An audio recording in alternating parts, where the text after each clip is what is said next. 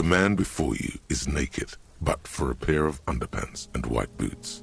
His skin, an intricate web of blue lines stretches across the torso, from the right shoulder to the solar plexus. Each time they intersect, a small white star is formed in their crossing. Hundreds of fading asterisks riddle his skin. Their concentration is highest around his heart.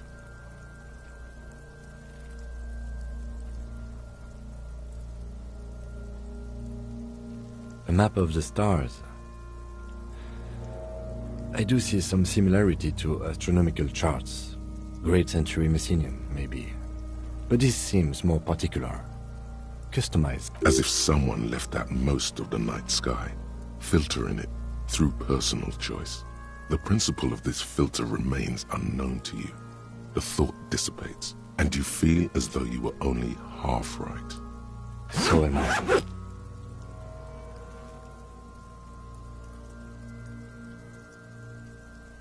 He takes a thin piece of milled aluminium from his coat pocket and pulls it open. Sounds like a sword being unsheathed. A small lens appears, some sort of camera. A Trigger Sunshine Mini. Triggered is the world's leading manufacturer of intercommunication devices, primarily projectors. The camera before you looks familiar somehow.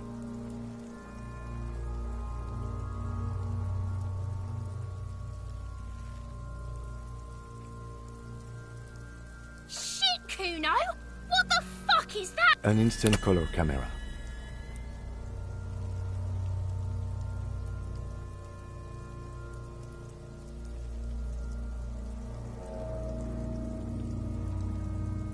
I have only 2 ampoules, so nobody move. I don't want to waste one. A sound, a shrill flash, followed by the breaking of a small ampoule of glass. You see streams of color pour onto the thick, glossy piece of paper, rolling out. In case we need it.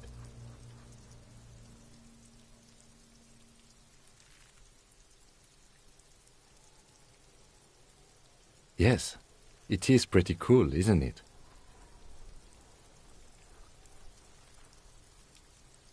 It contains insight to the victim's person. By his build, I'd say this was a man of physical violence. The story he wanted his body to tell was important to him. It is his letter, to us. Someone should decipher it. We'll need to show it around.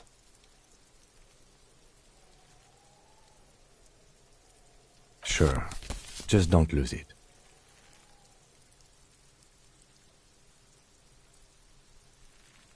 The glassy-eyed corpse looks by. His mouth, his eyes are milky white and blind to the world, protruding comically from their sockets. There is no one home, just subaquatic terror. Dark brown hair grows on his head. His face is ready to explode from the organic processes inside. The death's head grin has passed. What remains is an unrecognizable mess. The corpse looks right through you as you distance yourself from its stench, eyes like a shark.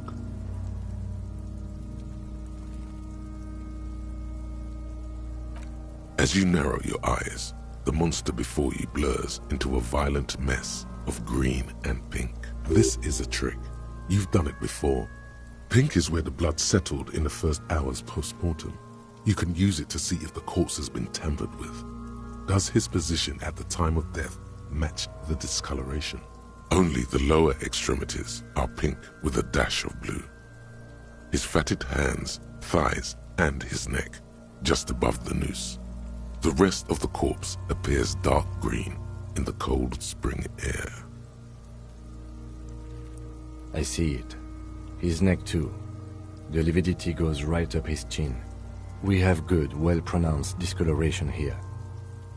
The monster comes back into focus, an explosion of color, coursing with dark marbled veins. His stomach appears pregnant with something. Black liquid streams down. So, what do you think?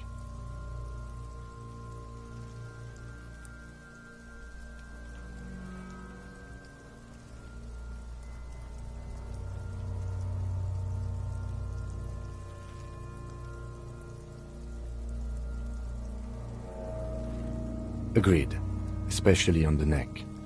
The belt acted like a tourniquet, keeping the blood in his head. The hypostasis supports her hanging.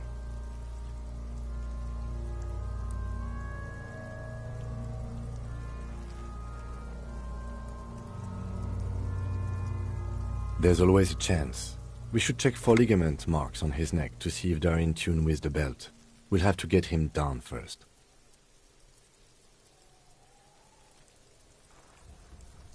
A pool of blood and feces has eaten into the frozen mud below the man's feet. Purge liquid is dripping into it, drop by drop. The victim appears to have contained no more than half a kilogram of digestion at the time of death. The fuck he's saying? Talking about shit.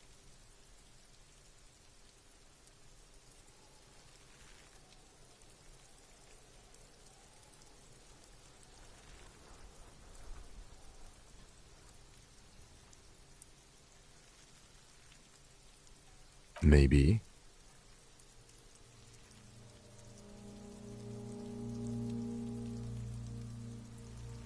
I do.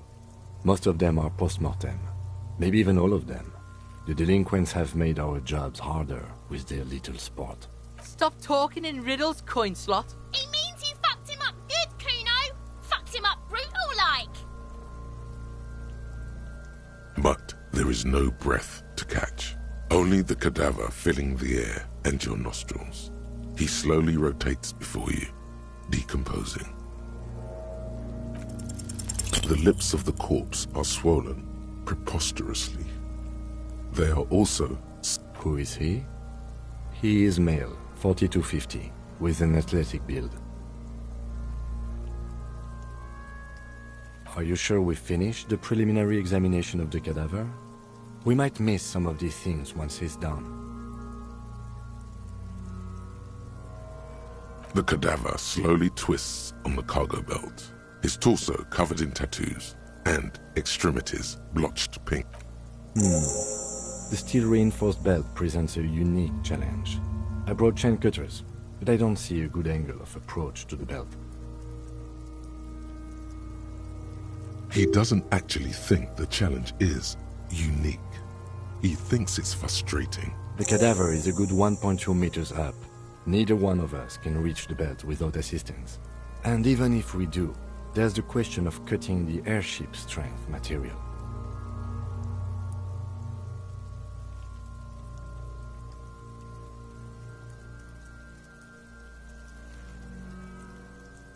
Yeah! Bang bang time, pig! Shoot his head off! How? Where the buckle ties the rope to the branch, that's a good spot to aim.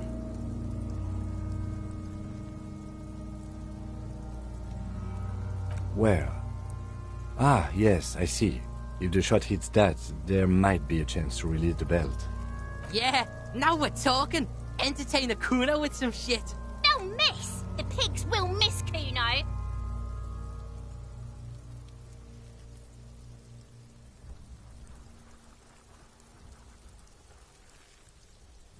The lieutenant's brow is furrowed. He appears too deep in concentration to even notice what you said.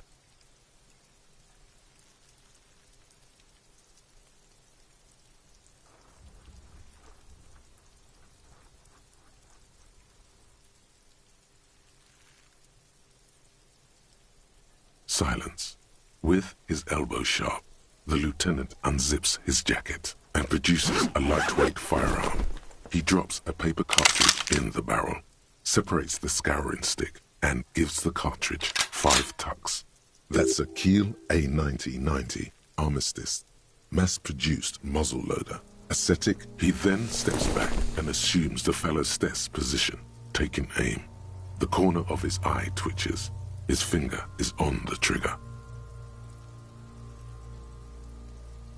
He's gonna fucking miss! The kid's voice is drowned in a shrill blast that echoes off the walls of the surrounding tenements. A cloud of smoke slowly parts in the air as the lieutenant steps back and says, God damn it. Fucking idiot! Kuno could have hit it easy, but then Kuno's not fucking handicapped, is he? Kuno's sorry too. Kuno feels sorry for the Beano Cloud. The lieutenant doesn't say a word, just looks at the gun in his hand.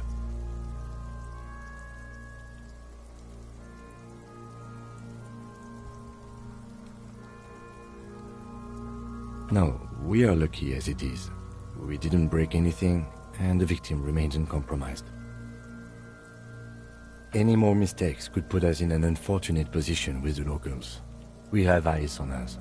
I didn't do us any favors with that. Remain collegial, officer. It was an honest mistake, and I will not repeat it. I have to say, it's beginning to look unlikely we can get him down without assistance.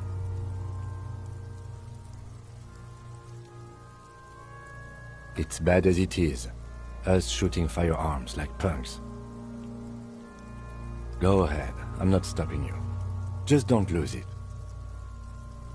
They only have one gun. This is the sorriest pair of pigs Kuno's ever seen. Yeah, take it, you fucking banana boyka. Take it and shoot yourself in the mouth. The cold piece of bakelite and gunmetal is surprisingly light. Your fingers fit right through the guard, instinctively resting on the trigger. The fuck are you waiting for, Kuno? Tell him to shoot himself in the mouth. Kuno is silent. Aggression gathers in the air. The trigger feels delicate and ready to break under your finger. The buckle comes into focus in your sights. You stand with your feet planted firmly in the ground and your left hand supporting your gun arm. Why don't you just shoot yourself in your mouth? At least you won't miss.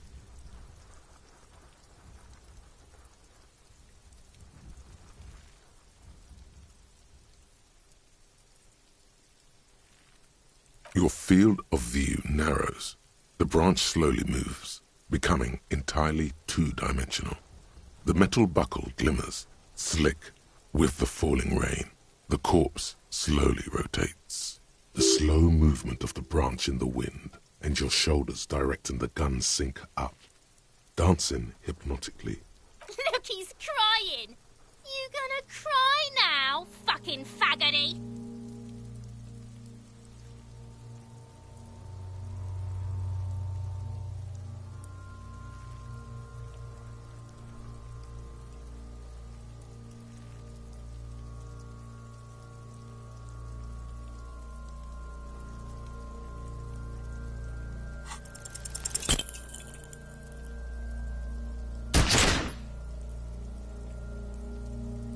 A plume of smoke erupts from the barrel.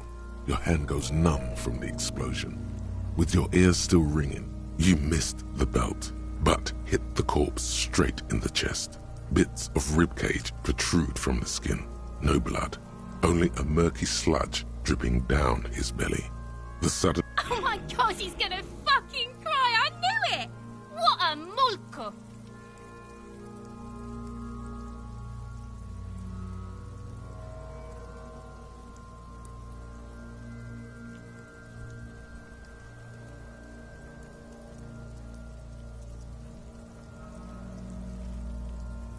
I agree. Police work is overrated. It is trying and stressful.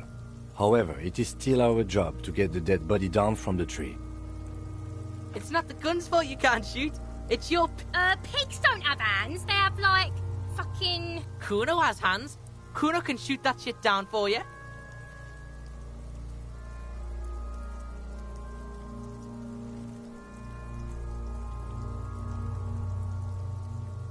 That's preposterous. What are you, a fucking earl?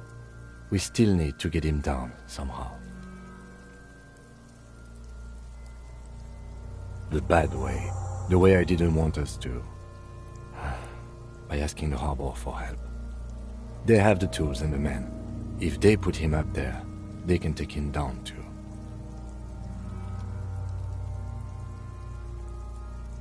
From the gates. By negotiating or fighting. Or we can try the secret route we found, where your cloak is. It looks doable.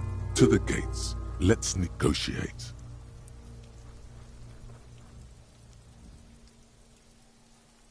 To ask the suspects for help with the victim's body? To be indebted to Everard Clare? Very much, yes. Which is why I would have preferred us to handle this ourselves. Clearly we can't. Suck my dick, bitches! The leader of the Union. A dangerous and corrupt man, from what I hear. You don't want to owe him... Yeah? Don't go being someone else's... Lonesome. Long way.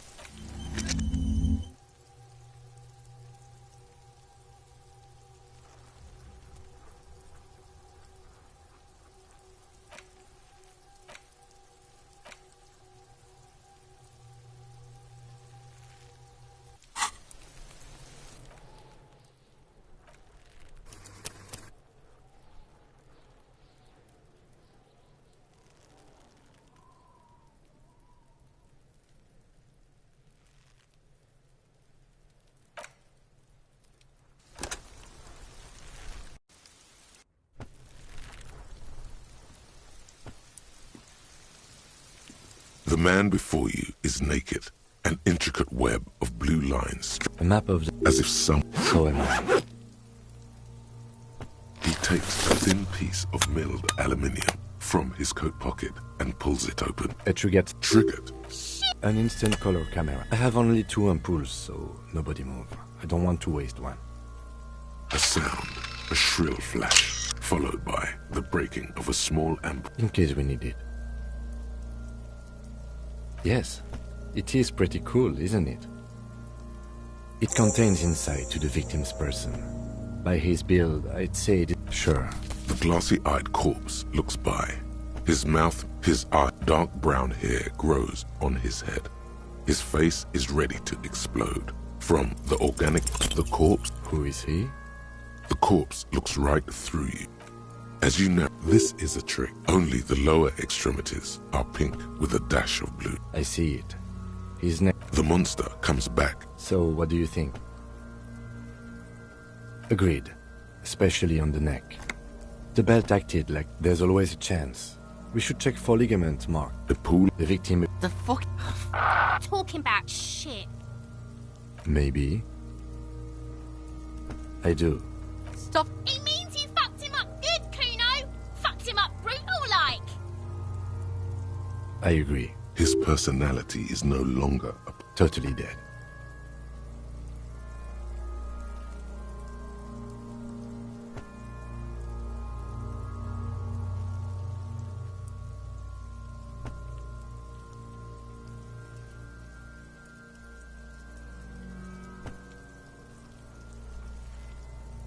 Absolutely.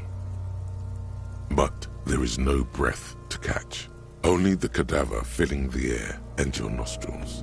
He slowly rotates before you, decomposing. Are you sure we finished the preliminary examination of the cadaver? We might miss some of these things once he's done.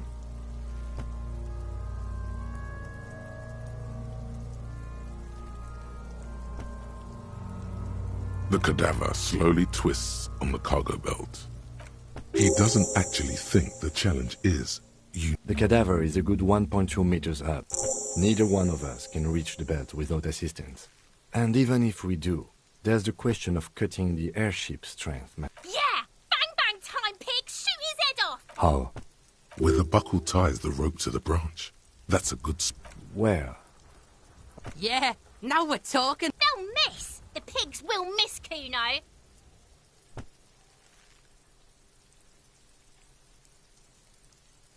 silence.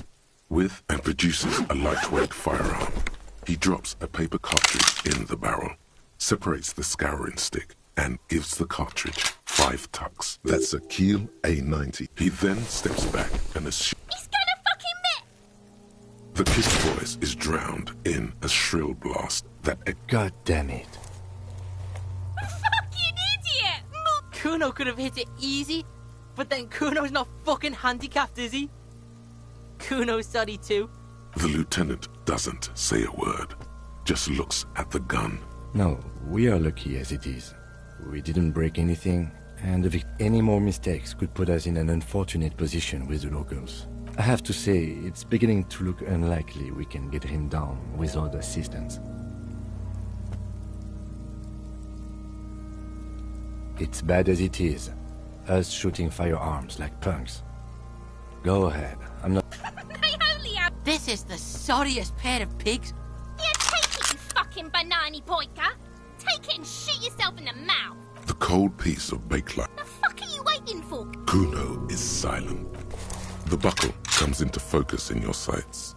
You stand with your feet planted firmly in the ground. Why don't you just shoot yourself in your mouth? At least you won't. Your field of view, the slow movement of the branch in the wind, and your shoulders directing the guns. Look, he's crying. You... or what? You gonna fuck me? You wanna fuck me, pig? Is that what this is about? Do it! Set me free! Don't. Do it!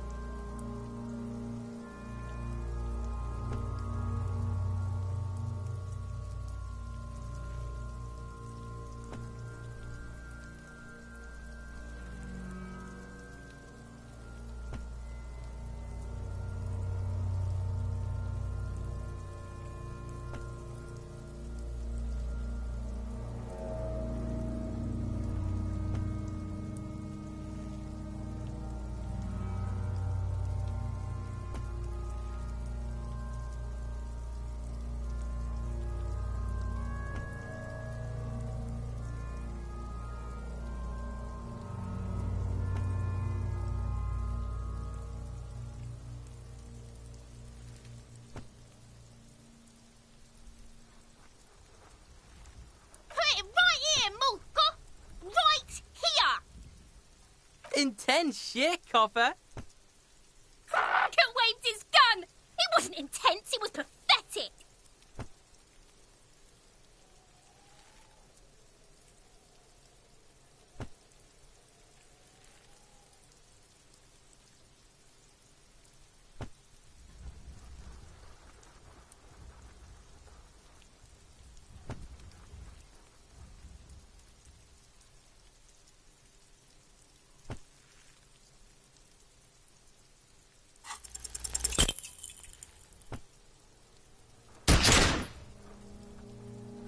A plume of smoke erupts from the barrel. Your hand goes numb from the explosion. With your ears still ringing, you lower the weapon to see what happened.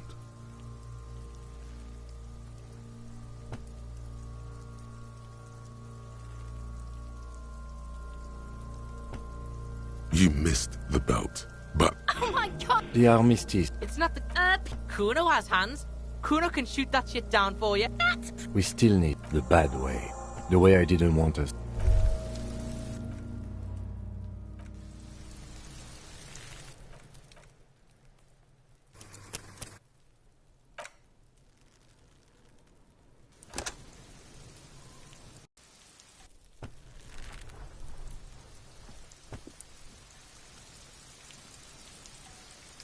The man before you is naked, but for a pair of an intricate web of blue, A map of... as if someone... So am I.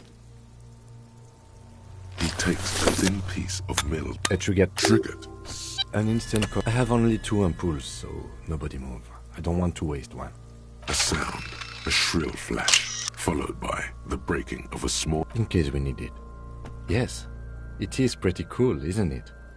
It contains insight to the victim's person. By his build, I'd say this was a man of physical violence. The story he wanted his body to tell was important to him. It is his... Sure. The glassy-eyed corpse looks by, his mouth mute and his skin as cut. His eyes are dark brown hair grows on his head. His face, the corpse... Who is he? The corpse looks right through you. As you know, this is a trick. Only the lower extremities are pink with a dash of blue. I see it. The monster, So, what do you think? I agree. his person, Totally dead. That sounds about right, yes. the pool of... The victim, The fucking... Talking about shit. maybe.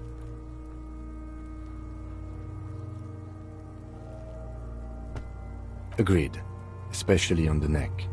There's always a chance. We should check for ligament marks on his neck. I do. Stop. It means you fucked him up good, Kuno! Fuck! But is no breath to catch, only the cadaver filling the air.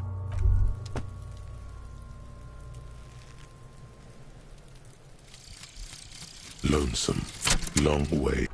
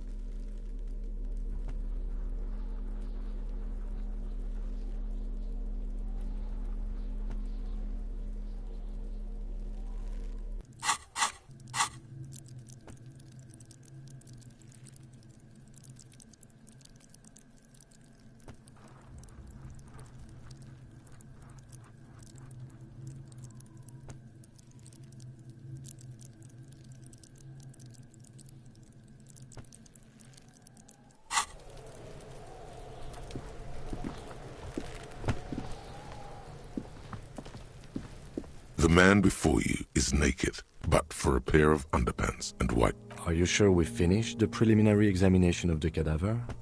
We might miss some of these things once he's done. The cadaver slowly twists on the cargo belt. The steel-reinforced belt presents a unique challenge. He doesn't actually... The cadaver is a good 1.2 meters up. Neither one of us can reach the belt without assistance. And even if we do, there's the question of cutting the airship strength material. Yeah! How? Where the buckle ties the rope to the branch. That's a good... Where? Yeah. They'll miss! The pigs will miss, Kuno!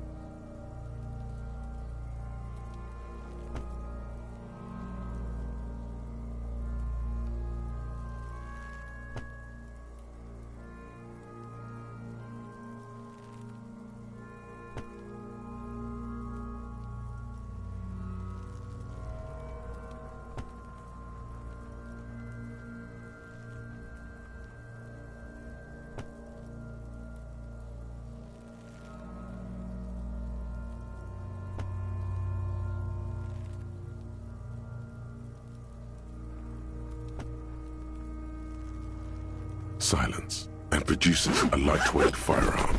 He drops a paper cartridge in the barrel, separates the scouring stick, and gives the cartridge 5 taps. That's a keel. He then steps back and assumes the fellow's desk position, taking aim. He's gonna fucking miss! The kid's voice is drowned in a shrill blast that... God damn it. Fucking idiot! Mukabata! Kuno could have hit it easy, but then Kuno's sorry too. Kuno... The lieutenant doesn't say a word, just looks at the gun in his hand. I have to say, it's beginning to look unlikely we can get him down without assistance. It's bad as it is. Go ahead, I'm not... This is the sorry... Yeah, take it, you fucking banani boyka! Take it and shoot yourself in the mouth! The cold... The fucking... Kuno is... The buckle comes... Why don't you just shoot yourself in your... You'll feel the slow movement of the branch in the... Look, he's crying! You gonna cry now, fucking faggoty?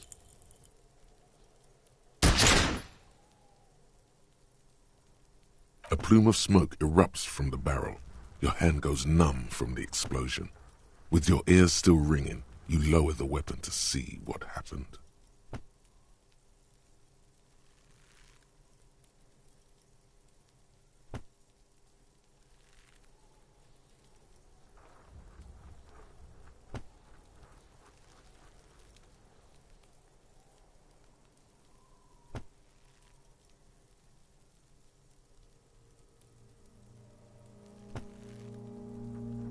You missed.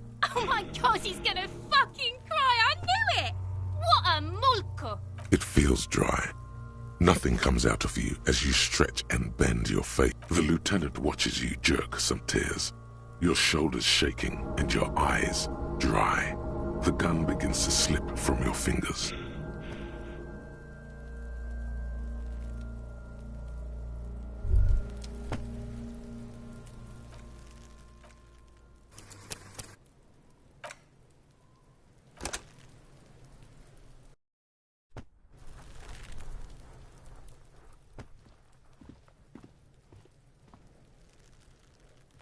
The man before you is naked, but for a pair of... Are you sure we finished the preliminary examination of the cadaver? We might miss some of the... He doesn't actually... The cadaver is a good 1.2 meters up. Yeah! How? Where the buckle ties the ropes of... Where? Yeah. They'll miss! The pigs will miss, Kuno! Silence, and produces a lightweight firearm. He drops a paper cartridge in the barrel, separates the scouring stick, and gives the cartridge 5 tuck. That's a key. He then steps back and assumes the fellow's desk position, taking aim. The corner of his eye twitches. He's gonna fuck... The kid's voice is drowned in a shrill blast that... God damn it. Fucking... Kuno could have hit it easy, but then Kuno's not fucking handicapped, is No, we are lucky. Any more mistakes could put... Kuno said. The lieutenant doesn't say a word. Just look. I have to say, it's beginning to look unlikely we can get him down without assistance. It's bad as it is. Us shooting firearms like punk. Go ahead. I'm not stopping you. They only have one... This is the sorriest pair of Yeah, take it, you fucking banani poika! The cold piece of bakelite and gunmetal is surprisingly light. Your fingers fit right through. The fuck are you waiting for, Kuno? Tell him to shoot himself in the... Kuno is silent. The buckle comes into focus in your sight. Why don't you just shoot yourself in your mouth? At least you won't miss. Your field of view narrows. The branch slowly moves, becoming entirely two-dimensional. The metal buckle glimmers, catching the noon light, the slow movement of the branch in the wind. Look, he's crying. You gonna cry now, fucking faggoty?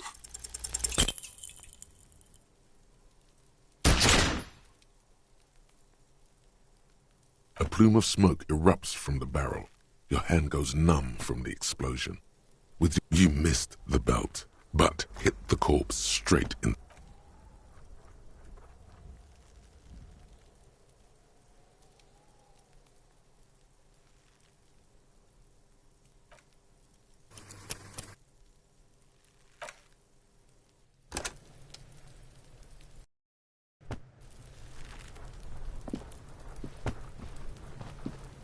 The man before you is naked, but for a pair of underpants and white boots.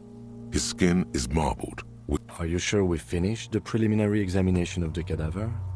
We might miss some of these things once he's done.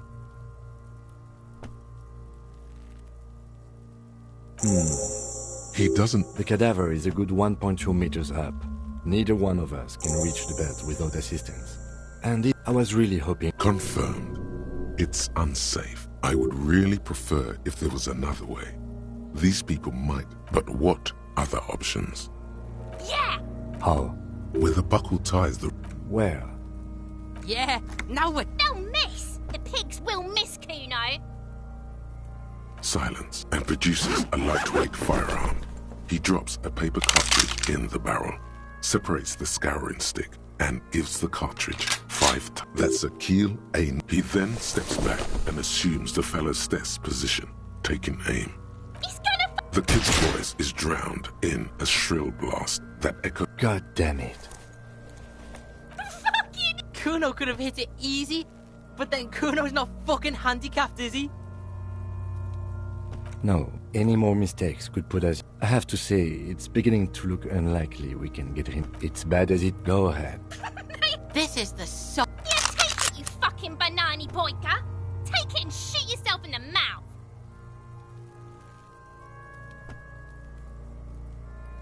The cold piece. The fuck are you waiting... Kuno is silent. The buckle. Why don't don't you just shoot yourself in your mouth? At least You'll feel the slow look, he's crying. You gonna cry now, fucking faggoty?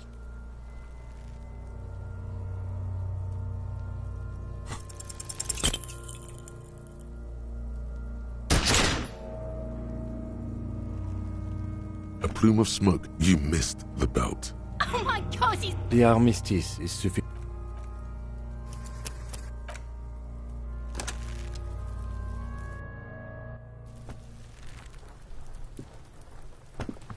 The man before you is naked. Are you sure we finished the preliminary examination of the... He doesn't... The cadaver is a good 1.2 meters up. Neither one of us can reach the belt without assistance. And Yeah! how? Where the buckle ties the rope to the branch. That's a good spot to aim. Where? Yeah. They'll miss! The pigs will miss, Kuno! Silent and produces a lightweight firearm. He drops a paper cartridge in the barrel, separates the scouring stick, and gives the cartridge 5 tucks. That's a key. He then steps back and assumes the fellow. He's gonna... The kid's voice is drowned in a shrill blast that echoes off the walls of the surrounding tenements. A cloud of smoke slowly parts in the air. God damn it. Kuno could have hit it easy, but then Kuno's not fucking handicapped, is he? I have to say, it's beginning to look unlikely we can get him down without assist. It's bad. Go ahead. I'm not stopping you. This is the... You take it, you fucking banani poika! The cold The fucking... Kuno. The buckle. Why don't you just shoot yourself in your mouth? You'll feel the slow. Look, he's crying. You gonna cry now, fucking faggoty? The buckle explodes into tiny pieces, coming loose with a whir. With your hand numb from the recoil, you look at the body slump down. For a moment, the man appears to kneel, looking straight at you, helpless, trapped within itself. Communism. It takes a millisecond for the association to flash within your cortex. You have no idea where it's coming from, only that it's right. Then the rigor in his muscles gives up, and he smashes sideways into the spring mud, letting out a horrid stench.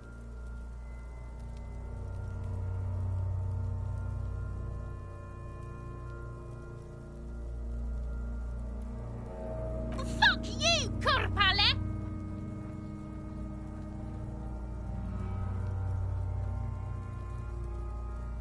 Ace is high. The ace is high, a custom invented by the aerostatic brigades during the revolution, is used to celebrate success in Revachol, especially in sports. The gesture is spread across the world despite the defeat of the revolution.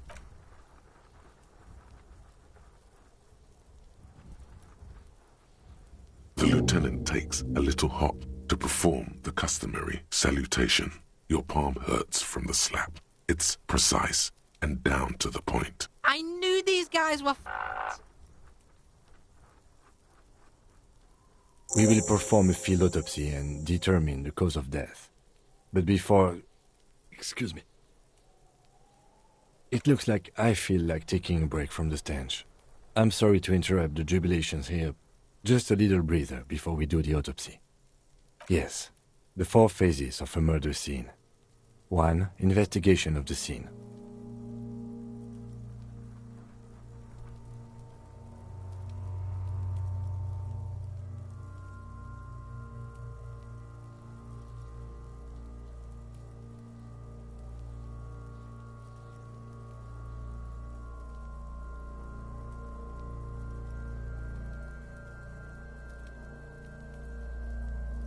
I'm satisfied with that part. The trash container, the prints, we've been thorough enough. 2. Initial examination of the victim. We were exhaustive in our F3.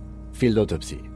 This will not be pleasant or easy, and it will have to be performed on the... The fuck are they on about? Cops are gonna cut his shit up next. 4 and final, transport of the coroner's case to the district morgue. I'll do that. God, this stinks.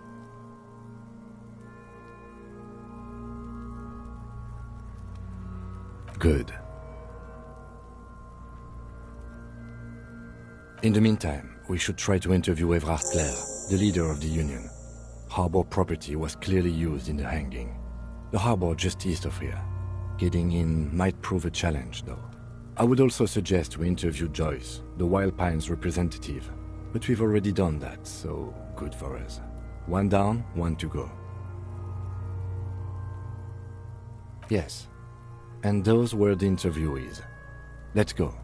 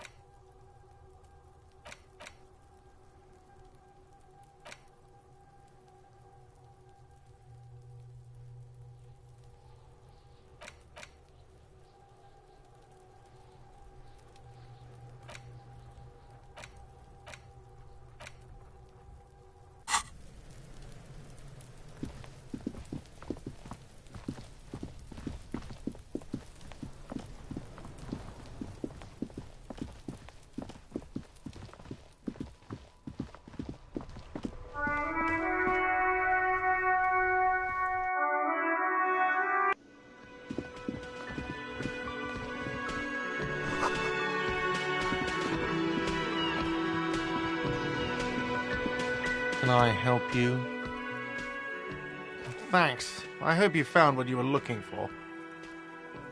How strange. I certainly didn't put them there.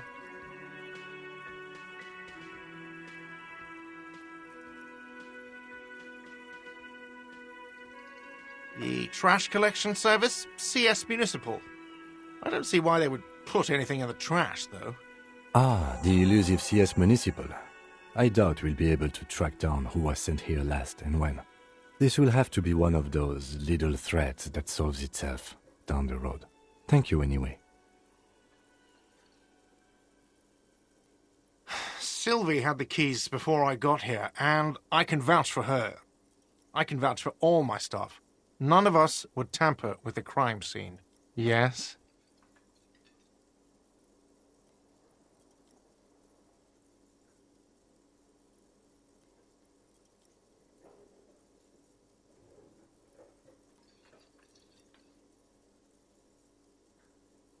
What thing?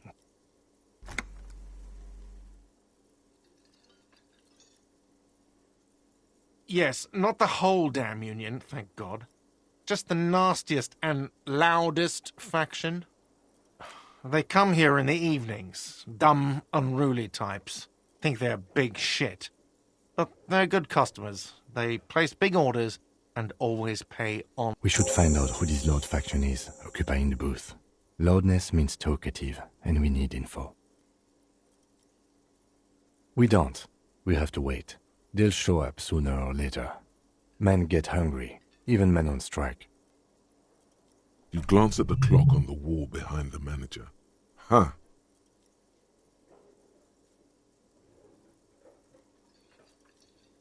Good question. They're probably getting drunk or protesting something somewhere, or laying low after the, lynching. They probably fucking killed that guy or something, and that's why. I have a feeling we'll make their acquaintance sooner or later. What? By the way, you should come back to this thing-based questionnaire if you see anything interesting in the whirling later.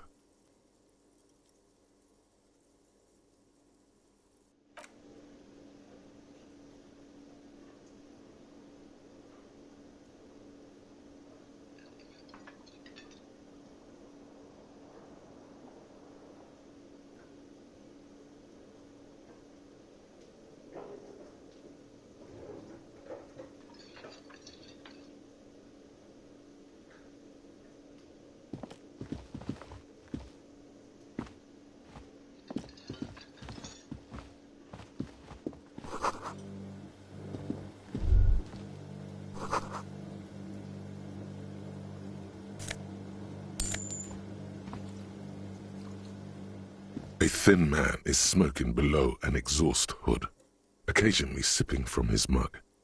This must be the Whirling's cook. As you step in, he nods toward the table and says something in a completely foreign language. The only words you can make out. Okay, it's definitely not his name. Whatever you do, please don't call him Goransi Quebec. Please. It's not funny. The man puts his cup down and replies something, his left hand drawing arcs in the air.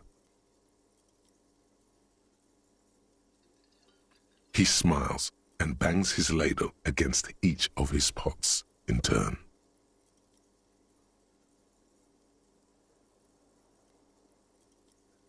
It's almost like music, especially with the sounds of assorted dishes boiling and simmering on the stove.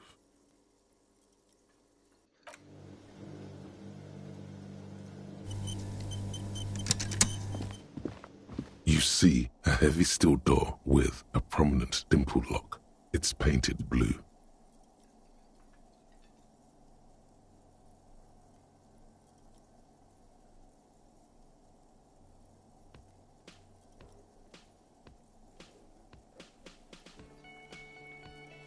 The cobalt blue surface feels rough to touch. The stainless steel door is flush with its frame on every side. It leads to a side building, adjacent to this one. The old building next to this, half ruined. Whatever is behind it must be older. You do? It's a door in the back of the kitchen. Why do you care where it leads?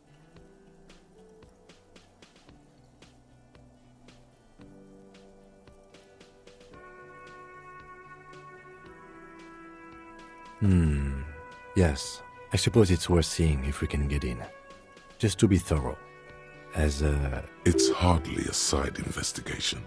You already have a name for it.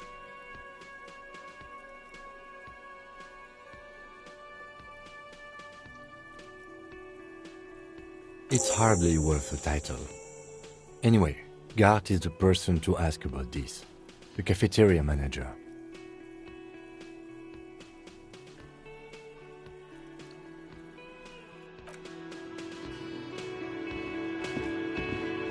The man ponders his cooking utensils and gives you. He looks up at you, then looks away quickly, shrugging. Shrugging is an international sign for, no, I don't know what's behind that door.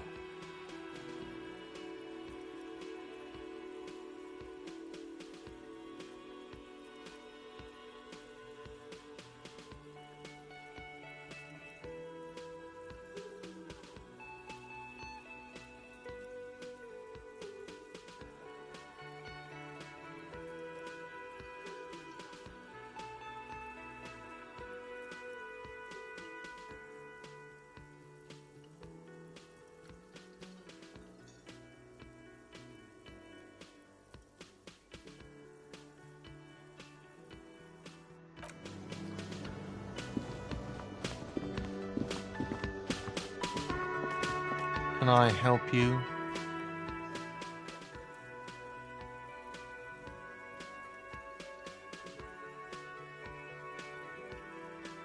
Another thing.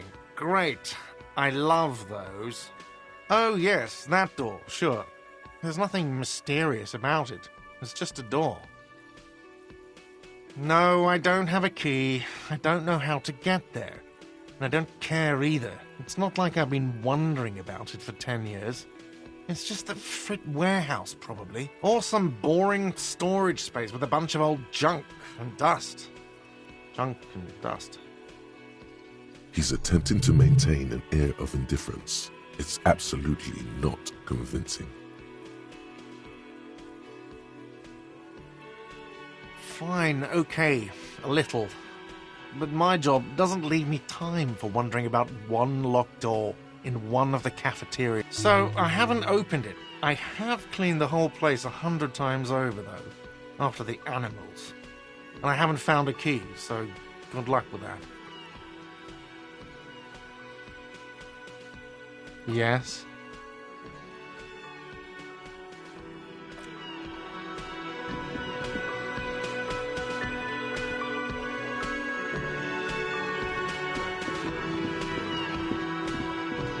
You see a heavy steel. The door does not budge.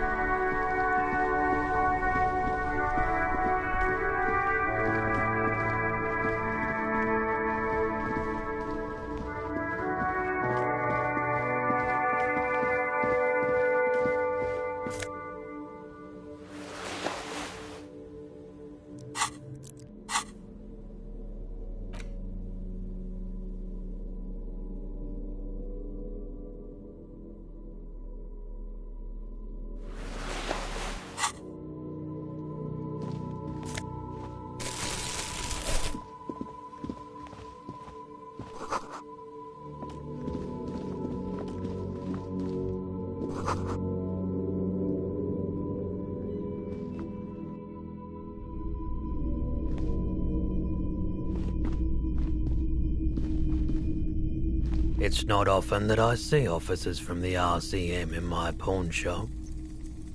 What can I do for you?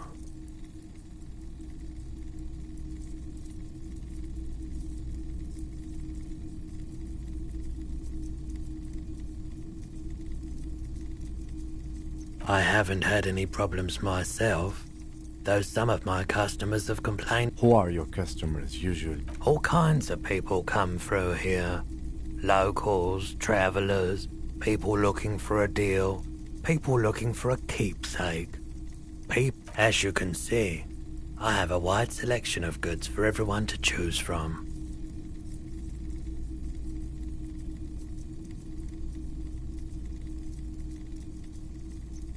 It keeps me entertained. Entertained? He might be high. If he is, on what?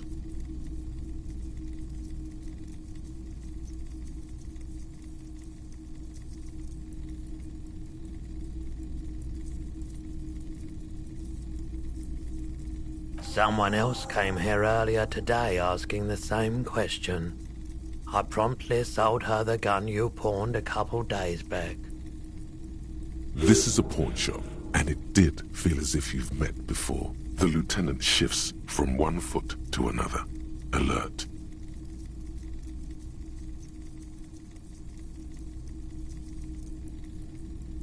You were adamant about getting rid of it, officer. Said you were undeserving of a service weapon of the Revachol citizen, and I don't like keeping guns around the shop for long. Off the charts photon emissions, the unhealthy kind. She didn't seem like a policeman, although she kept referring to herself as a pig, which was odd. I found her interest in the gun a bit obsessive, but I was just happy to get. Truth be told, she was terrifying. Right, so let me get this right. You sold your sidearm, issued by the citizens' militia, and now a civilian is running around the streets of Martinez with it?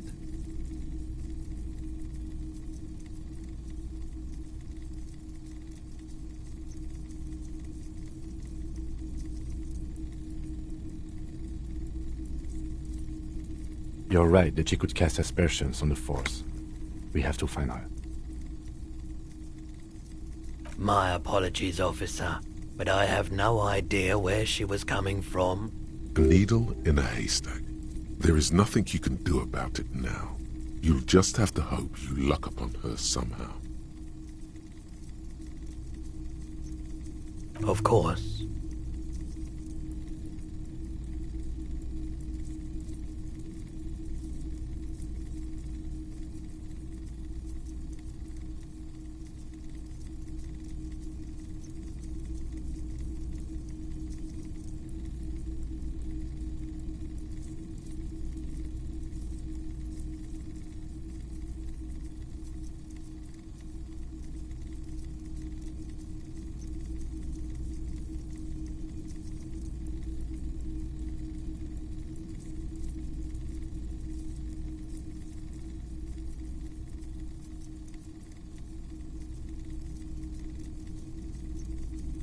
Let me have a look.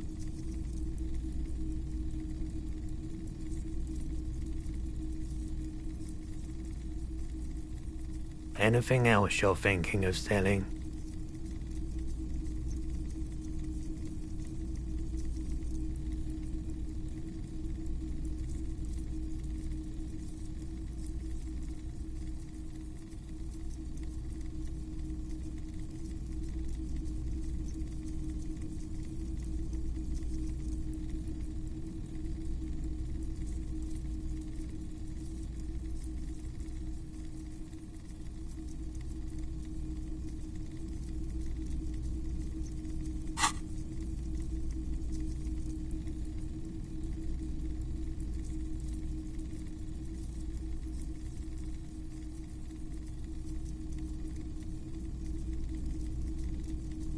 Another time, perhaps. Okay, he definitely is high. Whatever it is, you've probably done it, and many other things besides. But you can't cut through the jumble of sensations to get to the... Looking at his wares, talking to him, that might give you more. I doubt it, but I can try and answer any questions you may have. I do my best to keep my distance from all manner of butchery. Bad. He doesn't know anything. He's been by the shop a couple of times. There was something awfully deliberate about that laziness.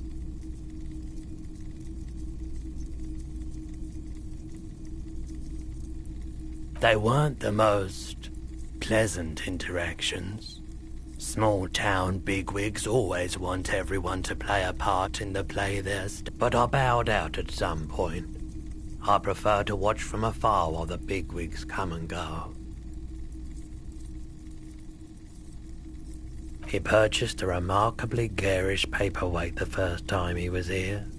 Nothing the second. He tried, wanted to come to some mutually beneficial agreement around my dealings with the dock workers. I politely declined to. So you don't know what kind of arrangements he was talking about? As I said, I refused to talk to him.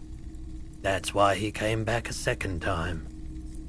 That's also why he hasn't come back a third. He nods reluctantly. The pawnbroker's gaze is already fixed on the dancing colors.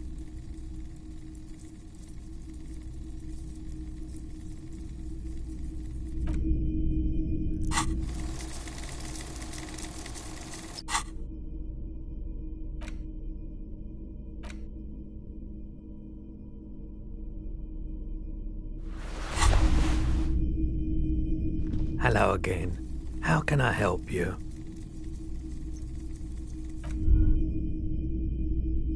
Hello again. How? Sure thing.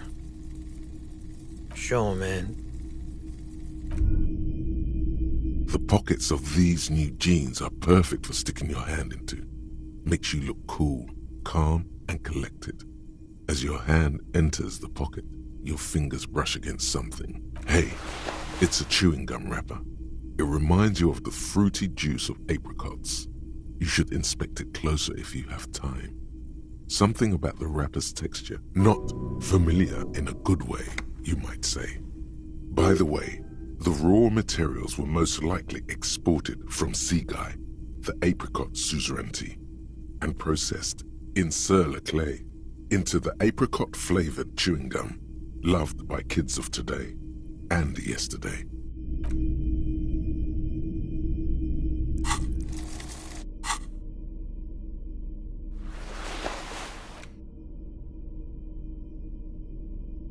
An intricate web of blue lines stretches across the torso of the hanged man, from the right shoulder to the solar plexus. Each time the lines intersect, a small white star is formed in their crossing. Hundreds of fading asterisks riddle his skin. Their concentration is highest around his heart. It still kind of looks like a map of the stars in the night sky, but something's not right. Gone. For you to discover. You've gotten as far as you will without assistance. Someone who knows about history could tell you.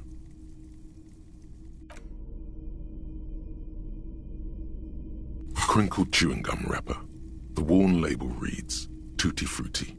It smells faintly of apricots, with a barely noticeable twinge of... You feel compelled to point out that there's nothing fruity about cinnamon.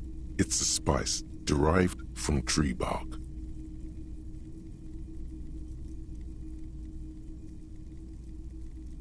Good question.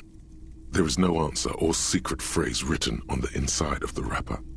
Yet you're drawn by regret. Stop before you hurt yourself with a Tutti Frutti wrapper. Throw it away, please. Can a used wrapper shrug? Seems like that's what the wrapper is doing somehow. This is not about flowers or bark. What is this about? Why are you looking at this wrapper?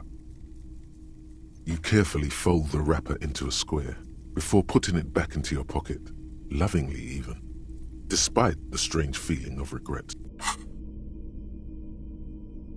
It's the ledger you found in the trash, a cabbage of papers hanging from the board, with the permeables drawn.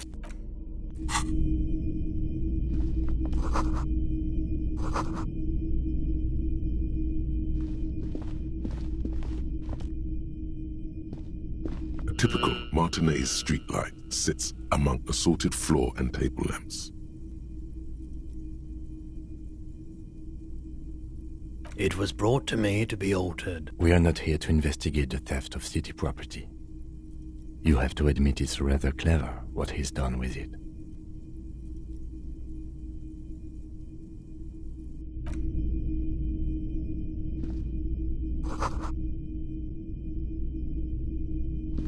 Wow, a very large red t-shirt with an impressive print stands out from the other garb. Oh yeah, the print depicts a muscled man striding toward you, a giant sword in each hand, encircled by burning embers. Behind him is a cluster of cabins engulfed in flames. Beneath him are the words, Hyundal burning. The antlers on the hood of the man's cloak and his piercing blue eyes are familiar.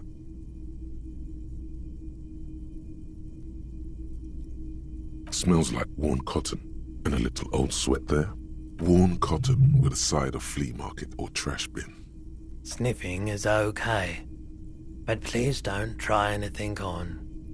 Can't have you leaving your photon emissions in the fabric of things you're not going to buy. It's the man from Hyundal. Walking away from his burning village, yes.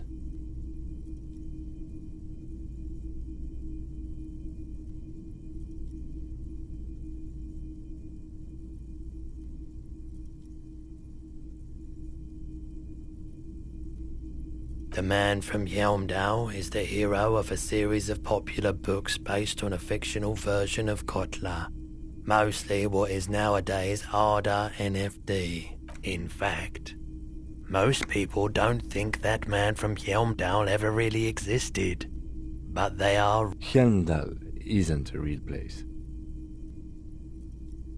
Neither is the man a real man, of course. But both the man and Helmdal are an ontological necessity. But hey, it's not worth getting into an... Wow. What? I mean, even if the man from Helmdal didn't exist before the adventure novels, the stories have made it so that he has. Okay. You sound skeptical. It's not that complicated. All that's required, besides, I've been to Kotla, though not quite as far north as the Helmdal, and watched northern lights travel across the sky. His theory isn't exactly incoherent, but its logic does suggest some. 2 real. That's dirt cheap.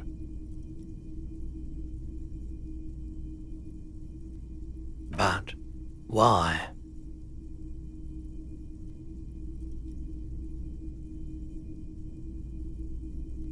I deal in goods, not services.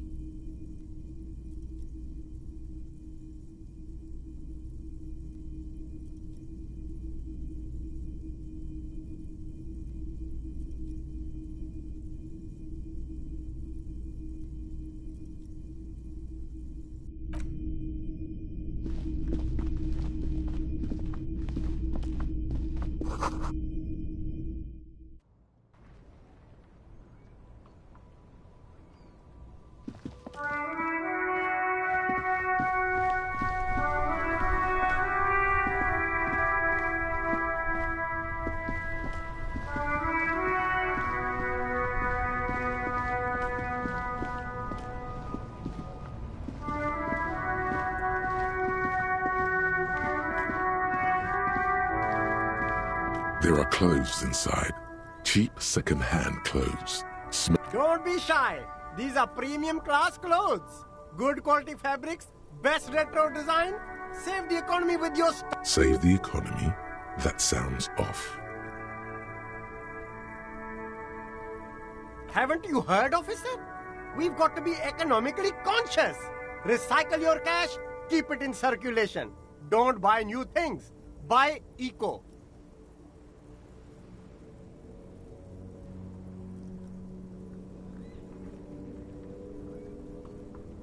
Very cool.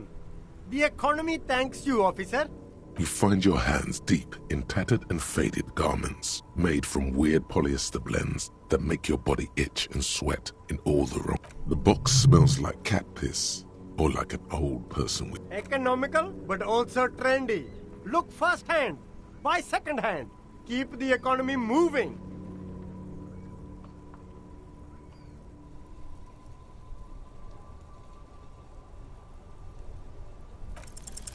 Something cold grazes your hand. Synthetic and sleek. A windbreaker. Surf, it says, but also wind, summer, 100% waterproof, and sport. Good choice, officer. Mega sporty. And it's only $4.50 for you, sir.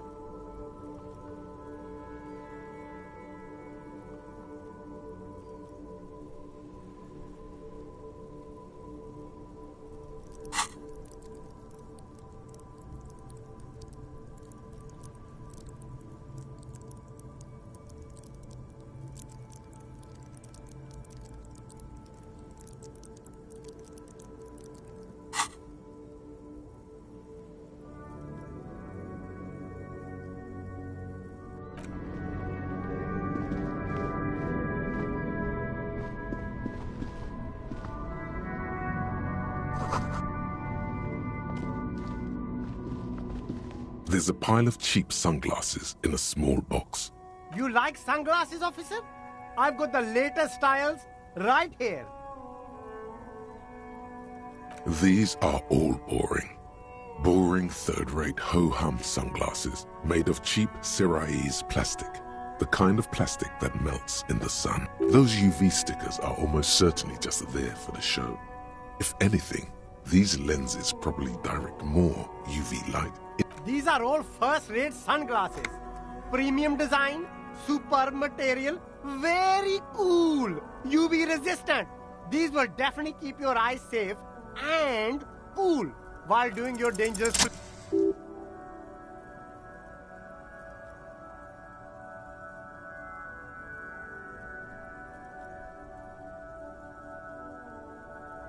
Oh, very interesting choice, officer. Very high culture.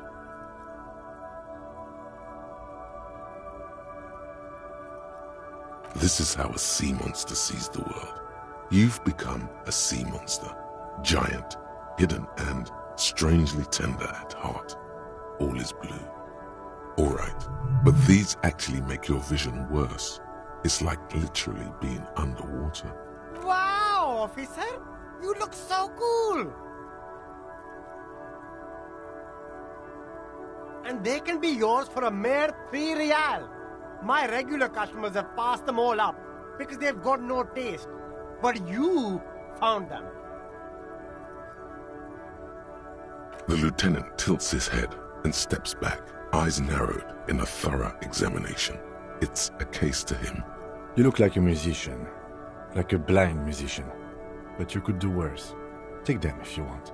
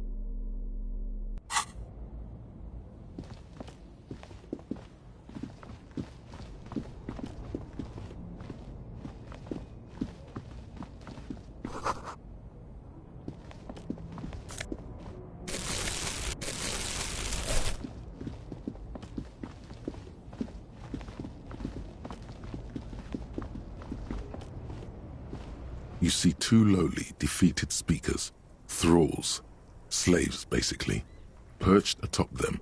I can see you with taste for luxury, officer. Can't keep your eyes off those sneakers?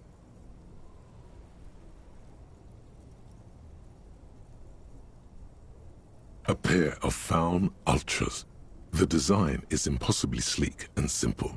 A futuristic silhouette with a sleek monochrome colorway, a jet black upper, and a silver-lined mid... Those sneakers, mister. Those sneakers are the latest Faun sneakers. Super air, super fine, super cool. Only 50 real. Only? That's madness. Faun Ultra. We're the future. You remember the slogan from some magazine?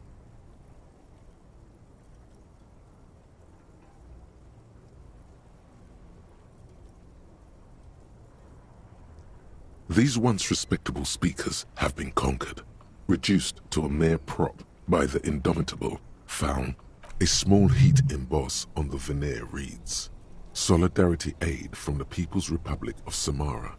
The speakers themselves don't seem to display any magical quality. No, don't look at the speakers, officer. Look at the sneakers. The sneakers are the stars here. Then look at them again. These are the premium lifestyle sneakers, officer. The best on the market. No way, officer. These aren't for sale. They're bad speakers. Low-fi socialist junk.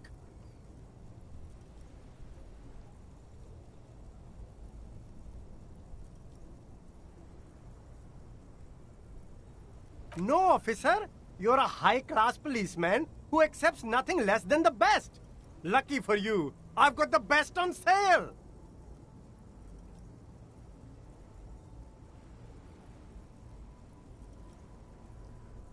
Well, if you want them...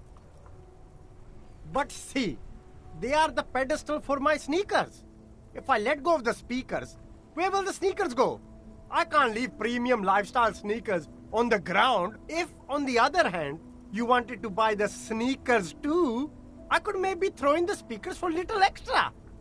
50 cents? Damn, so you have to buy the sneakers first. Here's a crazy plan. Get the seed money for the sneakers, buy them, then buy the speakers too. Then sell the speakers to Roy, that wacky vendor in the pawn shop. They're right up his alley. You'll make most of the sneakers money back that way.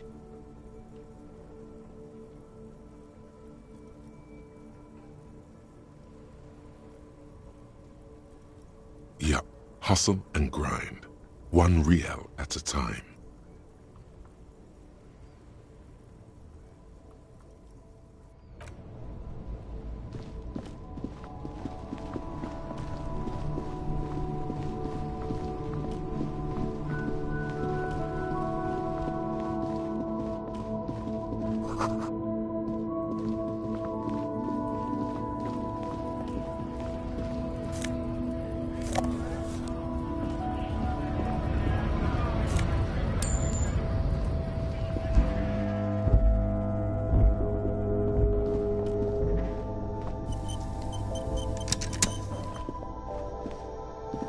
The tear machine stands in the corner. A sign says, 1 bottle equals 10 cents.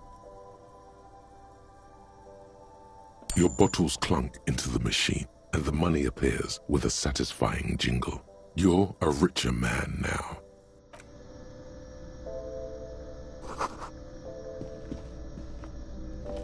A small cabinet on the wall is filled with various medicine bottles, nasal sprays, and blister packs. They all bear the Saint-Baptiste Pharmaceutics logo. Their logo is the bloodless rose, pure white. Just ask me if you need anything from Saint Baptiste. We don't stock prescription meds, but we do have Nosafed, Duramine, Magnesium, and Hypnogamma.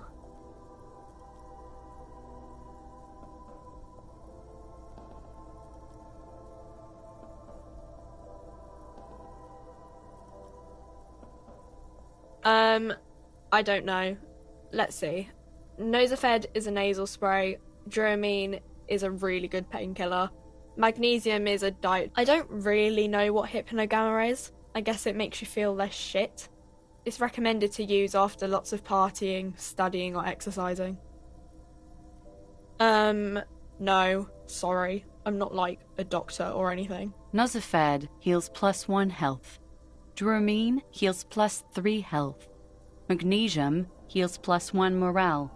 Hypnogamma heals +3 morale.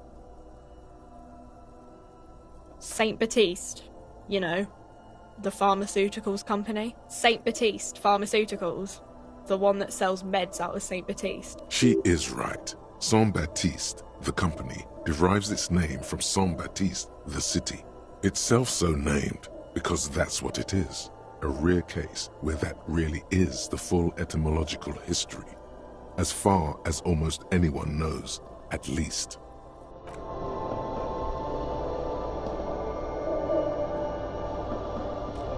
You see several packaged raincoats fill a low shelf beneath a display of croissants and juice bottles. The raincoats are transparent, except for the big Fritta slogan on the back. What is what? It's a raincoat. If you want to buy one, then it's only 4 real.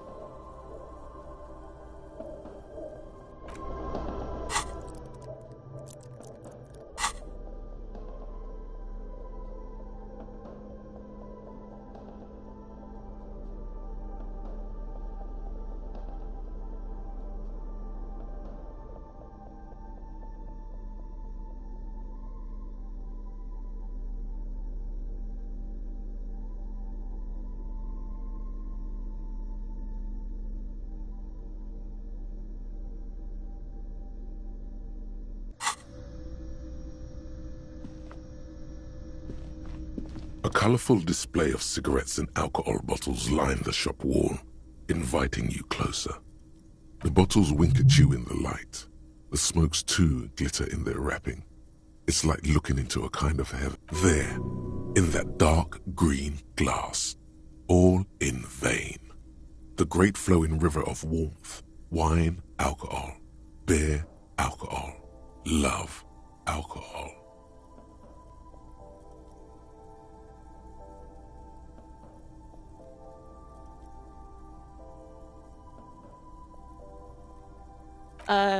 Guess not, no. Good thing you're an unrecovering alcoholic. I'm obliged to inform you that both alcohol and cigarettes damage your health. But I guess you're... Know this, you will never finish your alcohol quest if you don't buy beautiful alcohol.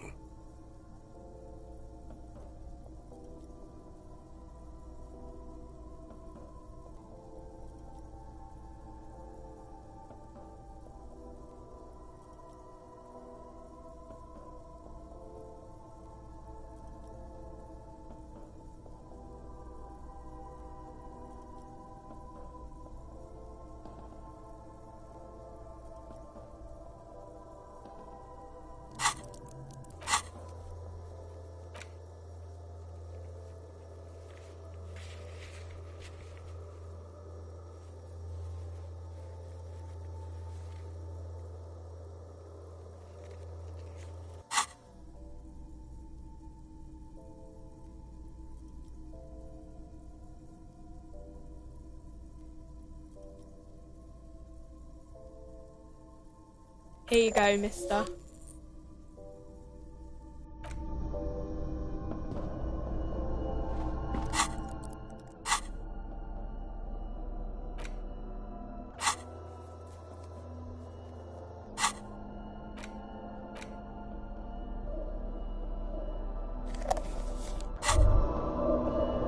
There it is, a brave little army in your pocket.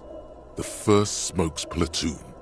20 brave souls standing in salute, ready to step into fire for you, sir. You picked the best one. This soldier is fat and succulent. What are you waiting for? Light up. Re-become yourself.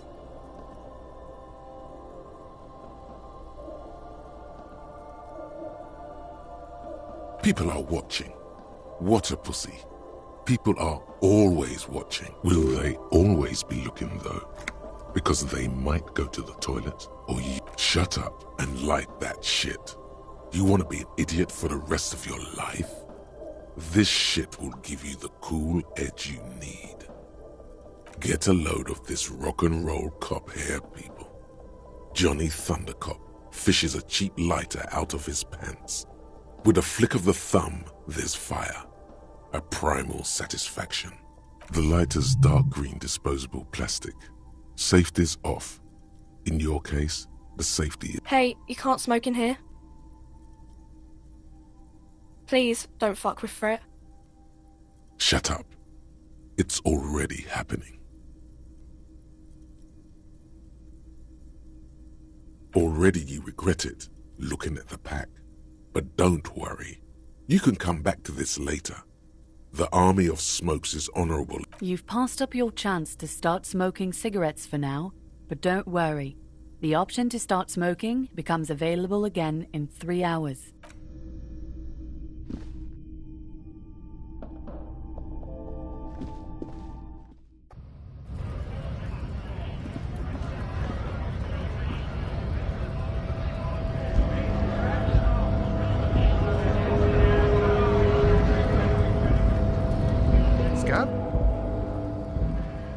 You're hazy on the notion of a scab. Smells like politics, though.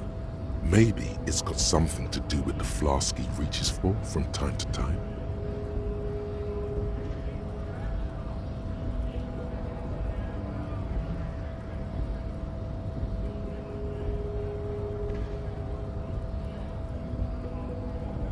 A kind of a worm, content with mere survival.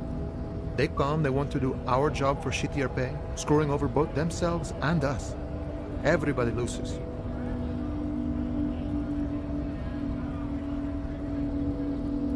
Gotta be bloody stupid or freaking evil to scab. Or I guess scared, maybe. But scared of what? Of who? Personally, I'd rather beg than scab. If the gentleman shouting on the street came begging, maybe they'd have gotten something.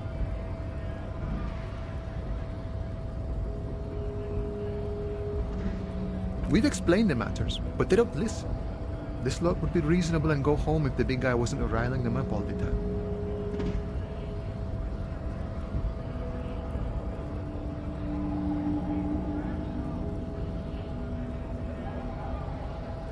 I was just messing with you. No one's ever seen a cop scab. Imagine, you cops going on a strike, but then another cop comes in and says, "Let us cop for less money." Speaking of, what brings the RCM here, to the Wild North? Come to see the strife?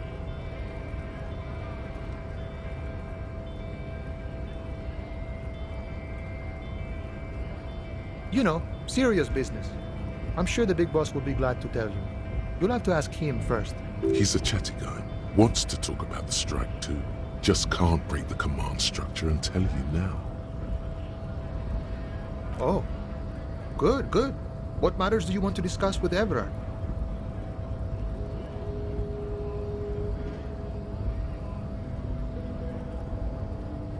Everard's got a lot of knowledge about a lot of things, eh? Doesn't often dole it out, though. But sure, why not? I don't operate in that capacity. I'm not a granter of passage. The passage grants itself. If it's all so simple, why don't the strikebreakers just go up the stairs?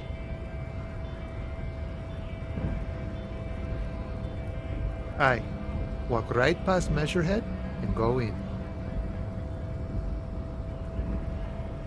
Yeah, the 2.5-meter tall Semini supremacist there.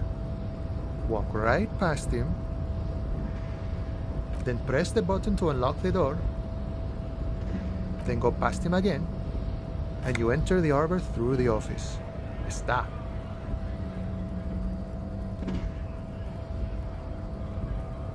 Don't worry, I'm sure it's not completely impossible. For example, you could best Measurehead in a physical confrontation, or you could convert to a Semini supremacist worldview. Or, maybe it actually is completely impossible.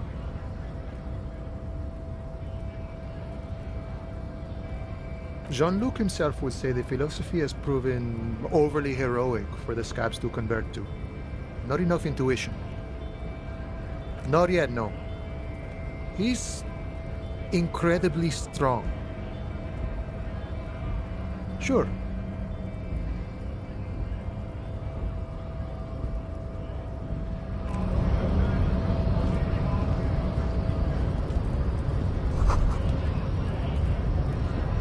Yes?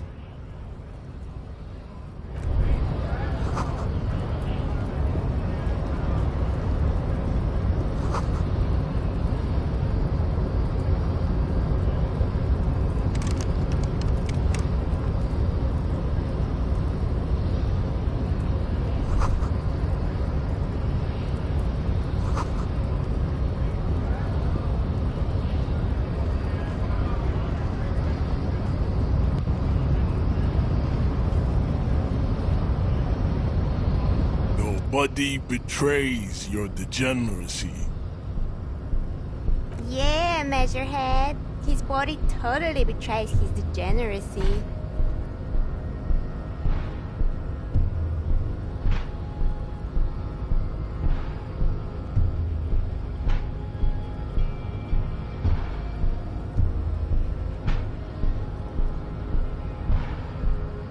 You have succumbed to Al-Ghul.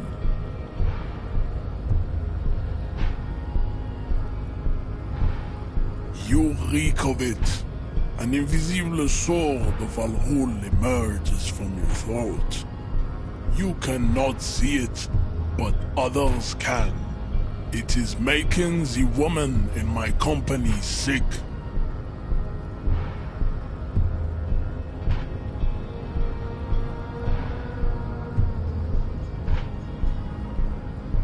Yes, Al-Ghul. He means alcohol. I doubt it, my microcephalic race servant.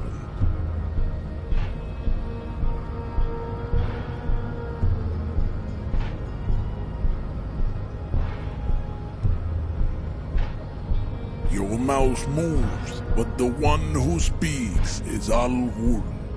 You are but a vessel for the Ghul now. Very little of yourself remains. Occidental Haplogroup B4 is done giving orders around here. The influence of the ham sandwich race is waning.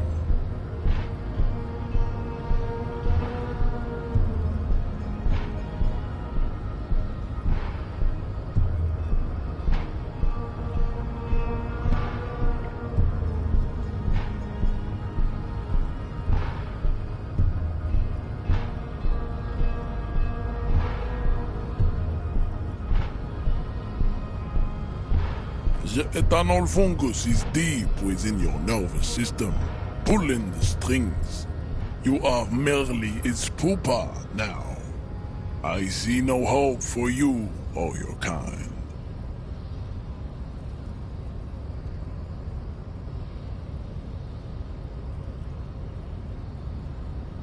Begging for help, attempting to pass fear for cooperation. How far the Occidental Haplogroup has fallen.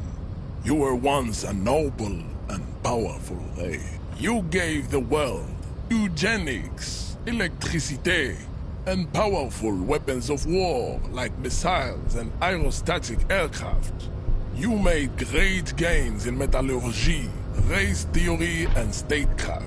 You dominated lesser cultures, like the deformed Hemians and the inexplicably potato-obsessed Khoikos. But now your ascent to the genetic summit has halted.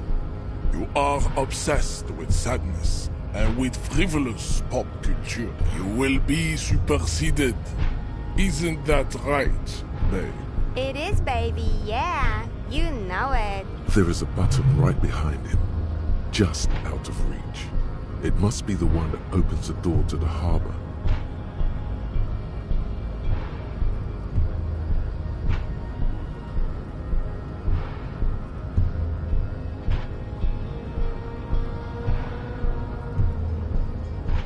Enough with this begging. You should leave the stage of history with dignity by inviting the other races to a great world war. Bring your troops to the Simonine Islands and to Boogie Street, and we will pulverize you.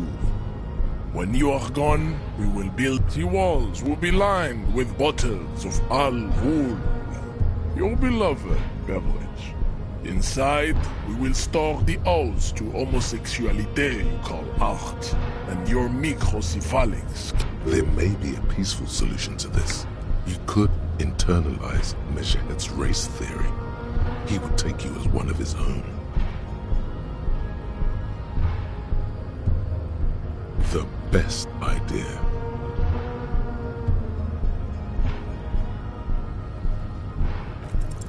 Ask what kind of races there are first. Classification is core to this stuff.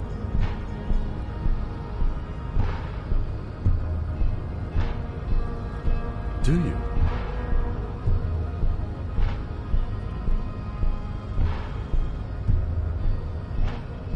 There are 3 categories of race.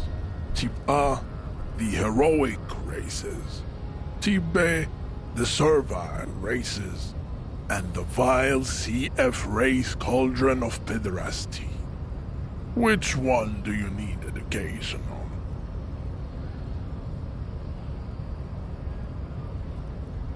I knew you would go straight for the vile cauldron. Everyone does. You need to first learn about type A and B to appreciate. Yeah, I mean, otherwise, it just won't make any... Yes, it would seem nonsensical. Those are the Simonese, the Areopagite, and the Occidentals, excluding the Maun, of course. The Maun are riddled with eczema to the point where they find it impossible to smile. They are all lactose intolerant, a common result of inbreeding. A receding genetic pool has led the Mound on reprehensible street parades. In Mound cities like Stadskanal and Vredefort, wearing wooden clogs on their feet and little green tassels on their hats.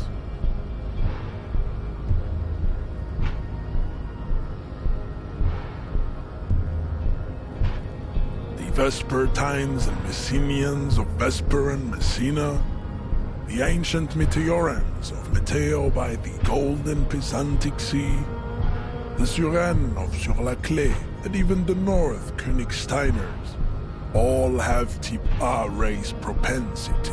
The other large mondial civilization, the Mesk, are too yellow and oleaginous to count as a heroic race. True, they are violent and expansionist, but they have a glandular problem. Overproduction of sebum. Sebum is leaking into their brains, making them listen to El Mariachi music and eat toxic minced meat-based food, which in turn only produces more sebum. As proven by the Mound and the Mesk, Occidental type A is in retrograde. The Semenese and the Areopagites are on the ascent.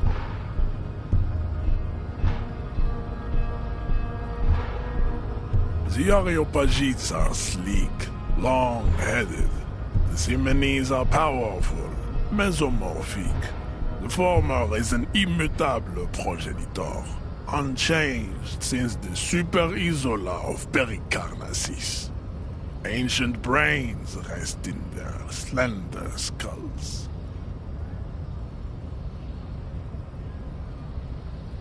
The latter is perfected and adapting.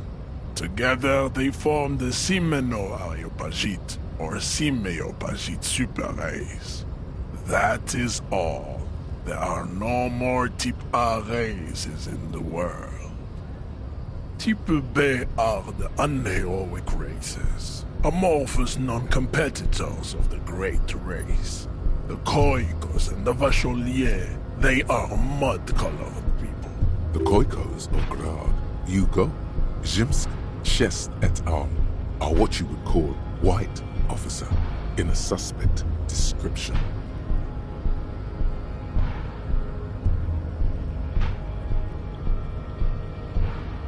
To an untrained eye, the Khoiko appear white and pinkish, like a ham sandwich. But look into their eyes and you will see. They are of an indistinct muddy color, and so is their skin. Unhealthy, sweaty, and ashen. Pinkness is a racial quality that has to be earned through centuries of advanced ballistic warfare and cultural domination that the Grad people have undergone for drinking alcohol and smoking the degenerate tobacco and for eating potato. The Khoiko, the countless micronationalities of Grad, are all inexplicably obsessed with potat. The only thing they like more is dividing into microscopic ethnostates. Like, wouldn't he be one for ethnostates?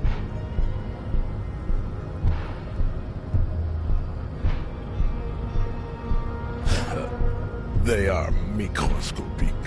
The Semeno-Areopagite superstate will cover the entire remaining planetary crust, uninterrupted. From Holy Semenine to the Boreal Plateau of Katla. Its leaders will be the genetic epitome of the Semenese and Areopagite stock, elected by nature, not the base inner spoilage called demos. The Vacholians, halfway between type A and the racial cauldron, too mixed to know right from wrong. You tried your degenerate little revolution. which was the single greatest failure committed by humans in our 82,000-year history on this planet. Is it 82,000 years that we've been recording history? You have very little idea of what is happening, but that seems a little off.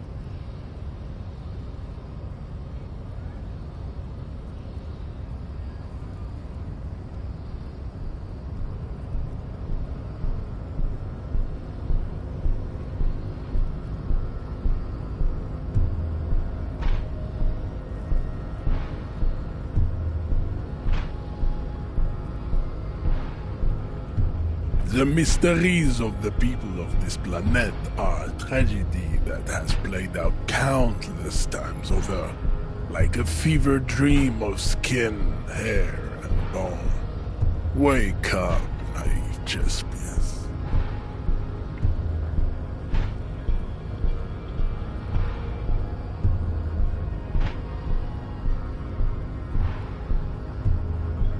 The revolution came to Ravachol from Grad, in Zaraz-ridden potato carts. It is literally an illness, a prion disease that leaves the parietal and frontal lobe ridden with holes. A soft, sponge-like mass of dementia, hallucination, and paranoia. The revolution is fatal familial insomnia. A hereditary prion condition passed from the Koiko to the Occidentals. But not sexually. Probably through trade routes and potate acid, the prime component of the potato plant. Enough of Tibet mediocrity.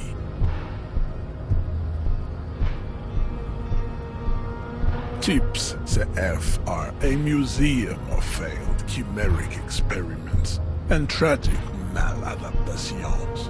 They are tortured creatures waiting to be put to sleep. Your morbid interest in them worries me.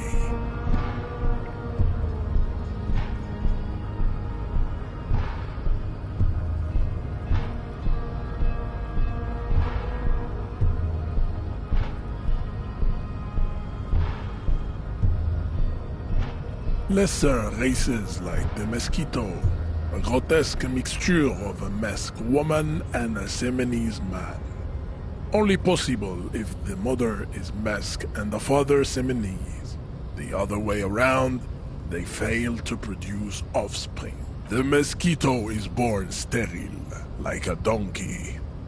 All they have left is to ride customized motor carriages with hydraulic suspension, listening to aggressive El Mariachi music to vent their impotent despair.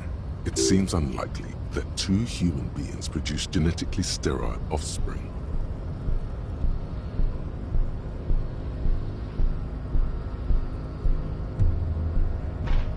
You are right. You have misunderstood. You lack basic phylogenetic education. Then there is the Simino Koiki Chimera. Are you sure you wish to know of the Simino Koiki Chimera? It is not an aesthetic site.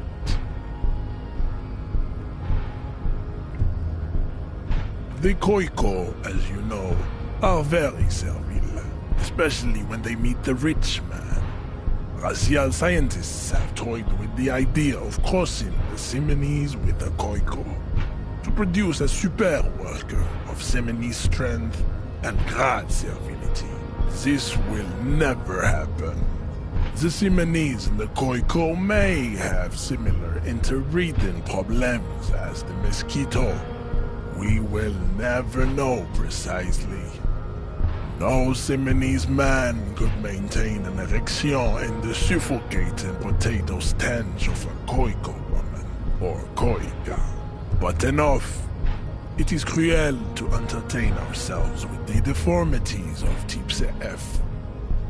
Were there any able-bodied races you needed education on? You understand nothing. To solve the great race enigma, you have to first ask yourself, what is the race enigma? You have not even worded the mystery, let alone solved it.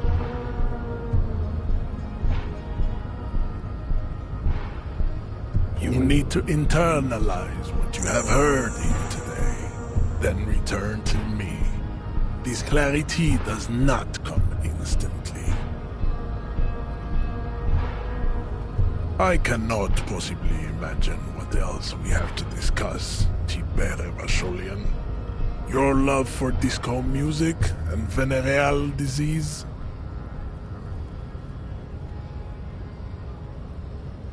He does not so much as glance at the object.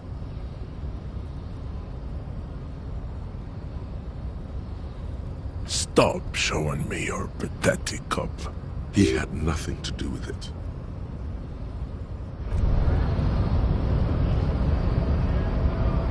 It's clear you like the hard stuff, Brota.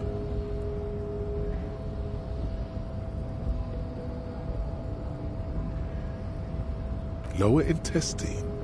The term is metabolic and circulatory system. Fascism, Brota.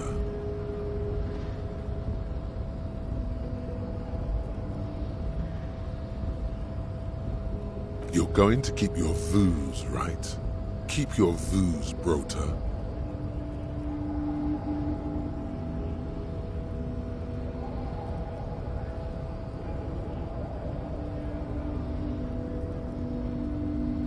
For the nation, smart.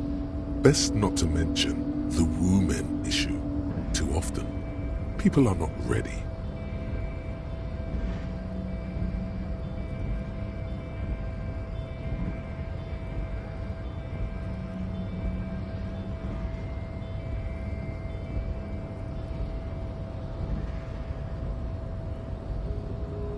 Of course you are, Bruta.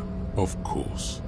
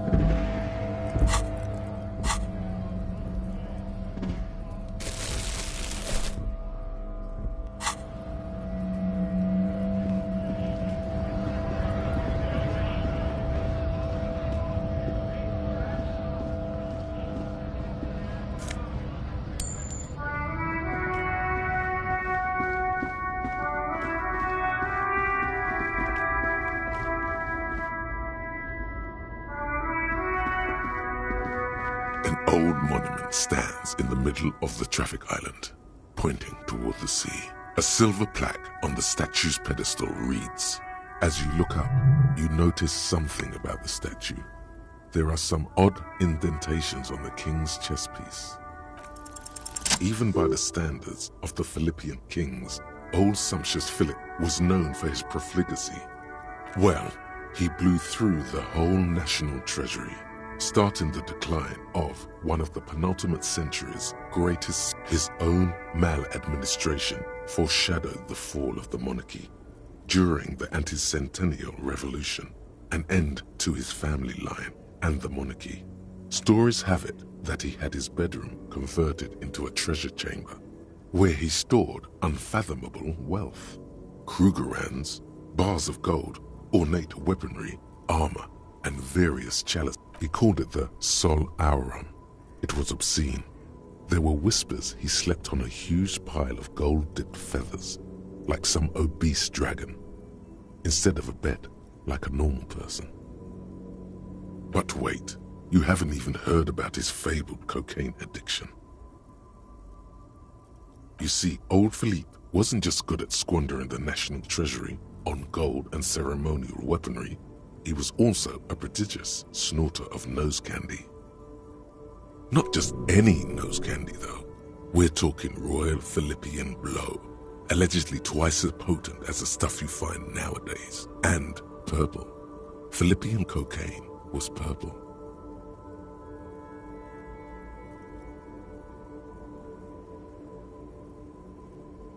That's what the revolutionaries said 150 years later, right before they emptied out the royal mausoleum and dumped His Majesty's mortal remains in the Elysium Bay.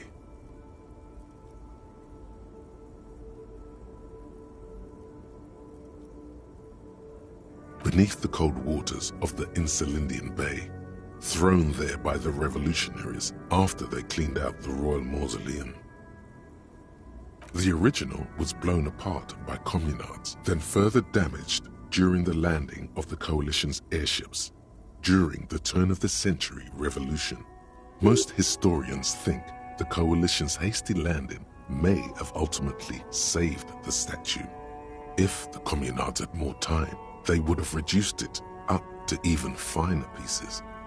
Some years ago, a group of liberal, artistically inclined individuals, designers mostly, thought it would be ironic to restore the statue of the most wasteful ruler of Revachol in the poorest part of this. The statue is supposed to capture the moment it was blown apart, like an instant frozen in time, a rare butterfly trapped in amber, floating on a sea of shit.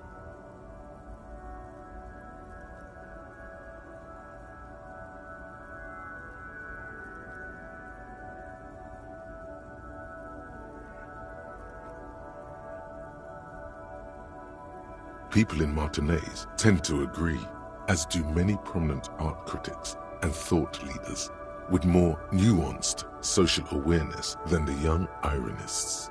Those critics might have it wrong, though. There's more to it than just ironism, but you can't say what precisely.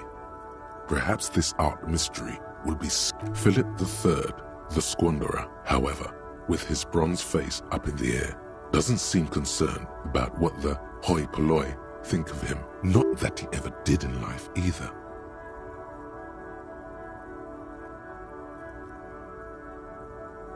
Something with great kinetic energy seems to have impacted the cuirass, around where the heart is. A bullet? Someone shot him in the heart. Interesting. Okay, I can't see it, but I take your word for it. Well, Martinez is riddled with bullet holes. This place saw a lot of action during the revolution, but the statue is recently renovated, so maybe a joke, target practice, or a political statement.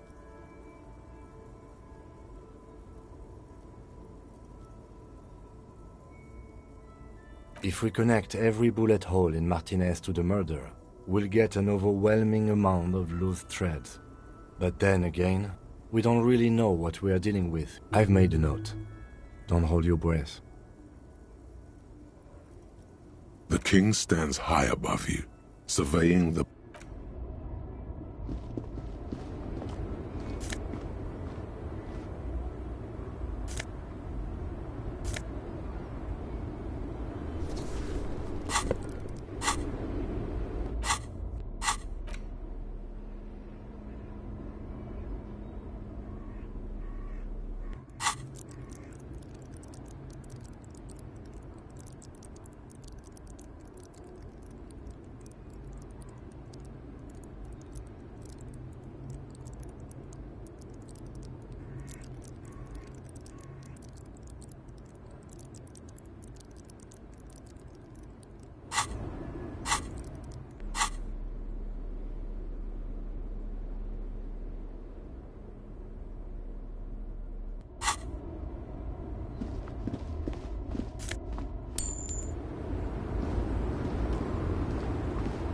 small, wrinkled woman does not greet you.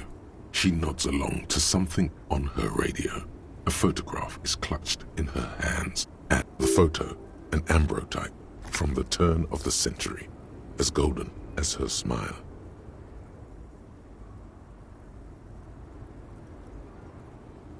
No response. Wherever this woman is, your words fail. Wait.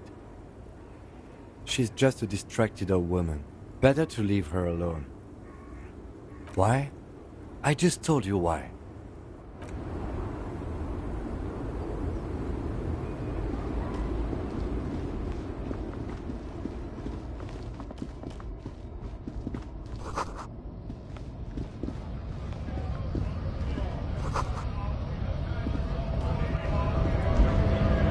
Bastards! We have a right to work! Hold up and stay frosty, everyone. Cops are here. You here to fuck with us? Beat the honest worker down. We're here to fight for a cause. Stripes usually have problems with people who have causes. Good. We're fighting for a cause here. Right to work! Right! Besides, we're not that different. It helps if people see us talking, cops and strikebreakers together. Shows authorities are on our side. Builds confidence.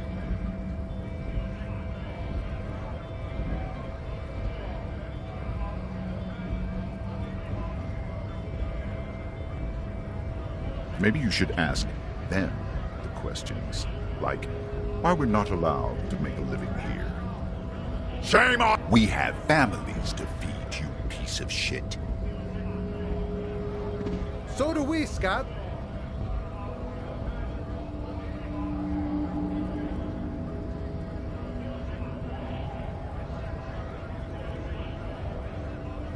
Have fun. Union shits are on full strike. Don't think they're going to let you through the gates. Why you want to meet that fat asshole?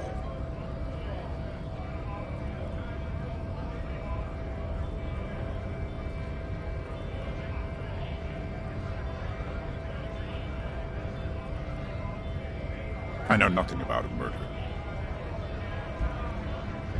Wouldn't put it past these harbor bugs. They'd do anything to stay alive. Right to work! It's shameful. Cops doing nothing. You should bring backup. Open up the gates for us. Blockading gainful employment for workers is a crime. We are not picking a side in this just yet, sir. Pity. Let us work!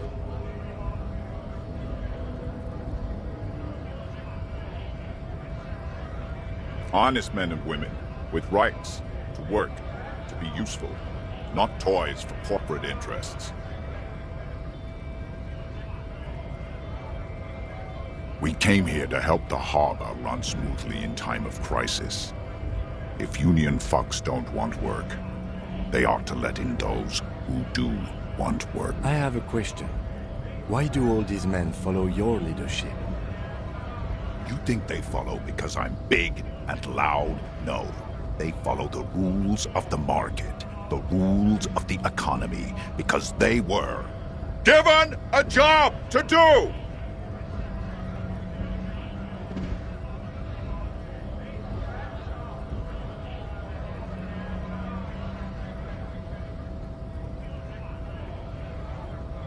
Not before you get in there and get your ass whooped. Learn by failure, I always say. He might have some advice, but you got to at least try to fight Measurehead first. Return if you fail.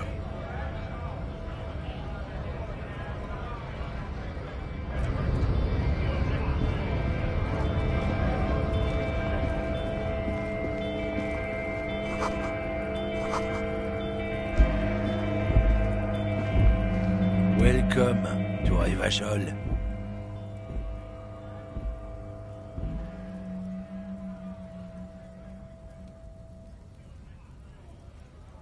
Don't you welcome to Revachol me.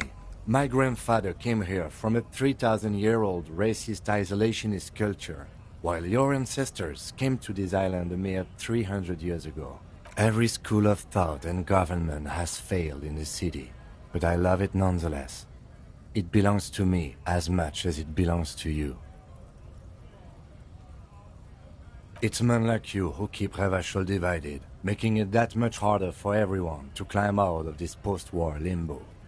What he means is, fixation on the Revacholian nation makes it harder for Revachol to actually attain self-determination.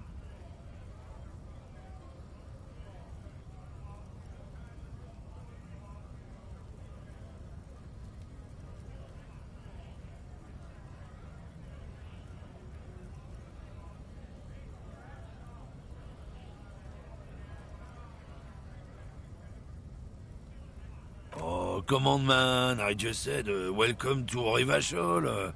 It's a lorry driver thing. I know exactly what you meant. You think my kind doesn't belong here, that I should watch myself and behave. But you see, I'm an officer of the RCM. It's actually my job to make sure you behave. I would advise you to remember that. Silence. The air between them becomes tense. Oh, the stench is getting unbearable. Is there a reason? He smells of heavy motor oils, and his breath of high tar content cigarettes, probably Astra Whites. Oh man, that's great. Look at that guy go. Haven't seen anything that funny in a while. God damn. Thanks for that, but no, it's not mine. He doesn't live in Martinez.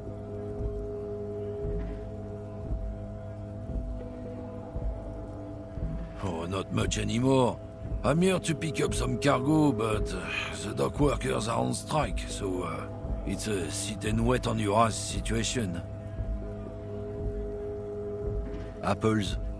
Apples. It's exactly the kind of thing you'd say if you had something to hide.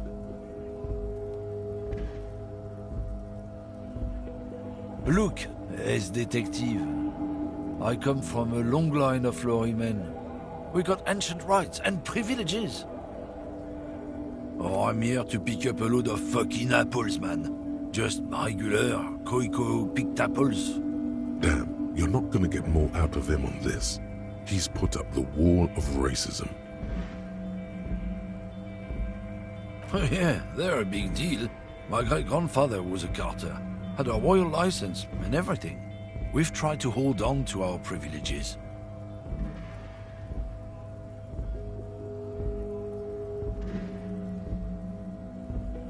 Someone with a cart? What did you think it was? That's how deep into history our thing reaches, before machines. Sure fucking is. We have a guild and everything, huh? Very ancient, very prestigious. Goddamn right. They've been trying to fuck us out of our heritage in the name of profit.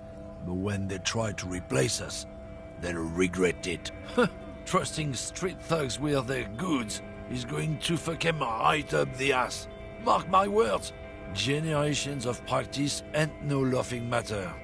It's about biological determinism, natural law, the sorting of the races. Not the most popular topic nowadays, with a coalition in charge and all. You might want to change the topic. That is, bury your head under the sand like common sheep. I'm not just racist. Look, I've read books, huh?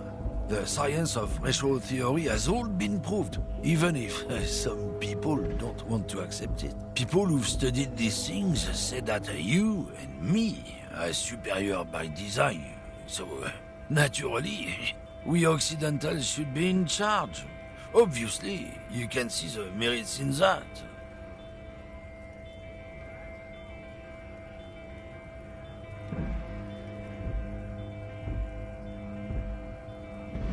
So, lately we Occidentals have experienced an unfortunate downturn when members of the superior race cease to believe in their innate superiority. They stop competing for resources. The problem? The damn keeps are showing a real good game lately. Same with the mosquitoes. And the other intruders species too. They're on the precipice of cultural victory. Cultural victory? What is this then?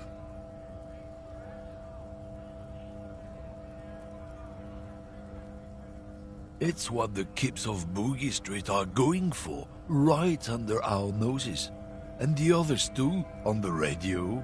Heard any chansons lately? Heard any motetos or leader? No. Dominating culture is how they plan to win. They say so themselves. It's true. Also, you need to realize the dangers of mixing races. Who knows what might happen if people don't stay in their birthplace? You might end up with a new sub-race, with unknown characteristics, leading to extra competition. That's why you've got to control the offspring.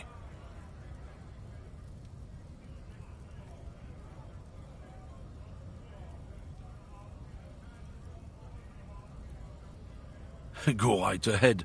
You may be a cop, but that won't help you avoid the calamity to come.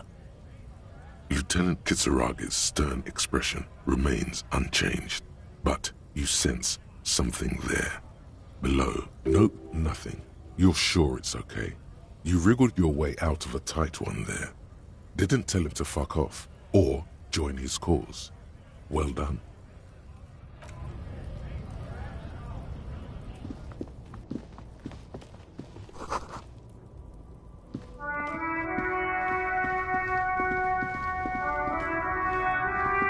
I'm a gander and a hunter and a gatherer. Feel like a traveler. A simple little cadence. He seems to be making it up as he goes. From another planet. Hey there. It's the jam, my man.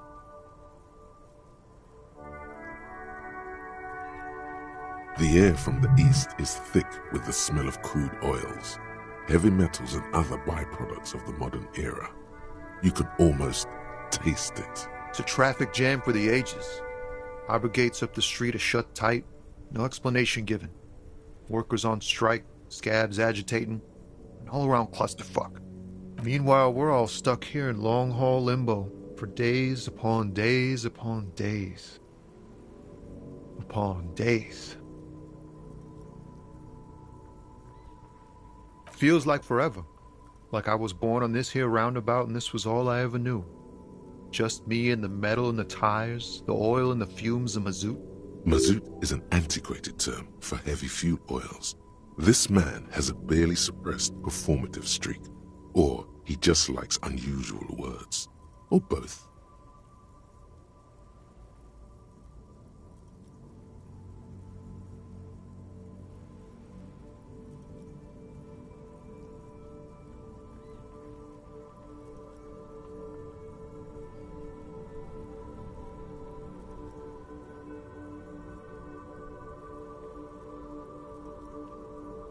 Yeah, imagine. It's been a whole week already. So tell me, what do you need?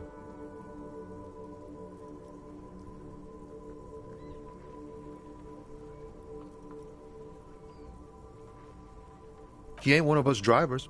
I know that. All accounted for. Otherwise, I haven't really asked about that. Been wasting time right here. It's easy to see he's telling the truth. He's kept his nose out of the dark stuff. Analyzing the fundamental structural and psychological conditions of being stranded in the midst of a sea of motor lorries and their sad, despondent chauffeurs. Ask for his conclusion. A sense of surprise there ain't more bodies hanging from more trees. Nope, don't smoke. Some of the other drivers do, though. There's still a few around, waiting for the jam to disperse. Or waiting for this. Yup, nothing wrong with that statement. Your senses have nothing to add. You'll have to ask around elsewhere. You could also check the kiosk down the street. Frit. With 3 T's. Rebishaw's weird.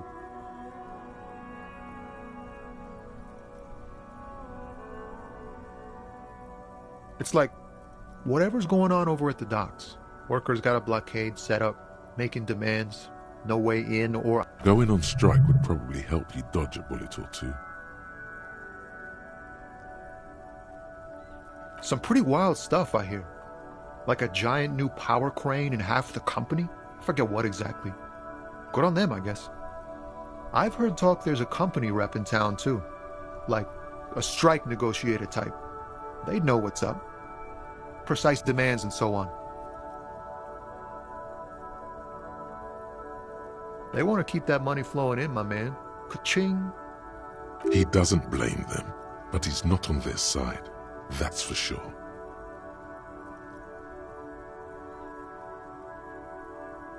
Anything else?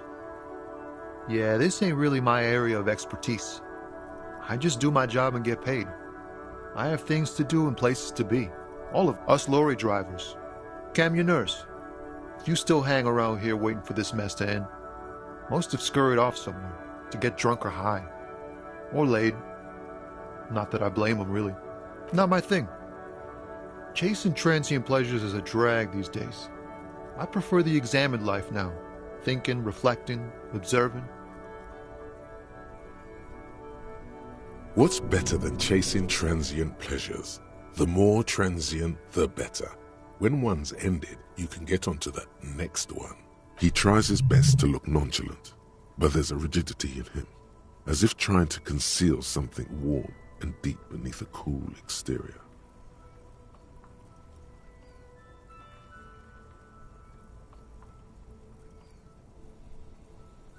Oh, high-grade narcotics, illegal firearms, stuff like that. Relax. He's merely joking.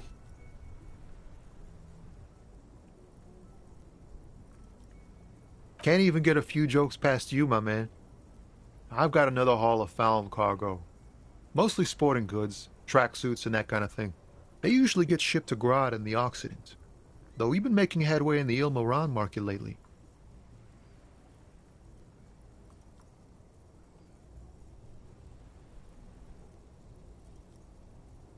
We're pals and all, but I can't just freely hand out the merchandise.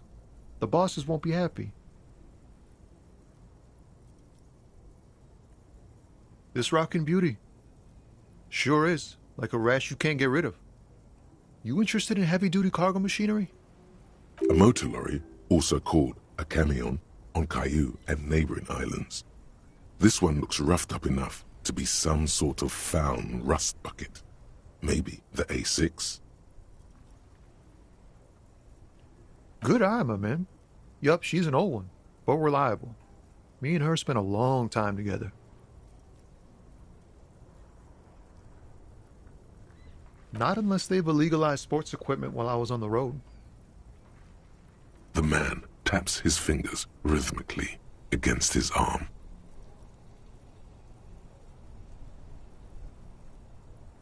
Don't be a stranger.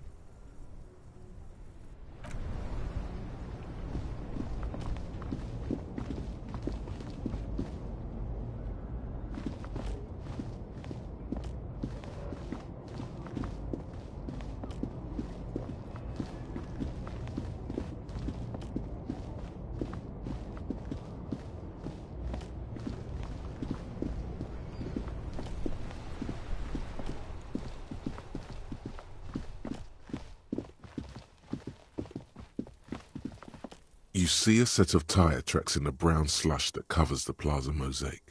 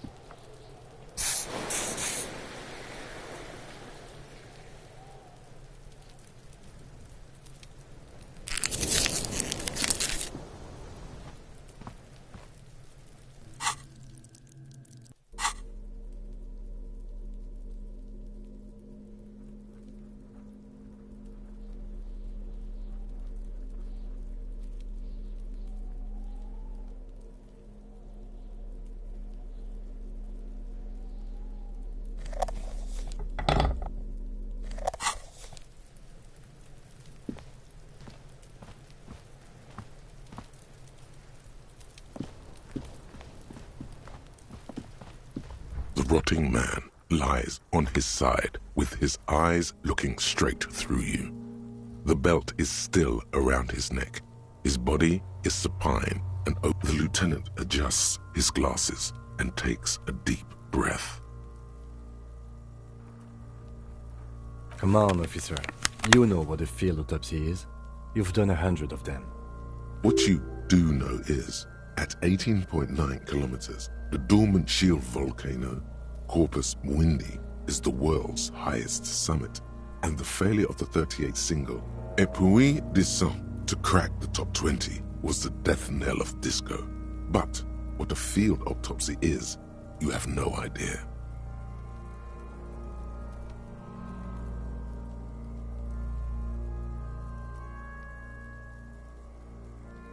Unfortunately, no.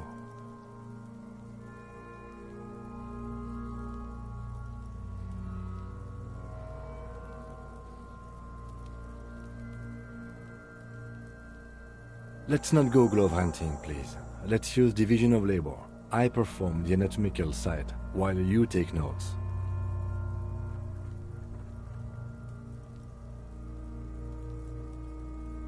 That's right. Yeah, we got this. We're smart. The dead man stares in silence as you crack open the ledger. The bright red paper is covered in boxes and lists, describing the condition of his skin and organs in 3 parts. Above those, an 11-field info form needs filling out first. It begins with,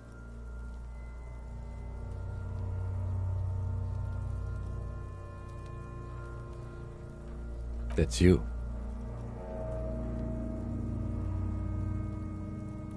The corpse is indifferent to your scribblings, just lies there. The next box says, KK57 dash O. KK equals Kim Kitsuragi. 57 equals Precinct 57, followed by his date 0803 and time of arrival 0815 on the scene. He's indexed the case after himself, not you. That's because he doesn't want to bring up the messy question of your initials.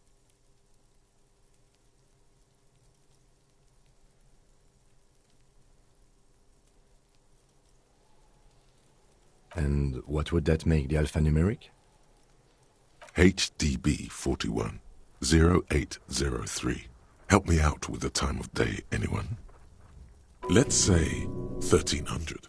A good time to start drinking. 10:15. It's understated.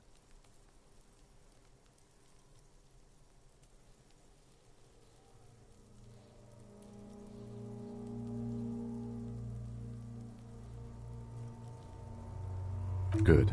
Let's go with that. NA. Next. NA. Roughly 50. Dry 40.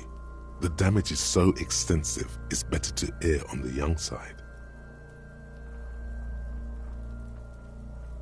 He nods. Mondial. Fair to olive-skinned, from the Isola of Mundi. This is as vague as it gets. You might as well say whitish. The pudgy mess of curdled meat looks neither mondial nor anything other. Fucky fucky! Male. Pigs can have sex!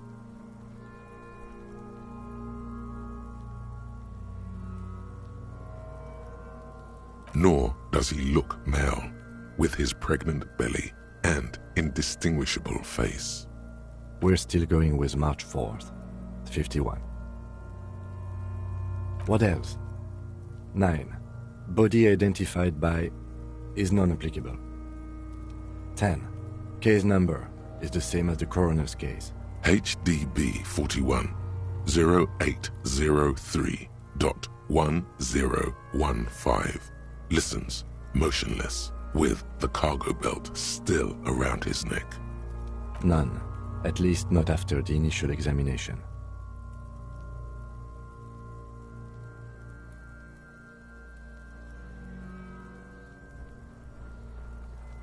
interfering with the body's position or wounds post-mortem.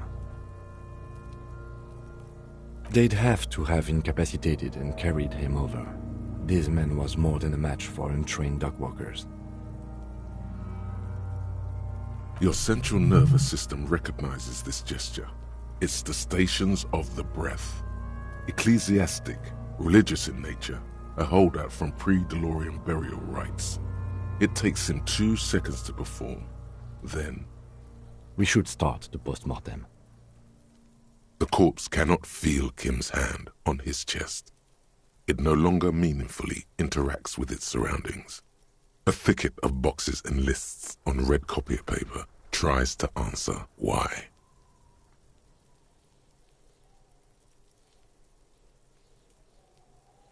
Clothes. The deceased wears armored boots and white briefs. The make of the briefs is Babrodine, I think. Let's see.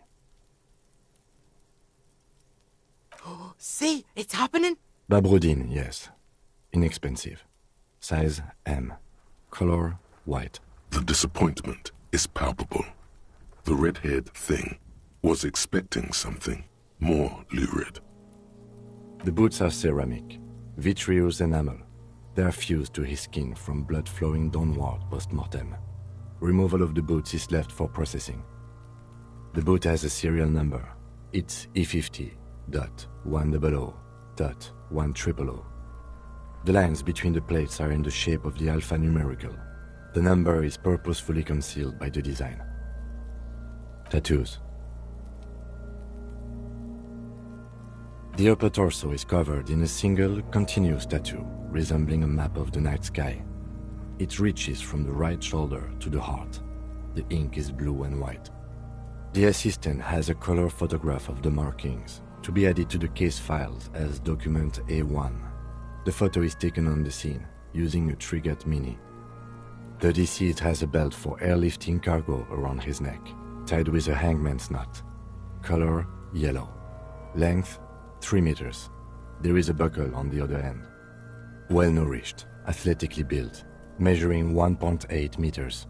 Generally consistent with age 42. Preservation is good. Ambient temperature, below freezing. Body hair is light brown. Distribution is consistent with the age. The deceased had male pattern baldness. Hair is combed back, short.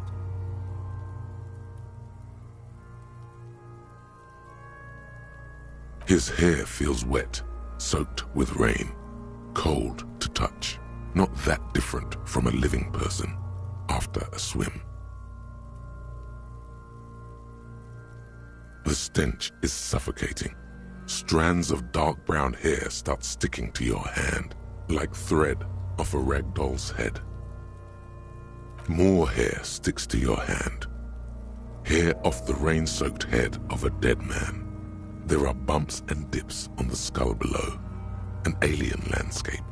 More hair sticks to your hand. Hair off the rain-soaked head of a dead man. There are bumps and... Lividity is consistent with hanging. The head is congested. Contusions are present on the head, chest, and thighs. Consistent with stones thrown post-mortem. Low velocity. Fucking low velocity? You think Kuno doesn't know what you're talking about? Velocity was fucking max. Talking shit about Kuno's velocity. In addition, there are bite marks on the face, scalp, and chest. Consistent with predation.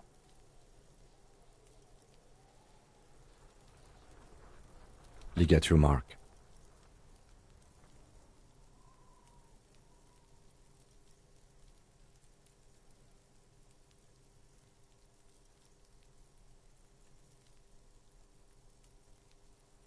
The steel wiring.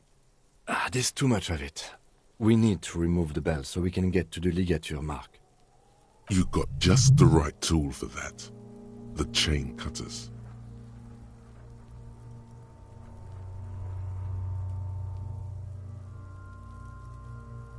Always good to think ahead. Now... we need to cut the bell to see the ligature mark below. Carefully. With as much precision as you can. See? My pig is gonna fuck his head off. No, he ain't. Your pig's a boring fuck.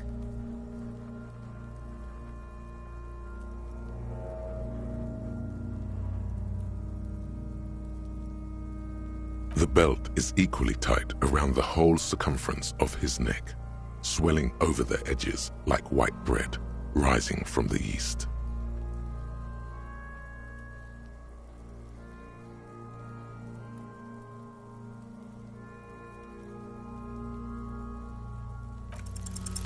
After some deliberation, you sink the cutters into the knot tying the belt together. You squeeze the rubber handles together, sweat forming on your brow. Snap! The knot is slashed. Another cut and the belt falls apart like a flower bouquet, revealing the dead man's neck and the dark red ligature mark around it. The rope rises to a point, leaving a gap in the ligature mark. The suspension point is in the back of the neck.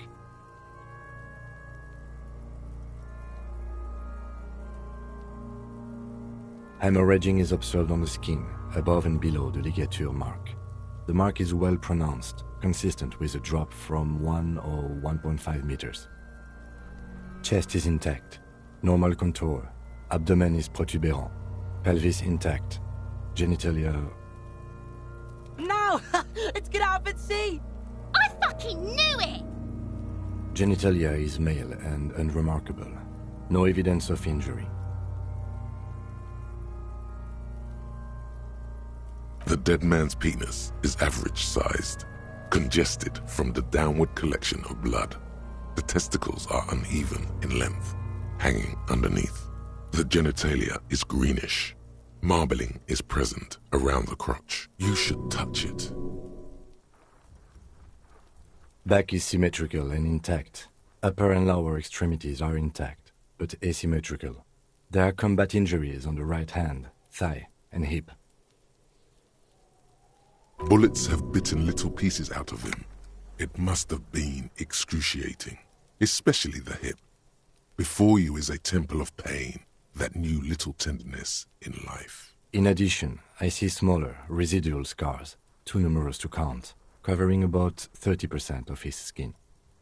From wounds sustained over 2, maybe more decades, dispersal and accumulation indicates long and active combat duty.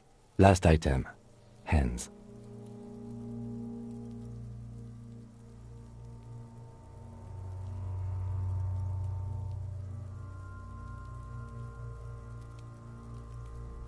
The hand is surprisingly heavy to lift, filled with decay liquids. Feels as though it could explode if squeezed harder. You're suddenly repulsed, so much so you feel compelled to drop it. Hands are clean. No sign of injury from struggling.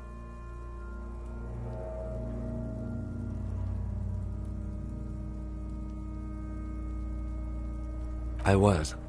Maybe I'm just not seeing them. Honestly, this stench is making it hard for me to think at the moment. Ooh. That's all for the external. Well done. What next?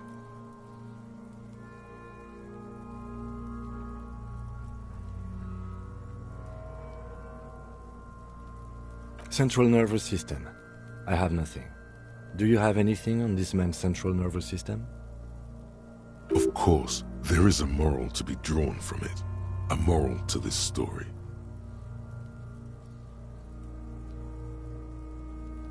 What would that be?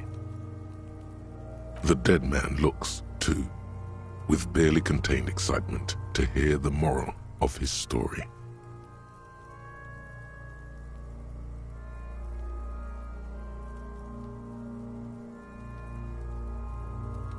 I think that may well be the moral of every story, officer. Good. Musculoskeletal.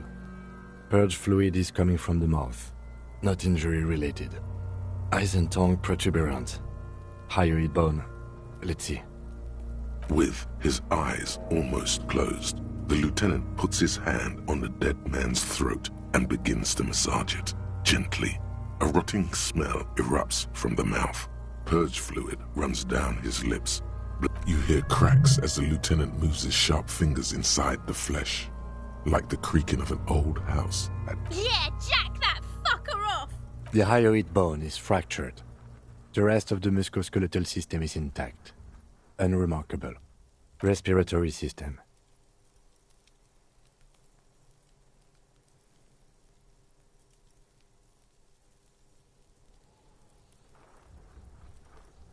cavity shows no lesions. The victim has received dental implants, possibly after a combat wound. Mouth swollen, hemorrhaging present in mucosa of the lips and mouth. No scream, no sigh of relief rises from the darkness inside. It's humid there. Sickly sweet air, unlike anything living. You feel like you're about to throw up again, straight in that mouth of his. No, you don't. You can keep it in. You can keep anything in. You manage to suppress the contractions trying to enter your stomach. All it takes is concentration. Through it, you see nothing but darkness. More meat. Mute silence as always. Hemorrhaging present in mucus.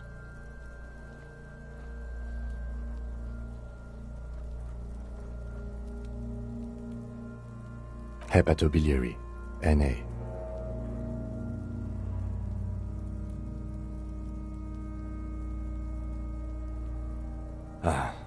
Are you a hepatobiliary expert?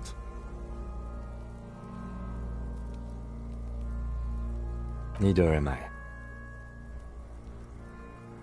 That's it. Same for toxicology and serology, NA. Unless you have untapped reservoirs of knowledge there? Reservoirs? No, but do they take obscure trivia and odd tidbits?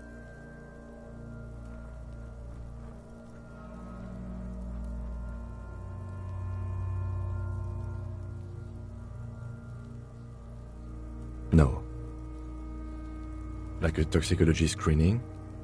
At this stage, I doubt processing will find anything, even if he was brimming with cocaine. But still, you should add a request. Brimming with cocaine. Cardiovascular. The body exhibits heavy lividity. Blood has gathered in the hands, feet, and neck. Hypostasis is visually consistent with the hanging. Gastrointestinal.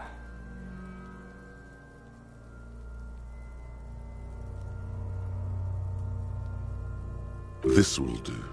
Digested semi-solid food in stomach. Voila.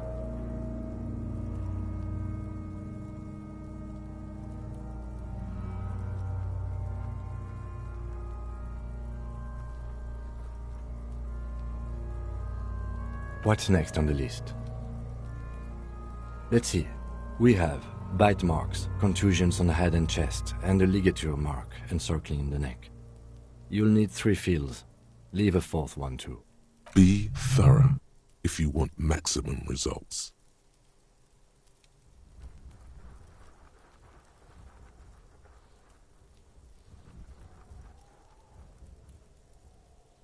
Nothing, just in case. Head, chest, and scalp bite mark injuries. Predation by birds has caused damage to the body. Odontologist does not need to be consulted. And your opinion, officer?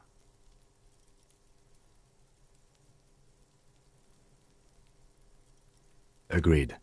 Next injury? So, the scalp bleeds from a post-mortem head injury, a stone.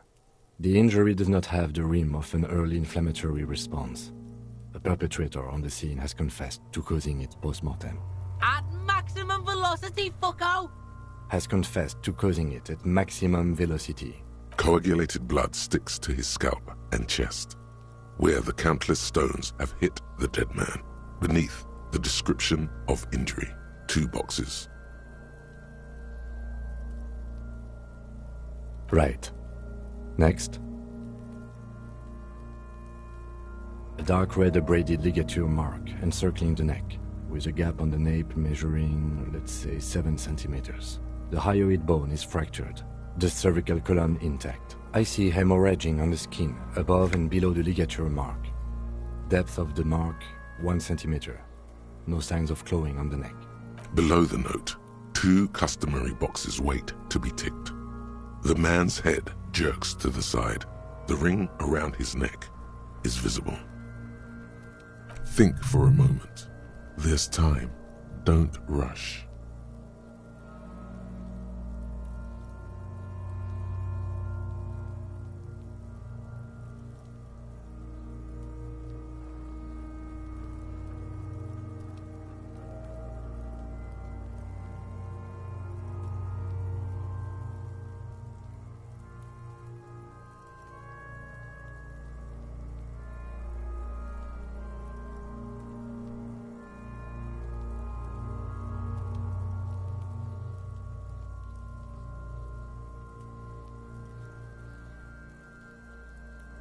That's it.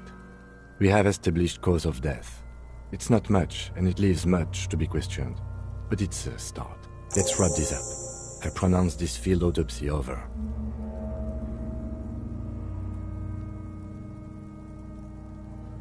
Well, we established probable cause of death. Some would say that's the goal of an autopsy. We also requested a toxicological screening. That was thorough. The results should arrive in a couple of weeks, if we are lucky. I would not hold my breath. We were thorough with the list of injuries too. We described them all in detail. What is there to say? Given the circumstances, it was a professional field autopsy. Oh yeah, well done, Master Detective. Maybe a drink is in order?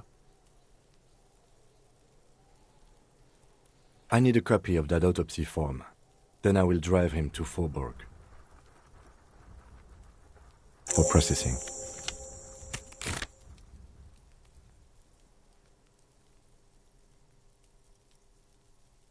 You tilt your head, also looking at the corpse. I'm sure we didn't get everything. There's always something.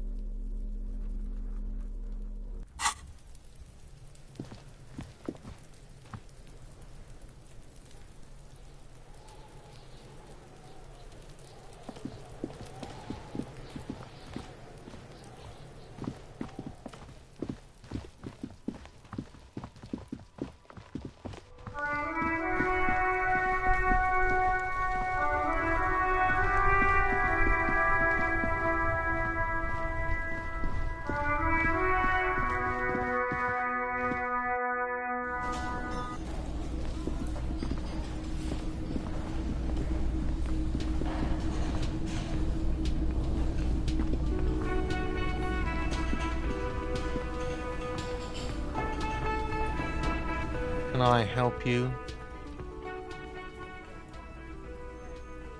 Another thing. Great. Yes? God. Oh, but he should be. Lay it on him.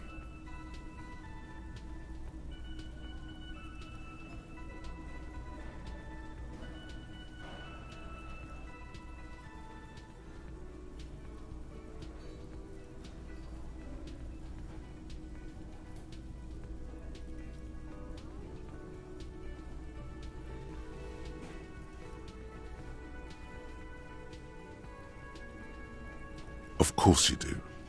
This was your plan all along. This is how you fix it for them. By answering the woman question. Wonderful. It is. It's wonder... What? What does that mean? Cock carousel?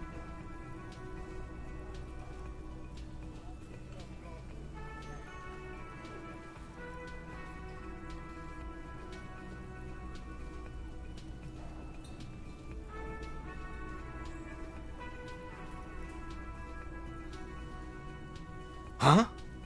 Yeah, this feels right. It feels wise. Good setup. Now speak the real shit.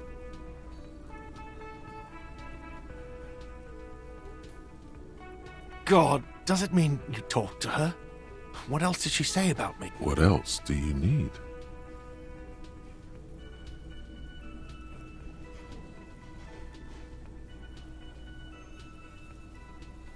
The man leans his hands on the counter and sighs. His head drops between the shoulders, heavy and defeated. She broke the bird, you know. The great skewer. I found it on the ground with the broken wing. On the morning she left. I should have known. It was her way of telling me to piss off. I should stuff it up my arse. Or you broke the bird. It can also be that. I think Sylvie even. Yes, the bird is connected to this. It's a symbol of hope, and she broke it.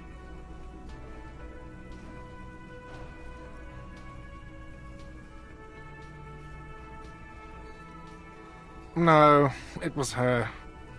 She's off to ride that carousel you told me about. Cock carousel. I understand now. They ride the cock carousel until the clock runs out. Here, have the rest.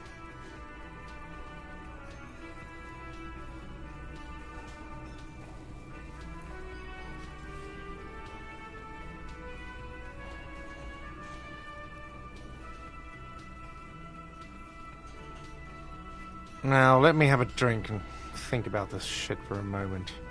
On my own. And there we have it. Isn't that beautiful? And there it is. A brave little army in your pocket. The 1st Smokes platoon. 20 brave souls standing in salute. Ready to step into fire for you, sir. You picked the best one. This soldier is fat and succulent. What are you waiting for? Light up. Get a load of this rock and roll cop hair, people. Johnny Thundercop fishes a cheap lighter out of his pants. With a flick of the thumb, the lighter's dark green disposable plastic. Safety's off. In your case, the safety is always up. Repercussions? There's a high risk of glory with a mild chance. Cool genius. Smoking makes you into an intellectual. It will help you concentrate a bit. That much is true. Thick, warm smoke gets sucked down into your lungs.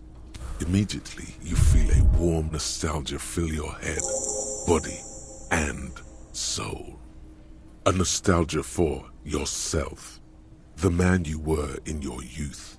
Johnny Thundercop is back, and he's chill as balls. In the bottom right corner of the screen, there's a cigarettes button. Cigarettes gives +1 to intellect skills. Logic, rhetoric, conceptualization, visual calculus, encyclopedia, and drama. This is good, but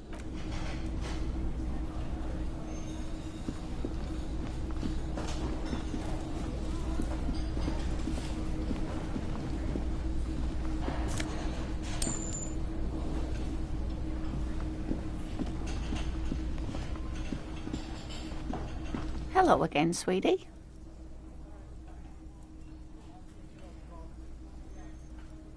Oh, I'm perfectly all right. I'm more worried about you. What was that?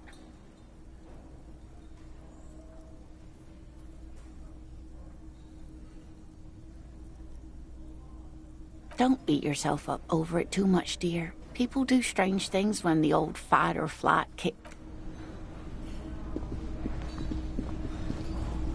The worker is in a deep slumber.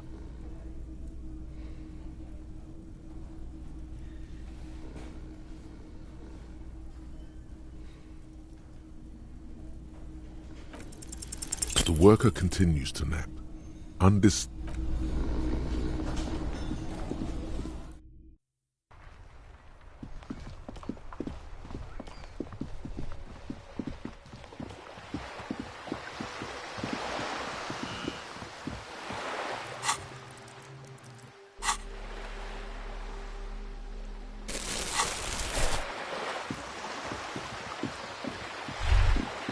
Whoa!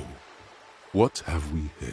A bridge with loose nails and rot-infested wood that creaks in the wind. A construction code violation if there ever was one.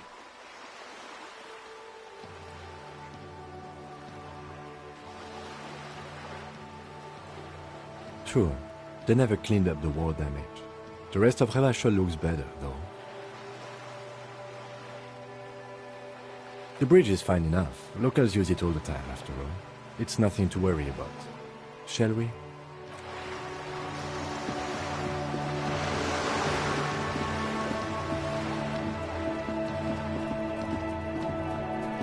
Just an ordinary wall. Nothing to see here.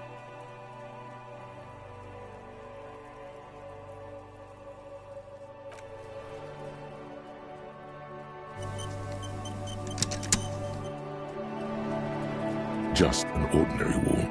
Nothing to see here. Because this is no ordinary wall. It is sublime. Look at it. The shadows, the colors. All the other walls on all the other houses must make a pilgrimage in adoration of this, the uncontested pinnacle of wallcraft, color peeled from the very face of, oh, Wallfather.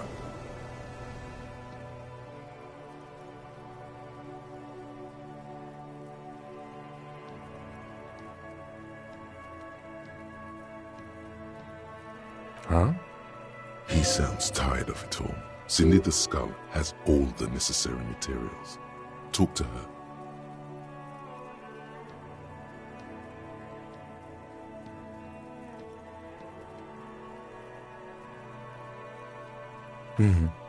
Sure. If you must.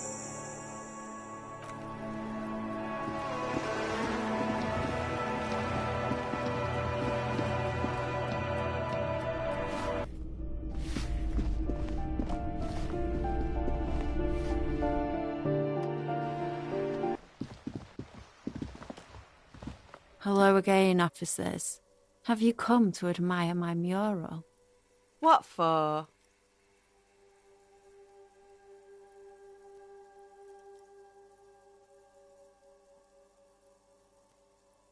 Well, if it's for art. But what kind of art are we talking about?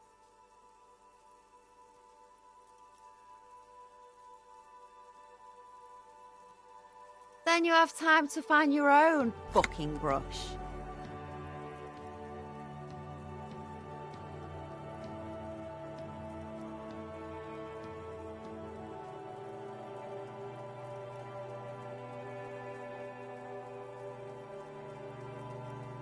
Yeah, not gonna hold my breath, Piggy.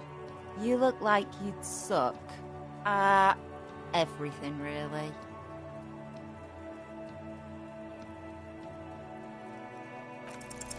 They do say That's pretty fucked up. Even for you, Piggo.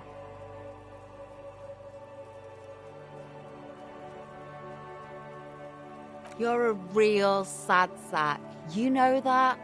Go ahead then. Art it up. Just try not to hurt yourself. and no self-portraits. Oh, but I'm all out of fuel oil. You know what you should be able to find in your government-issued vehicle? Red-dyed heavy fuel oil.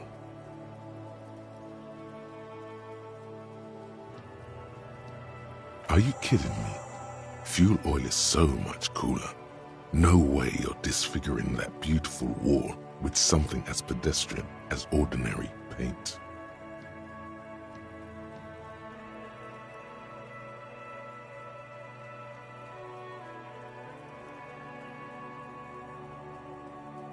My fuel oil is for my kinema. Use your own fuel if you are unable to contain your artistic impulses, but please, leave my kinema out of it. Ooh, not only have you found my address, you've discovered my biggest secret. I'm a coal miner. She does have eyes that seem to be smeared with coal.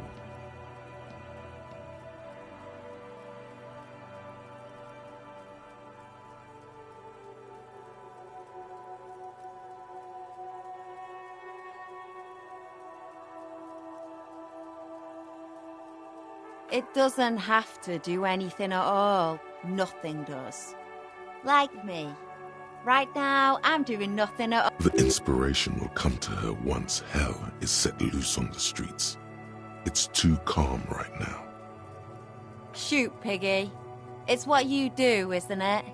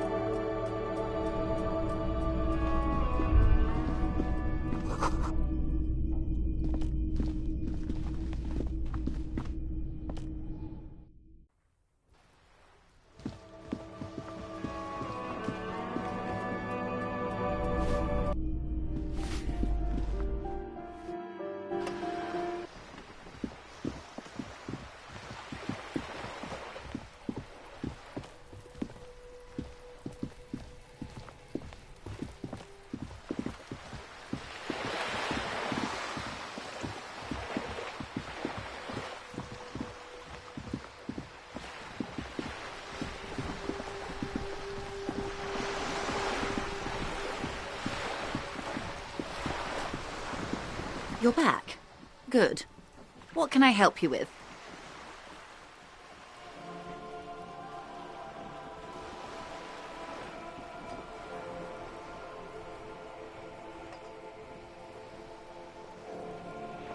That's the man who was killed.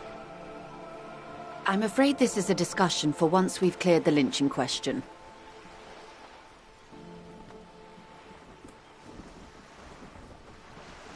Better not tie the fourth day to the bat's day on this. I hope that...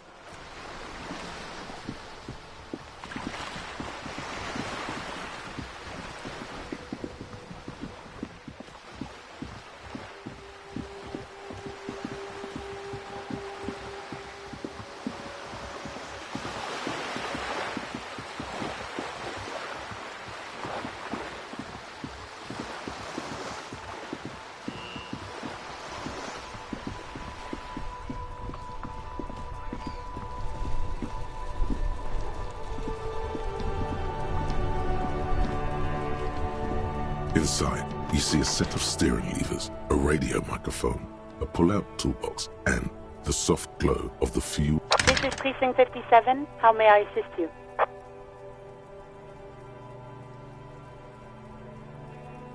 Sure, officer. What's the number? And the make of the armor, if you know it. Got it. I'll contact the ICP database immediately. Call back tomorrow. Hopefully they'll have dug up something useful by then.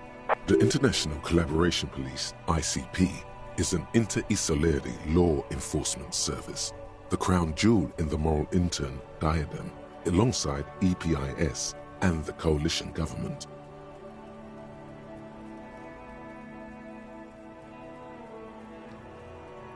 No, and I doubt they'll get back to me before tomorrow morning.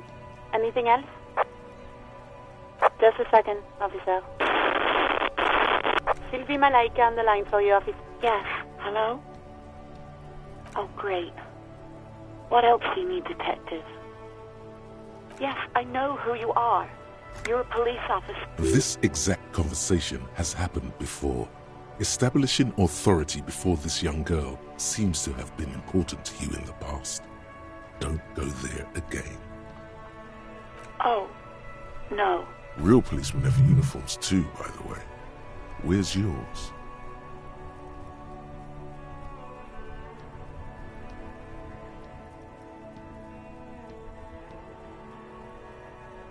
He's in plain clothes, voluntarily. It's different from not knowing where your uniform is.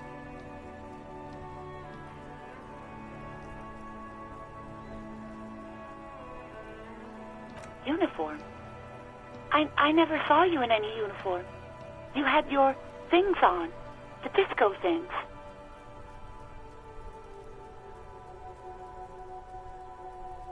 You mean, why did I leave the bar? Why not? What? No, why would you even think that? Please, don't bring Gar into this. God, why can't you just mind your own business? I already said I don't want to talk about this. You're messing everything up again.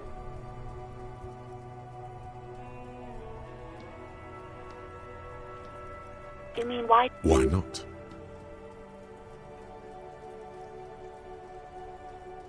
What?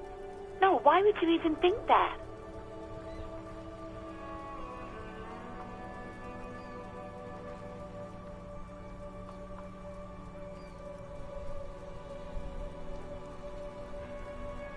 Please, don't bring Gar into this. It's none of... God, why can't you... I already said I don't want to talk about this. You're messing everything up again. Please, no. Not this again. Everyone saw your cool gun detector. You were trying to impress some people with it. Everyone was eating, and...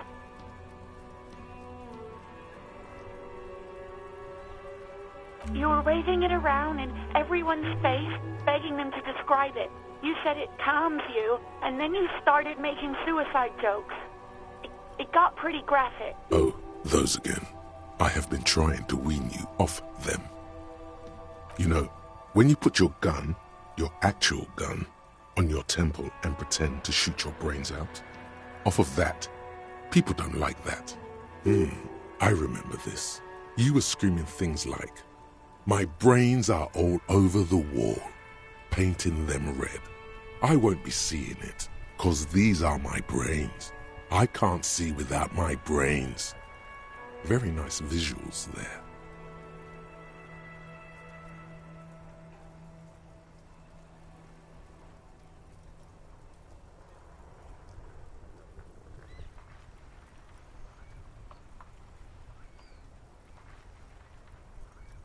Me neither. No idea. All I know is next you were waving around money instead, saying things like big bucks cannot lie and guns can't buy money, but money can always buy guns. It almost looked like you pawned it. But believe me, I did not ask.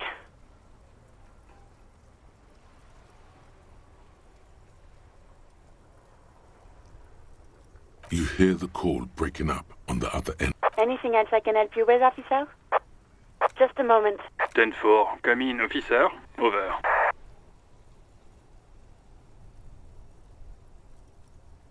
Roger that. 10-10, over and out.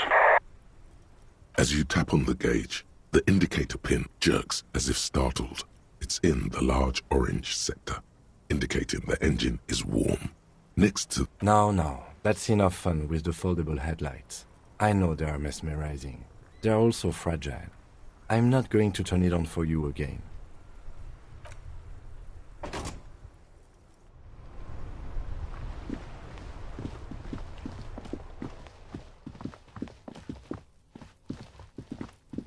You see a set of tire tracks in the brown slush that covers the plaza mosaic.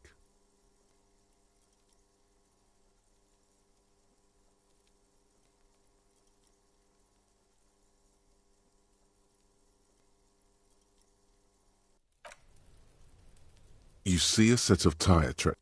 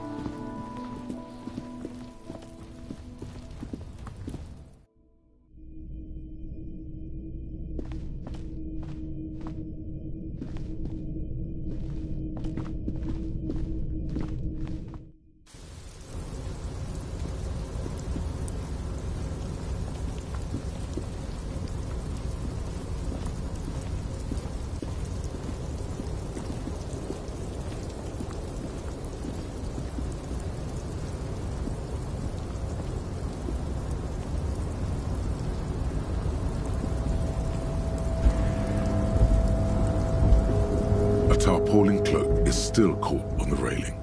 No one has claimed it for their own.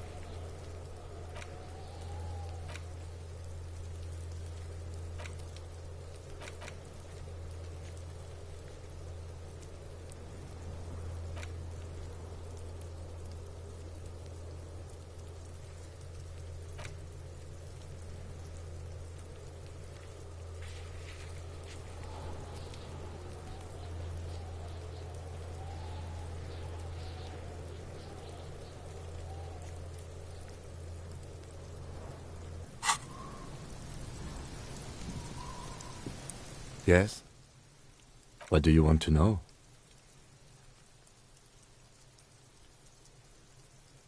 Ah, yes. The case brief you missed. Now I remember.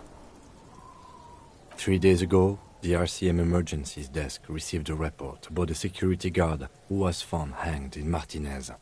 An anonymous caller said there was a dead body behind the Whirling in Rags hostel cafeteria. The cadaver had been there for 4 days. No one had come to investigate. During that time, the victim had been stripped of his belongings. The caller did not identify him, but used the word lynching. There is an ongoing labor dispute between the local dock workers and the logistics company Wild Pines. I was told we should approach the death as part of this dispute.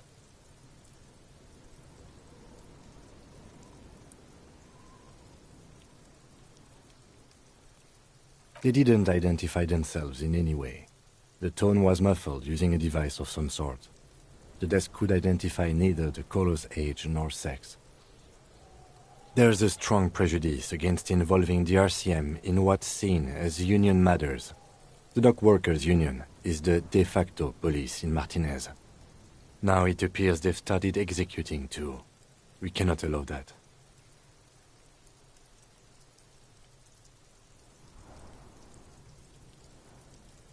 Just to be clear, we are police officers. It's our job to find the killer. That's the case. Uncover and arrest the killer.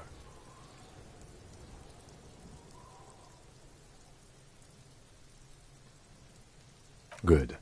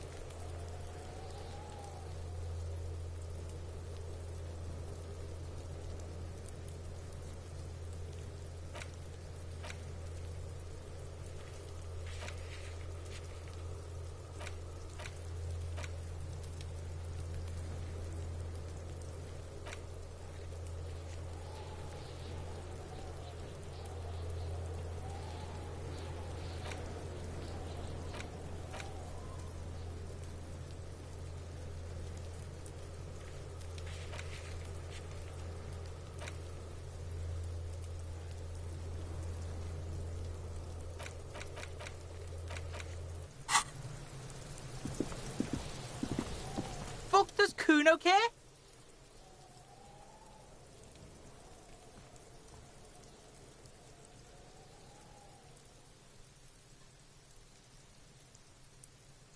You found Kuno's secret door to Kuno's secret shack. It was closed for 5,000 years. How the fuck did you get in?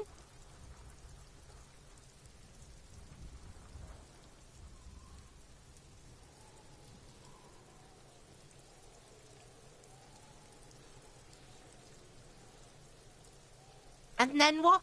You fucking there? You fucking Kuno's kingdom? He's trying to fuck at you again, Kuno!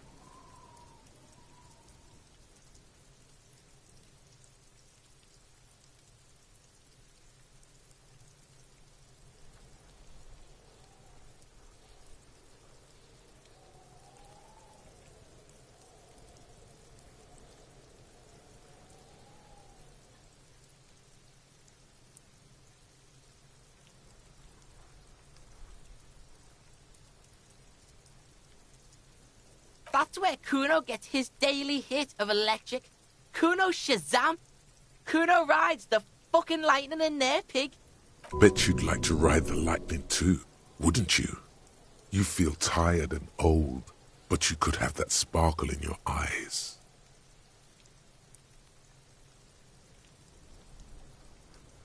It's a vitamin, pig. Don't you know anything? You could use some. Yeah, it's the mag. You fucking need that shit to stay on top of your game.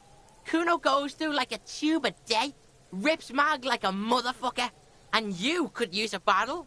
Oh, don't teach him, Kuno! He's gonna use it against you, Kuno!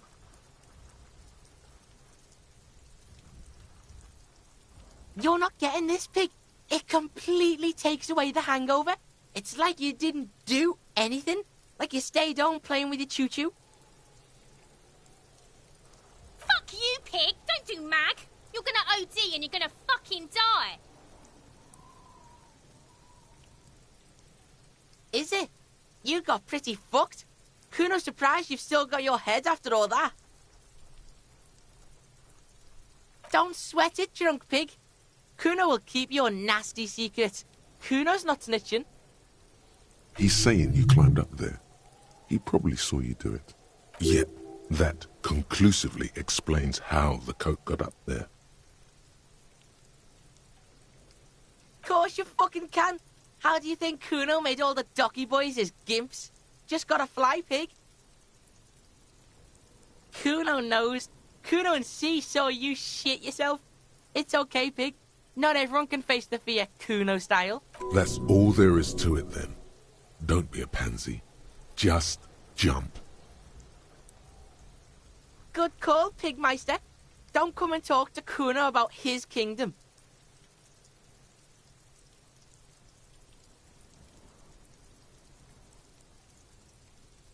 Shitload, pig.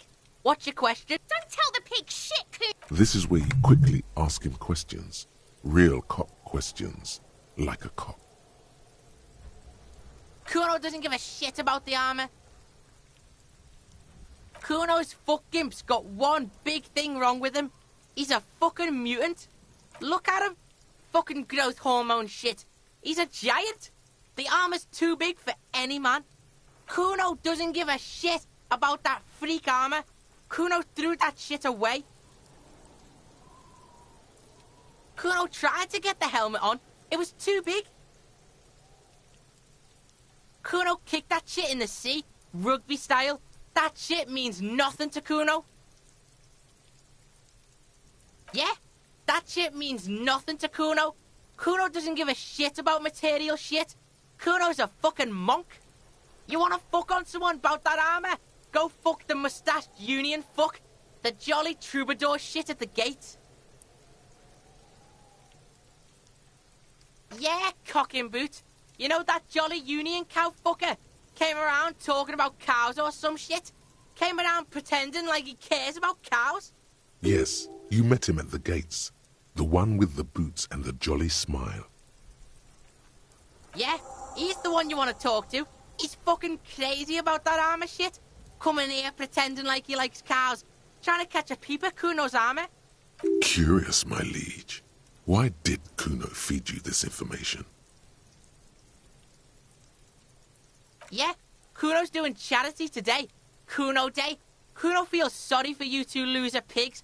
Kuno's doing pity now. Still, seems suspicious. He may have it in for that guy. Or you may be paranoid. That is also a possibility, sire.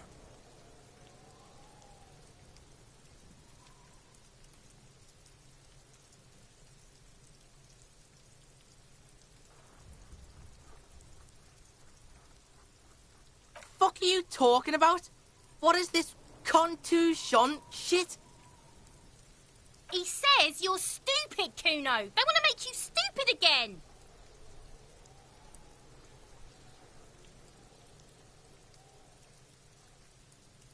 Oh, did Kuno make your shit sniffing harder? Obstruction of shit sniffing. This is Kuno's kingdom. Kuno fucking rules here. You hear the lieutenant hum.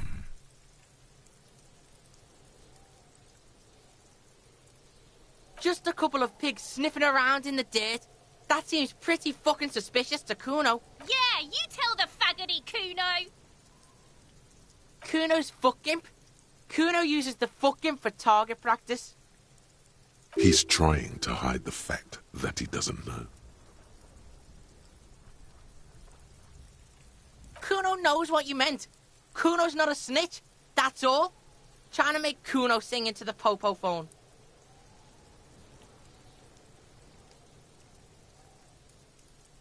Probably climbed. Kuno was busy down the road when that shit went down. You heard Kuno. Kuno wasn't even in Martinez. Kuno wasn't in Revachol. Kuno wasn't regional. I don't know. Some fucking... Mesk or I don't know, some other place. Night City. Kuno was in fucking Night City. There is no Night City anywhere. That sounds like the name of a city in some pulp science fiction novel.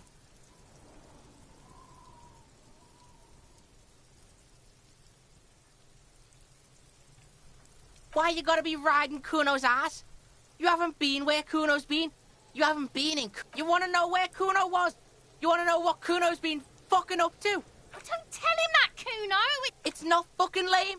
Kuno's building Kuno's City. Night City. Rage City. The City of Rage. That's it. And it's... Lame. That's the name of Kuno's City, bitch. Get the fuck off Kuno's back. This shit ain't about that. It's impossible to deduce what it is about, at least for the moment. If it's important, it'll come up later. Focus on the case. You're testing Kuno's patience here. Get lost,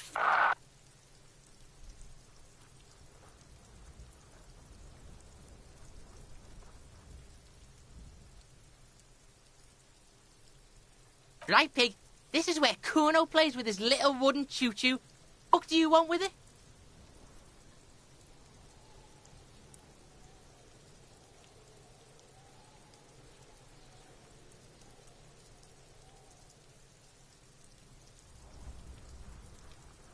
Look at that fucking shit!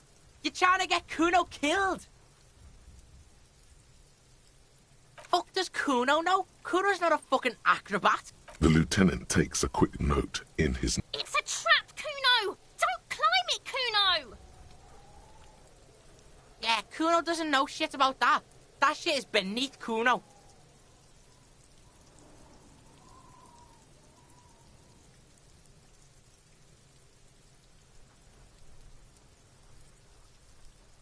Listen, listen. Kuno doesn't care about this small-time shit. Just listen. Kuno saw what you did there, dumpster diving. Sad shit. Kuno could hook you up with some sweet rags. Shit like Kuno's wearing. Your size, good price. 500 real. You'd have to be blind not to notice the giant white letters F-A-L-N running down his trouser leg.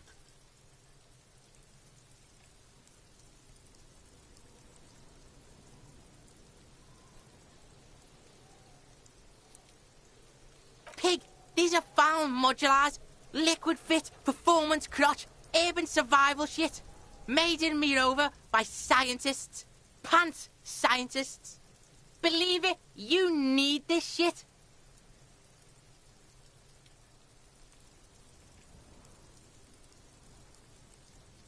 These could drastically improve your chances of survival in the urban wilderness. Coach Physical Instrument endorses these pants. They are tartan ready. They will also make you into an idiot.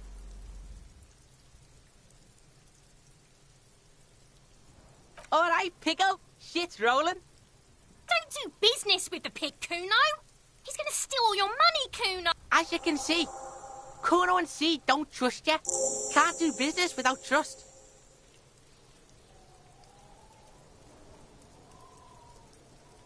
The fuck? A mug in the trash? Is this about the fucking clothes again?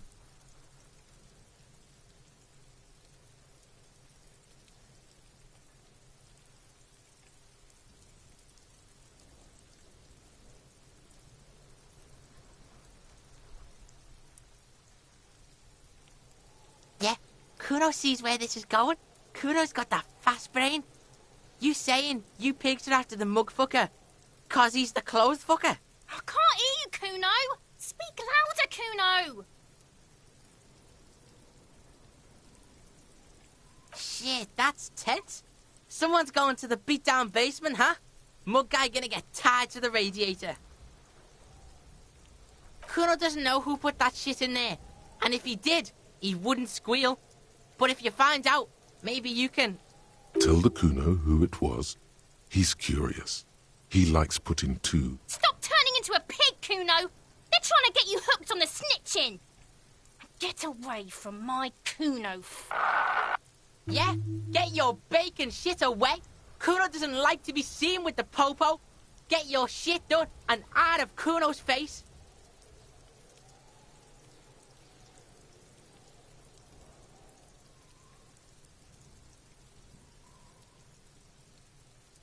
Yeah, whatever.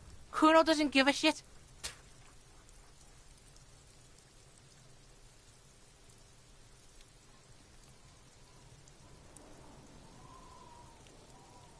Kuno's Kuno, pig? It's always Kuno, never I. Clearly the kid's using the third-person perspective as a shield.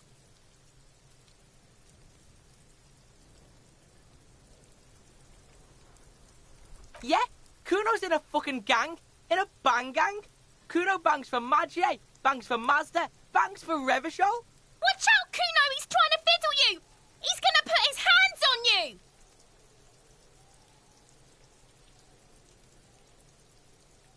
Help! Pig's got Kuno! Help! Rape!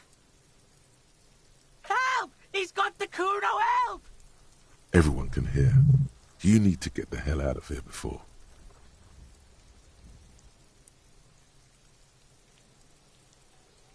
Yeah? Get out of here before the Kuno beats the shit out of you. Yeah, that's right. Drag your fat ass out of here, fat boy, before Kuno fucks you. Bang! Got fucked by the Kuno. We alright? You wanna get fucked again? Come back.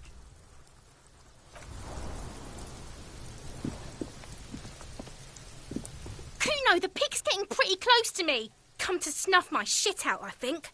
Looks like it's time for me to go, Kuno. Pig's come to take me in. I'm going away for a long, long time, Kuno. Going away What's going on there? Fuck are you trying to pull, pig? Stay away from me, pig. You don't want to see what happens when you corner me. I'll die before I squeal, pig.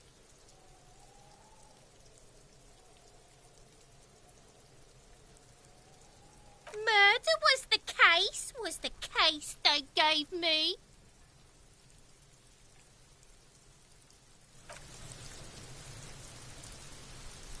I'll die before I squeal, pig. What's this kid shit?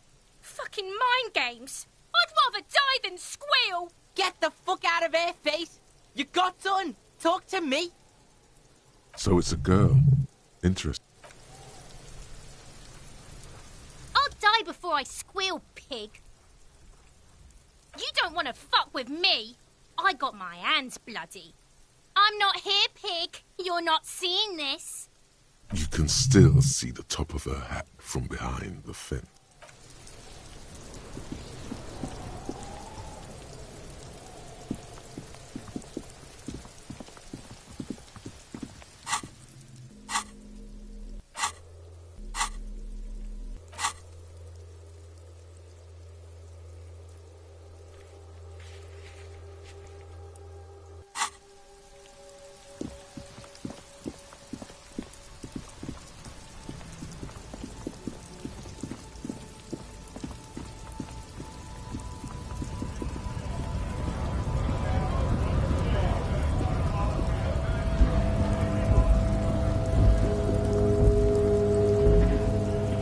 Lorry stuck in the traffic jam.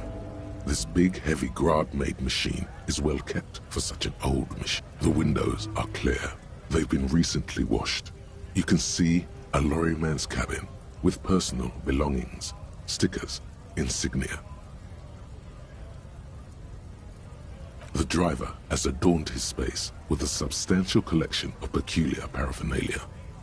Proclamations about honor, strength, and purity. A large metal pendant hangs from the rear view mirror. The pendant features a sun crowned with wavy rays. It is the seal of Royalist era Revachol.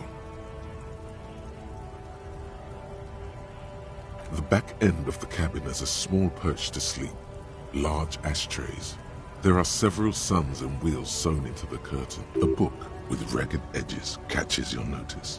The front cover features a large, muscular man.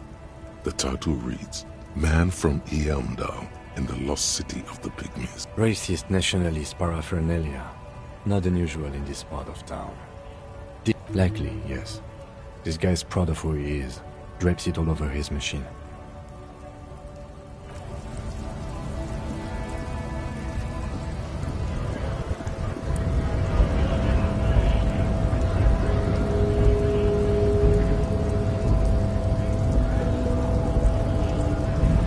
Wandering man. How can I help you? The little boy had a good on his promise. To get me into trouble. To sick the pigs on me. Pardon the choice of words. Not mine. What happened? I was asked to look into that armor situation. Official Union probe, you know. Track it down, see who took it. Did you? At first I thought, why not? Maybe the pieces can feed the strike. Buy us a few more days under the sun, you know? So I went to this boy. He said he'll make me his prison bitch. He's got eyes everywhere, the cops in his pocket, and he's the king of Jamrock. Serves me right for doing menial footwork. I dropped that probe right then and there, and it still got me into trouble. One bad move is all it takes.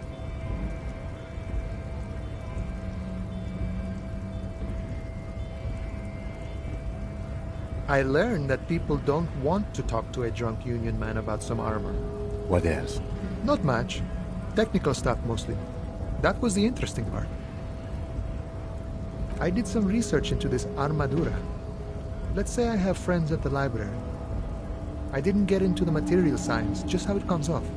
How does it come off? In parts. 4 in total. The helmet was the first to go. The kid says he tore it off and kicked it into the sea. I believe him. The boots were still on the guy last I saw. Too hard to remove. So, as I count, there are 2 parts missing. The gauntlets and the cuirass. This is where I left off. Too much hassle. More like a job for some militia.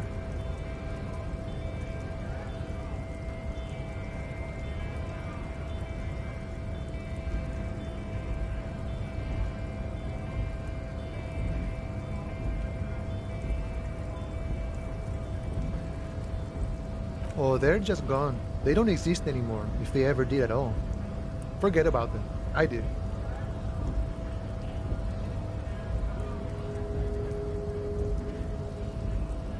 All of it? There are junior officers out there, eager to prove themselves. I would leave some for them, and I would leave the boots to processing, but okay. Let's find all of it. It's implied he finds it unlikely that you will succeed in this. A mezqui's epic there, all across Martinez. I hope it will be a real bonanza for you.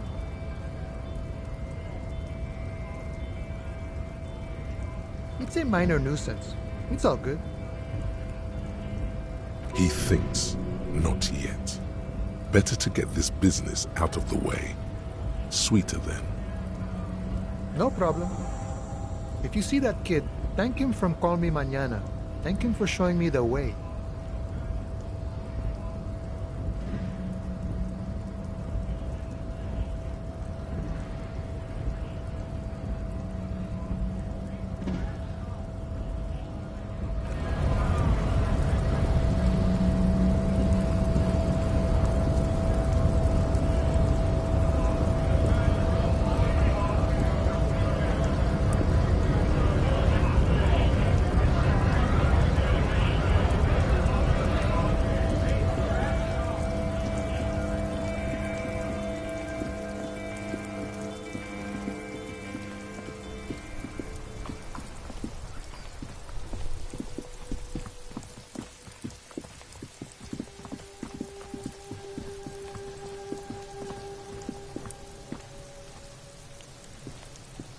Fuck does Kuno care?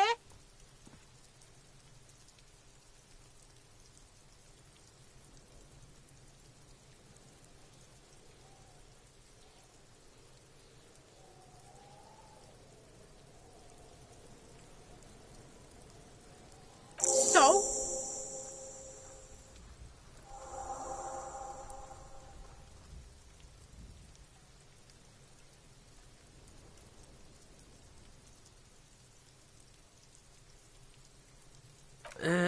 Fuck, okay. Kuno's a giver like that, yes? Kuno sent your fat ass running around like jello. Look, pig. Kuno sent you to rough some people up. Kuno played you. That happened. Now you and Kuno should move on. You got fucked. You got fucked, pig. Fucked bad. Of course you're gonna remember this. Now get the fuck out of here. After this shit, you better have something real interesting to say if you want to stay in Kuno's face. Yeah, real interesting.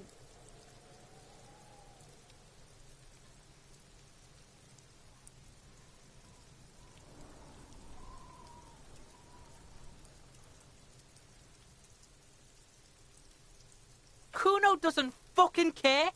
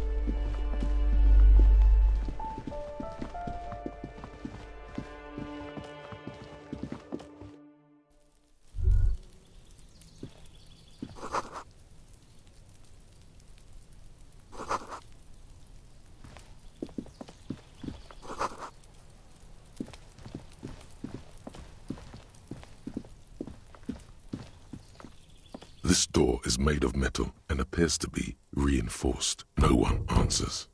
We should return tomorrow. Tomorrow at 9 p.m.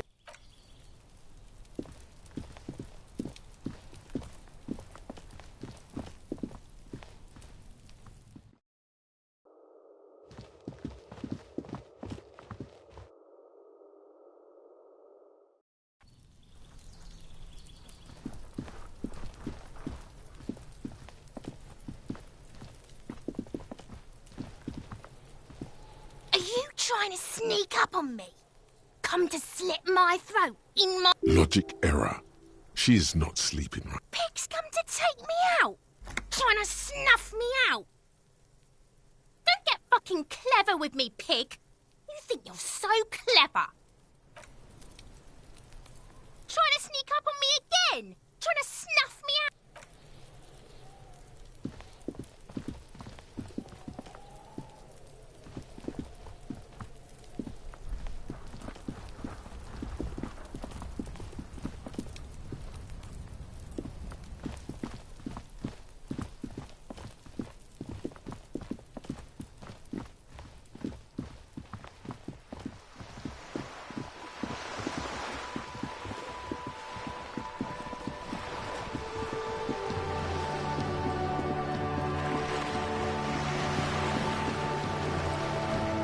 You're back. Good. What can I help you with? This reality. Yes, reality is your side case, an experimental side case.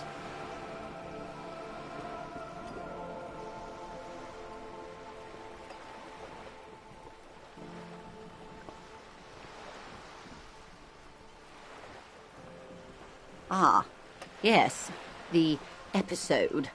Sounds like an acute case of encephalopathy, now that I think of it. Don't be phased, madame. He functions perfectly well. He only needs a lowdown on all of reality. We may be here a while then. Ask away, officer. I'll help however I can. All right, we're in. I know these all look good, but begin with the first, okay?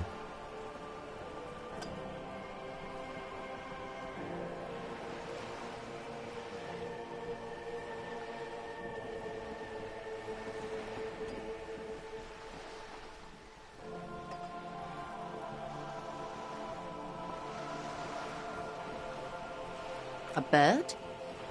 A sphenicid? A flightless bird of the polar regions?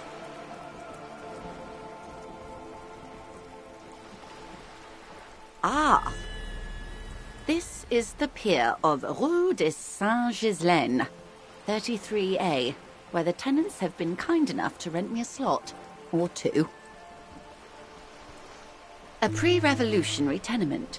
Old buildings are called tenements, you see. And new buildings, bâtiments. After les bâtiments nouveaux. But 33A and 33B are not nouveaux. They're old.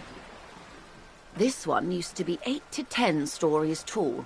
A real high-rise by the standards of the last century. Built to mirror the skyscrapers across the bay in the Delta. That was before the war, of course. Mostly the urban middle class, I believe. This was once primo real estate, before the splat.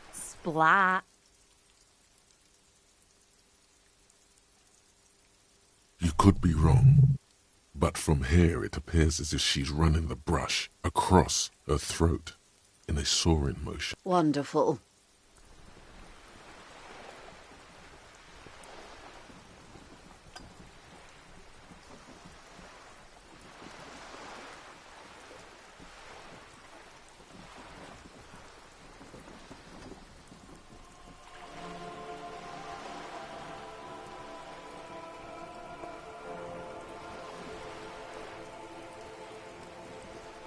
The girl in the old lady rags. Looks like a sullen and rebellious member of a teen infracult. Yes, you and I belong to the supraculture. We're common, the herd. The music on the radio, the food in the chain restaurant, those are all too popular for the girl in the old lady rags. She prefers a fantasy world, an infraculture with its own dress code and vernacular. It is an illusion, I'm afraid. There is no refuge from the supraculture.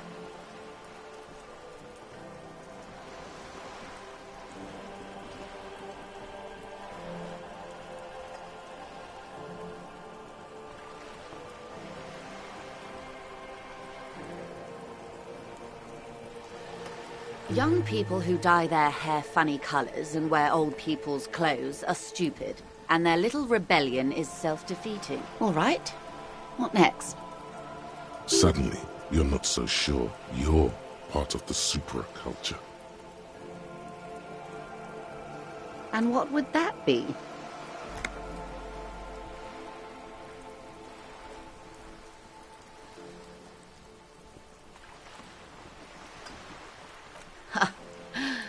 I can see that, yes.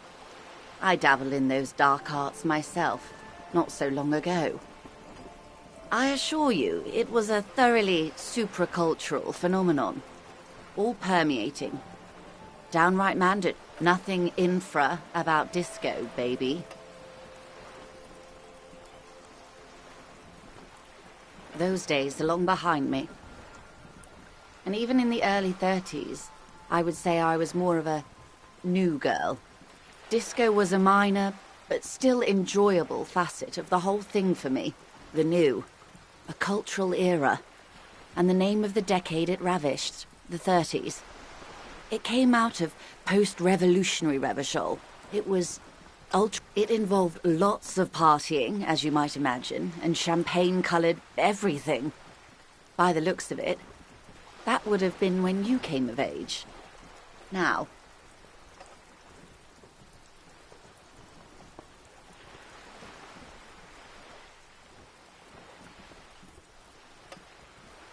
Wasn't it Guillaume Le Million who said, "If you can remember the new, you weren't there"?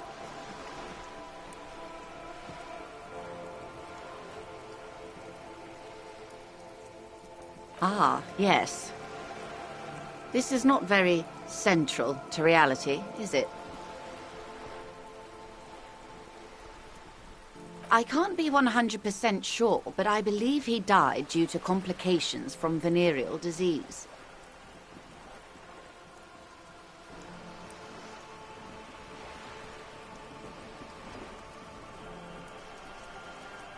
All of them. You can't get a venereal disease from that, can you? I'm afraid no. But then again, one can't be entirely sure. It's all part of his mystique. Ask someone else. Anyway, what other basic facets of reality should we discuss? What I am not is a basic term of reality. There may be a way to get her speaking about herself at some later juncture.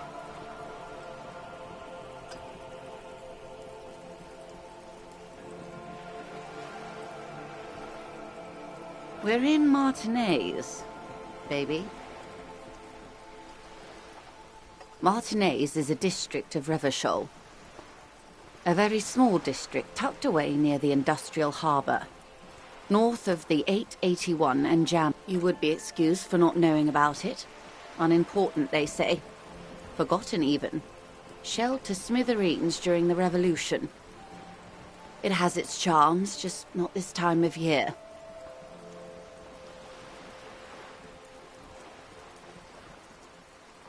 It's not really a sea, it's the Bay of Revachol. And the bay feeds into the ocean. Yes.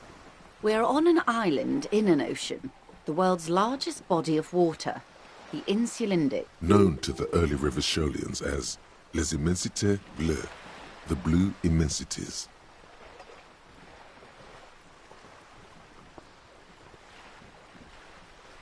Caillou. Imagine a pebble. A smoothed-over pebble amidst a great blue sea, misshapen, cracked. The cracks are the River Esperance. We're in the delta of this river, on the 6th branch, the Martinez distributary. I'm not a good ambassador. I've only been here once before, as a teenager. Not a lot has changed. There are ruins, a terminal, fishing boats, reeds, boys with boxy shoulders. This place used to be a province. A workers' resort before the city swallowed it and the artillery did its work. The reeds are the real I would be happy to. What is a preposterously We're in Martinez. Martinez, you would be excused for not knowing about it. Unimportant, they... Revachol? Revachol is what you call the great kind. History detective. They built this city to resolve history. Our part in it, at least. Our centuries. The nations of the Occident, or migrant workers from Seminine and Ile-Marat, depending on your creed. In the DeLorean century. 380 years ago. They say it's where the terrible questions of our time will be answered. The tensions, by that I mean conflicts. Ideological conflicts. We are standing on a fertile, self-sufficient island able to sustain up to 200 million people in the middle of the Insulindic Ocean, the world's connective tissue. It's where the money is.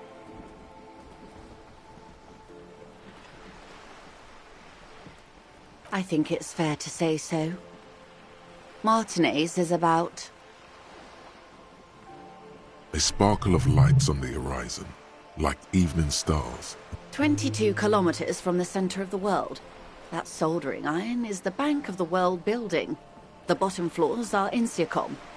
Coalition government, Insulindian Mission Command. Silence.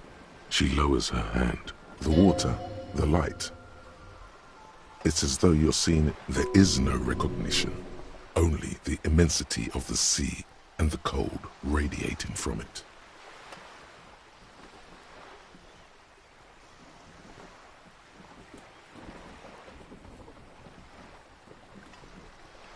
We are where we are. I have no truer answer to give, unfortunately. This is one thought you need to complete. Where are you?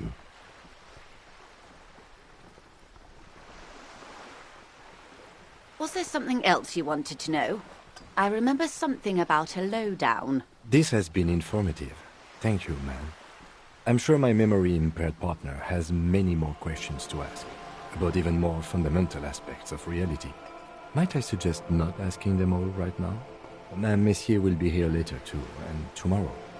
Absolutely. My commitment here is long-term.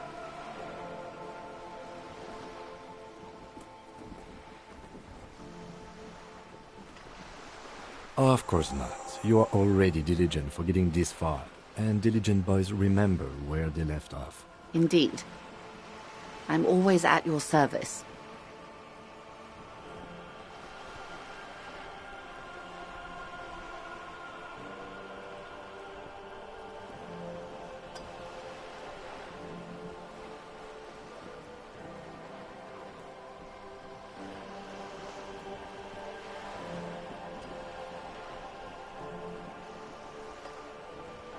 It's a neurological disorder caused by a lack of vitamin B in the brain.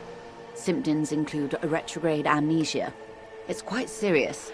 You should get yourself checked out. Well, it's either bariatric surgery or long-term alcohol use.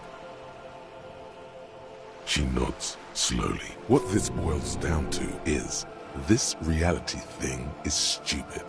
Blow this joint, grab a bottle, and drain that shit right. Yes, and lie about it too, to her.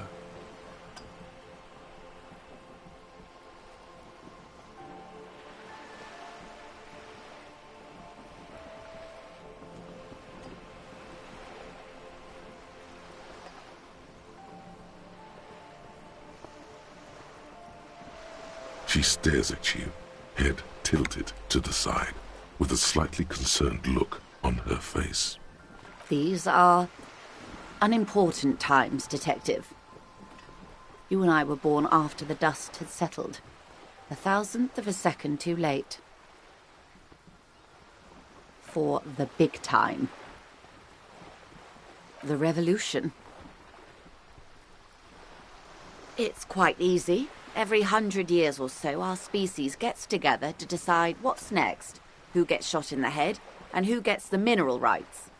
It's a real kerfuffle. The turn of the century revolution?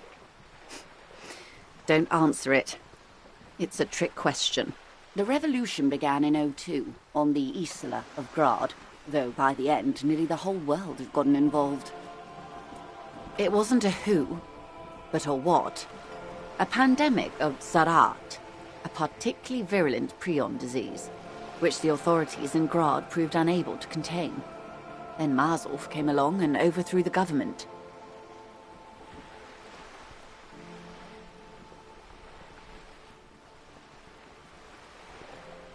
It made people overthrow their governments. Of course not. It was a highly infectious microorganism that destroyed brain tissue. The actual causes of the revolution were material. The pandemic only provided the spark. From Revachol and Grad? Not far. The world managed to cauterize itself. Mazov's government was overthrown in 08, and the coalition crushed the Revachol commune 2 years later. It was the end. Why? You and I, officer. Our lives in the zone of control.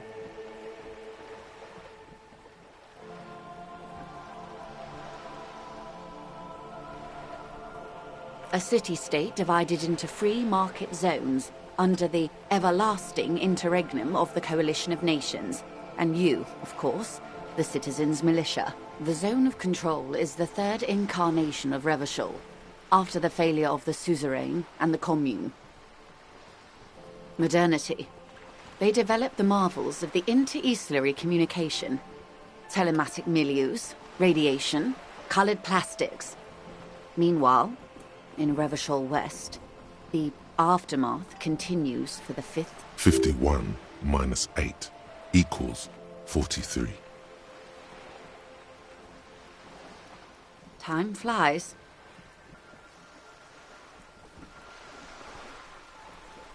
The 20s saw a decade of urban war, west of the river leveled, offshore platforms in flames.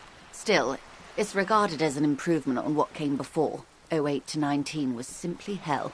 The 30s? Things settled down in the 30s.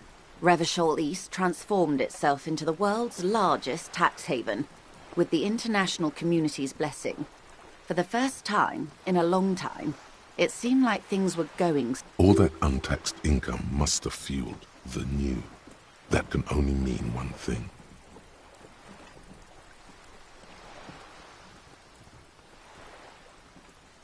Yes, and quantitative easing. It was a market mirage, unfortunately. The 40s dispelled it. An Isla-wide hangover, you might say. So, here we are. Welcome to reality, baby.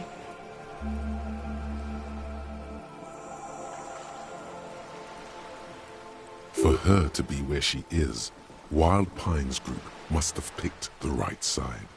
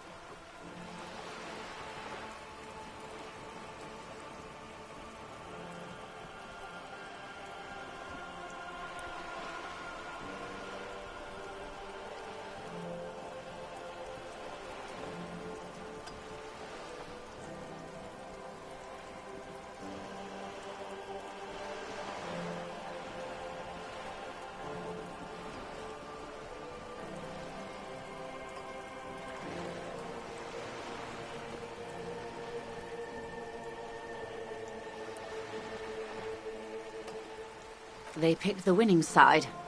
That's why they're here, and others are not. Perhaps it wouldn't have turned out that way had I been in charge. I might have bet on the king and led the Pines to doom. I would have sided with the cannons. If you'd seen the calibers of the things, you might have too.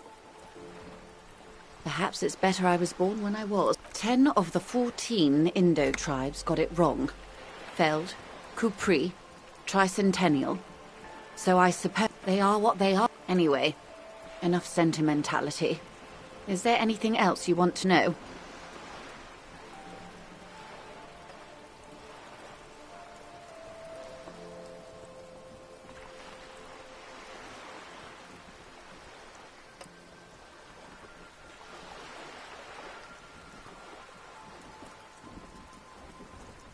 Glad to have been of assistance. The little that I know. Anything else?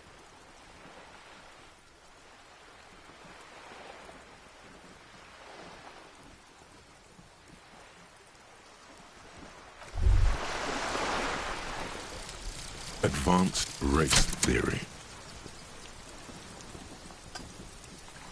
Everything is calm in the eye of the race storm. Your mind is lucid and bright. The mind-bending phylogenetics appear more distant and, to be fair, a little ridiculous. The great race mystery has cleared up. All that's left to do is verbalize your thoughts. Go and talk to Measurehead about your newly found insights.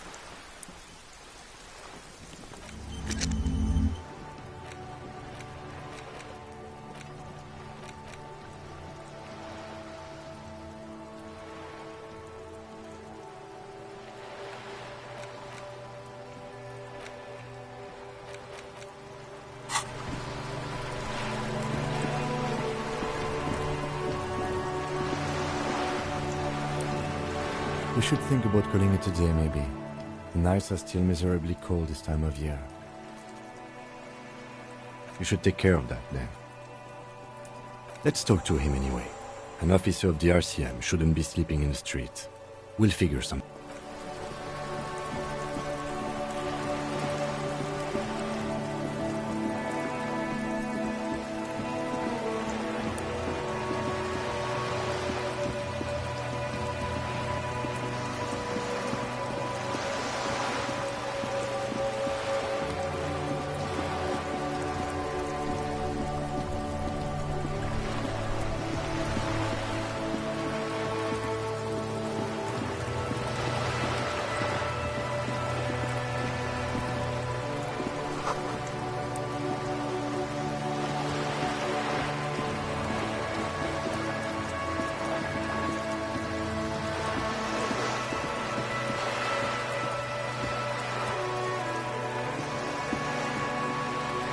This coin-operated viewer is facing southwest.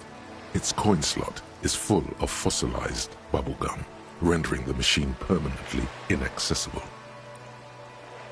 A thick layer of graffito covers the lenses.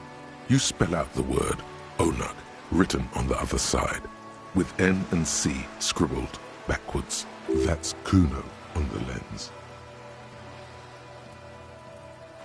Under the graffito, a sea of blues and greys appear. Behind the water lies a coast, studded with concrete and reeds. On it, a church on stilts, lanky weather-worn wooden planks, an X-shaped cross topping its tower. You know this to be the Star of Pericarnassus, or the Cairo, the central symbol of the Pericarnassian church, a star, a great moral height, to be striped. Around the large wooden building you see chunks of sea ice gathered on the beach, and a small tent set up on the ice.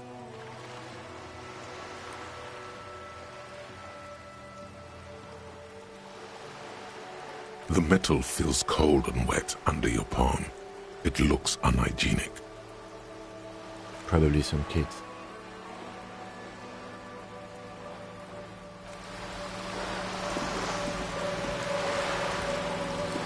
This coin-operated viewer is facing south. The instruction manual says to insert 25 centimes and pull the handle while looking inside.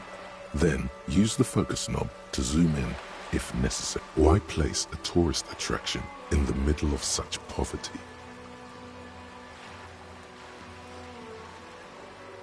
There was a revitalization project in 49. A design studio tried restoring Martinez to its pre-war glory. It didn't stick. They got as far as the street lamps and the statue on that intersection.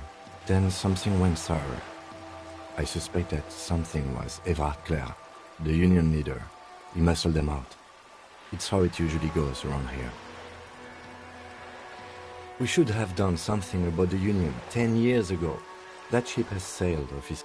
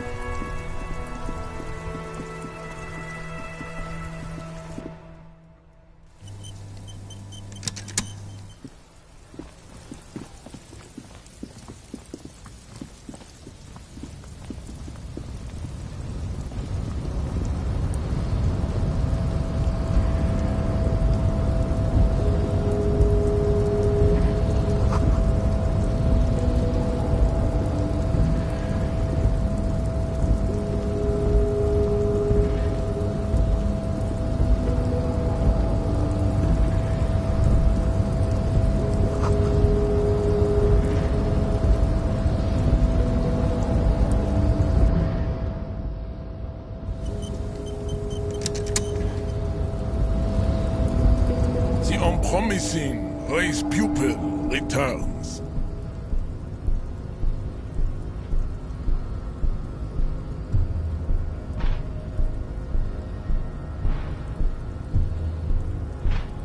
And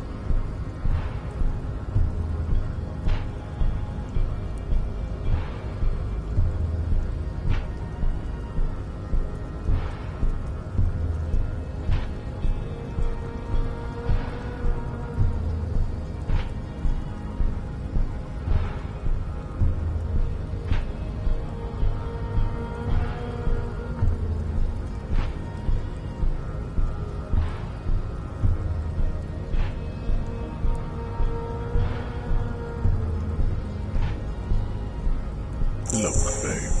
The rich man has humiliated and emasculated this couple. He can only think in base materialist categories and feminine abstractions like money. Rich man really fucked him over, Jean. His rage is already played out on the stage of history as the grotesque tragedy of revolution. All it can accomplish now is impotent academic text and neurosyphilitic rock and roll melancholy. Impotent class warrior.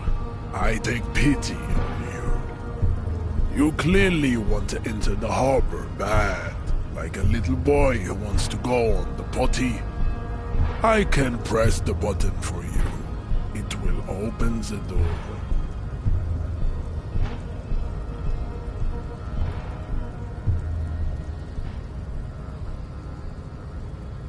Very well. You may enter the door once. Our race conversation here has concluded. Finally. Let's go.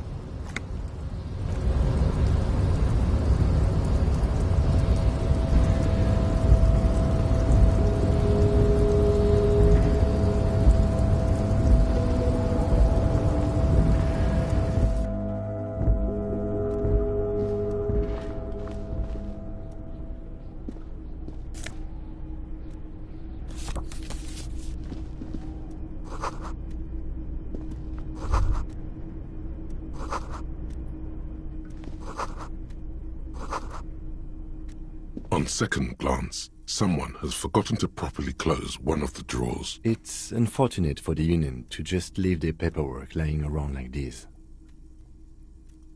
The drawer opens smoothly. Inside is a well-organized selection of brown folders. Hundreds of documents containing logistical data. Two kinds of transactions stand out. Materials coming into Revachol from the outside world, from Muindi, Grad, and even Ilmara. And the same materials being handed over to companies inside Revachol. Kuron, Coal City, La Delta, and Jamrock are listed among the many districts where the imports are being sold.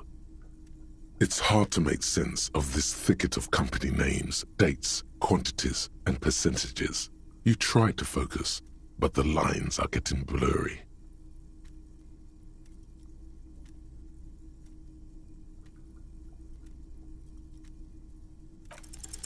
Look how blurry all the lines on these papers are. How unwieldy your own willpower is to yourself. You're like an absurdist Samaran monk, focusing. Hermeneutics was almost within your grasp, but now only vague letters float before your eyes. Less meaningful, but aesthetically more pleasing.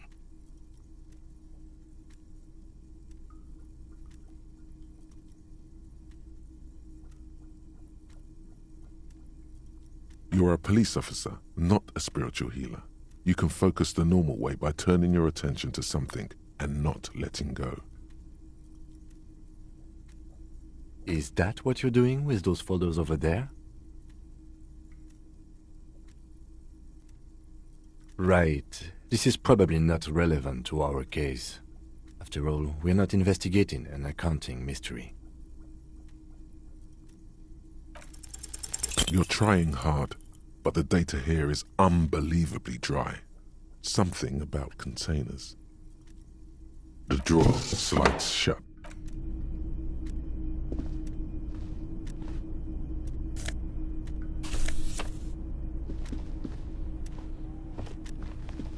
An imposing combination of a punch clock and a payphone is looking down at you from the wall. A note on the side says, "Tokens unavailable due to strike. Use change."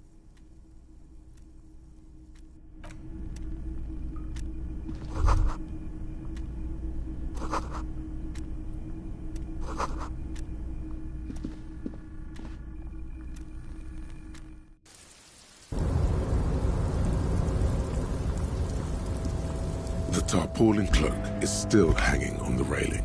The white rectangle of the Revachol Citizens Militia is clearly visible on its back. As your fingers touch the tarpaulin, it almost feels like the cloak wants to deliver a message of comfort through your fingertips.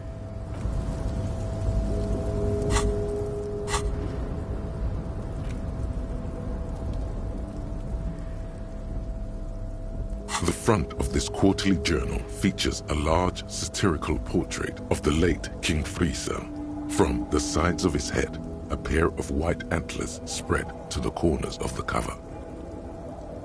Because Friesel was incompetent, foolish, and cruel. In short, the embodiment of everything the communards wished to overthrow. It's satire, you see. To your disappointment, there aren't any full-color pictures to direct your attention. Just column after column of closely set text, interrupted occasionally by little doodles in black and white. After rifling the pages with your thumb several times, you return to the table of content. The magazine is divided into several sections. International developments, Kunst und Kultur, and local concerns. Just inside the cover, there's also an editor's note.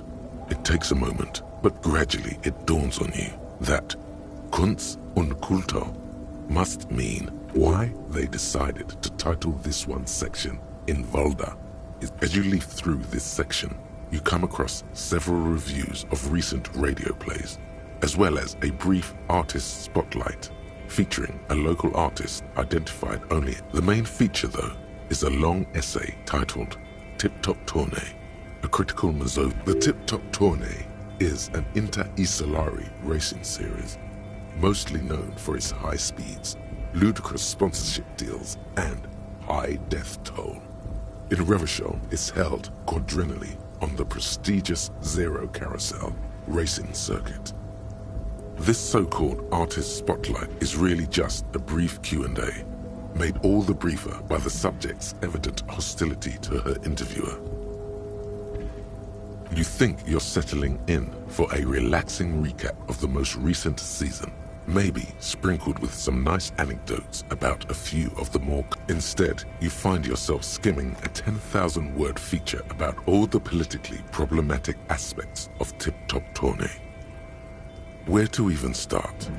For one, there's the crass commercialism of its sponsorships, and then there's the practically criminal emphasis on deadly motor crashes. So, all of it, basically. Oddly enough, this article has 2 bylines.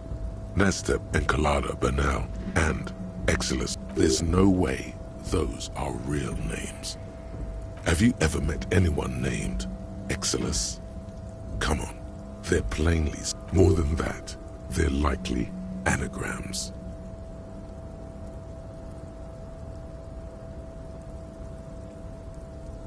And that precisely is what's problematic about it. Were it not for the promise of random, spectacular violence, audiences would quickly lose interest. At the end of the day, it's the destruction of these 750,000 real races that you're really watching for.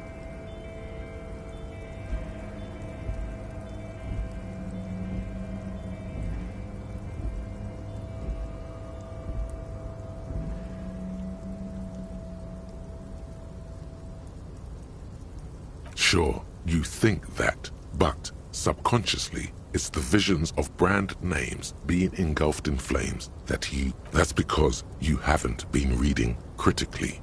But don't worry. The whole point of these sorts of articles is to let someone else read critically for you. Ah, come on. Can this article read your mind? A certain kind of young man reads 1 or 2 books and suddenly thinks he understands the secret structures of reality. If I had to wager, I'd say they've never even seen the inside of a motor, much less a motor race. I take whatever they write with a large grain of salt. You flip back to the front of the magazine. The table of contents unfolds before you. Comrade, as you know, this journal takes its name from Mazov's immortal expression, Du cristal à la fumée. This was his way of describing the way the rigid, crystalline structures of capitalist ideology turned to smoke under communism. But, like the structures of capitalist ideology, we too are at risk of going à la fumée, unlike many publications which are content to spoon-feed their readers reassuring drivel. La Fumée is committed to telling the radical truth, even when that truth may drive away potential subscribers. Only 4 issues in, and it sounds like they've already alienated their readership. So please, if you value our radical Mazovian perspective on contemporary politics, culture, and international affairs, please consider subscribing today. What do you expect? It was laying around the office of the Debarders Union. They're probably bankrolling the thing. You flip back to the front of the magazine, the table of content. This section includes a long, tedious critique of the latest round of free trade negotiations between the EPIS nations and the... You also skip over an article about heavy fuel oil smuggling along the Messina border, something about bear wrestling in Samara, book riots in Yugograd. Whoa, whoa, whoa. Bear wrestling. Flip back to that. It seems to be part of a new public fitness initiative in the People's Republic of Samara, SRV, devised and promoted by none other than President Kanajinsky himself. According to this extremely credulous account, Uncle Sport, as he's affectionately known to his people, has recently decreed bear wrestling the national sport of the SRV. Of course not. The article makes plain that this is man on bear, or in some cases, woman on bear competition. 2 competitors, 1 ring, 5 rounds, or according to the SRV's Ministry of Information, the program has been a tremendous success. Public support stands at 87%, and youth obesity and alcoholism rates are down 12% and 7% respectively. This is the SRV we're talking about. If you think those are the real numbers, there's probably a guy who wants to sell you a bridge in La Chute. That's very much the idea. President Kaczynski has long maintained that a strong body is the best defense against capitalist aggression.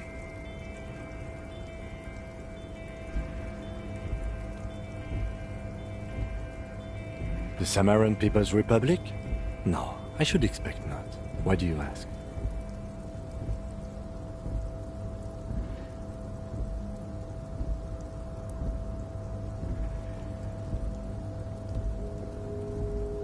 They're quite the spectacle, as I understand.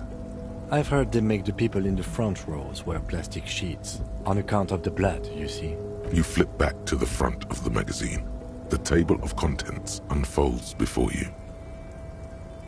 Unsurprisingly, much of this section is taken up with articles declaring unqualified support for the... You skim the headlines. Paint the harbor red and white. Martinez tames the wild pines. A city in revolt. First we take Martinez, then we take La Delta. Finally, there's a brief article by the writer, G. Martin, accusing the owner of the Cape Side apartments of illegally attempting to evict certain communist tenants simply for not having paid their rent.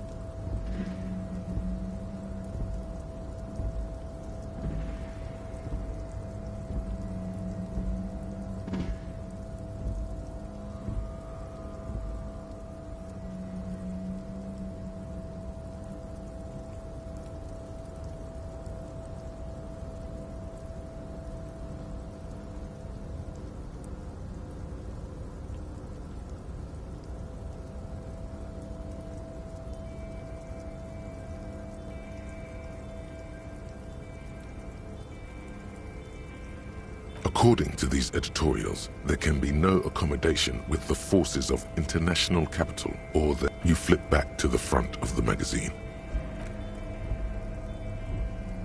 It's the ledger you found in the trash, a cabbage of papers hanging from the board, with the permeables drawer inside.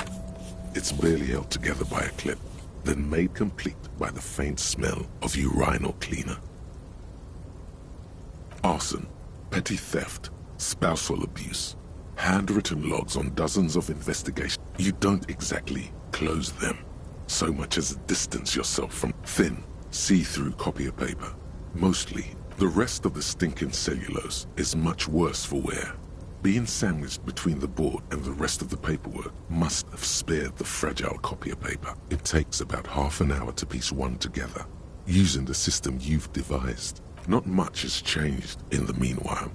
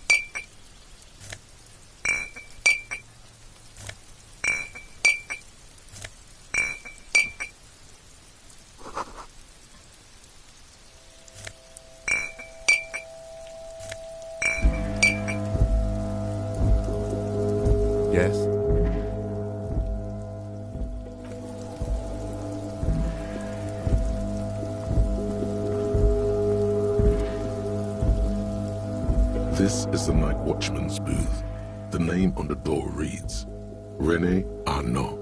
Listen, it's okay to take a few minutes to yourself. Sit down and have a breather.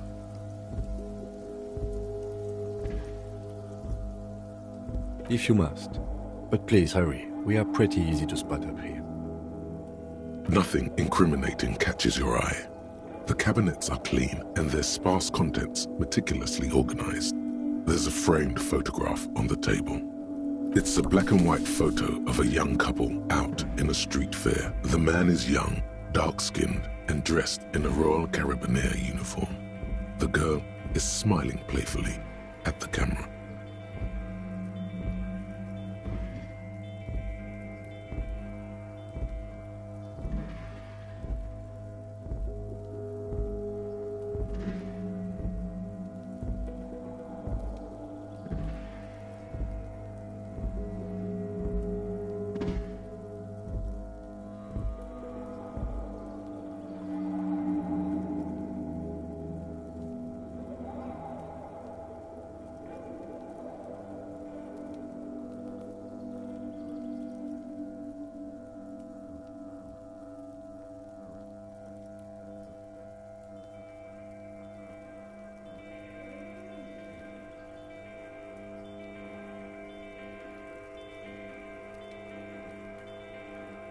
Why did you take that?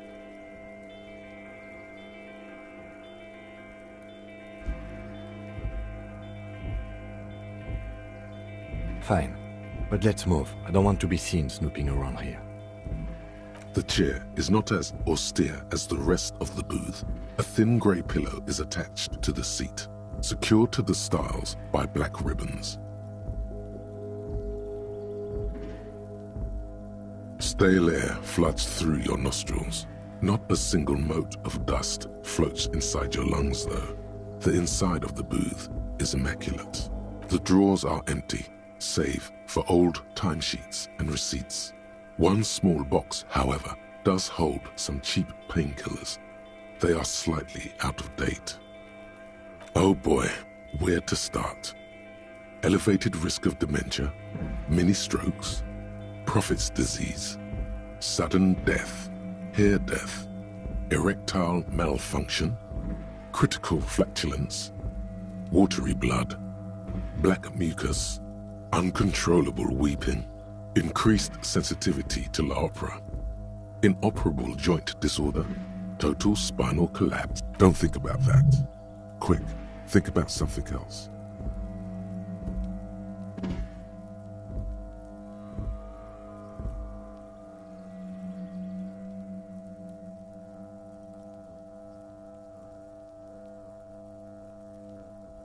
Your nihilistic humor renders the list of side effects null and void, just like everything else in this empty world.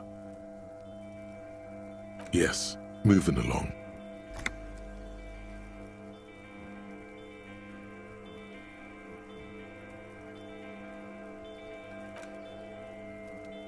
You stand and exit the booth.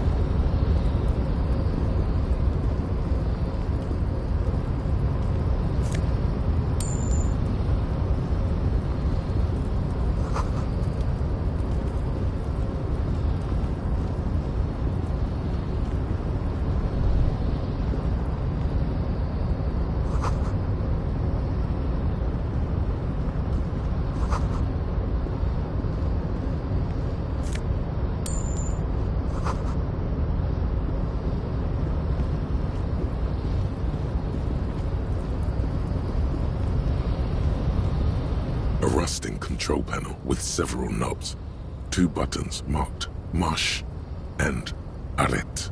are faded with use. It seems to control the large crane above. A container is attached to its hook. Marsh. On. Arrête. Off.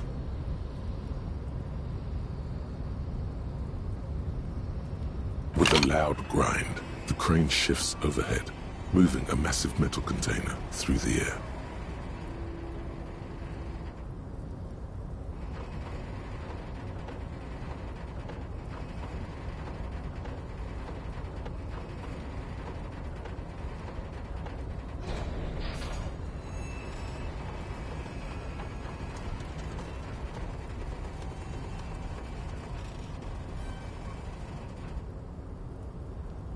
With a surprisingly quiet thunk, the crane places the container down. The harbor sleeps as the strike rages in the distance.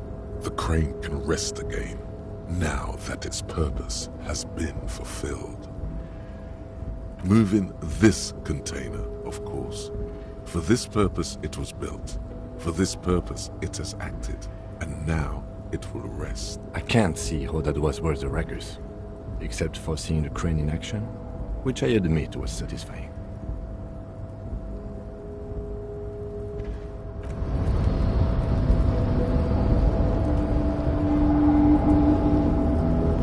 Before you stands a cargo container, just one of many in the yard. Is this like your thing with that wall again?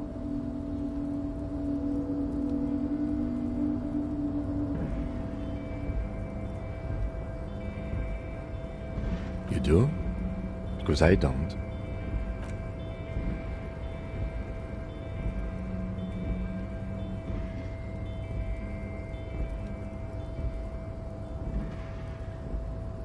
There may very well be, but we are not here to look for that. We are not here to interact with containers. We are here to interview the Union boss. No reply. The knock produces a hollow ring of metal. Doesn't sound like there's anything inside the container. You attempt to turn the handle, to no avail. The doors seem to be mechanically locked.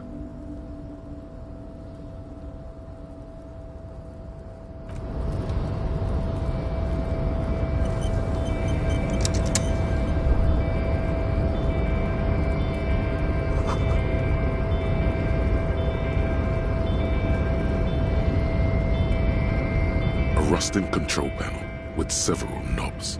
The words Marsh and Arrête. Up. The crane does not return to its original position. It does not move at all.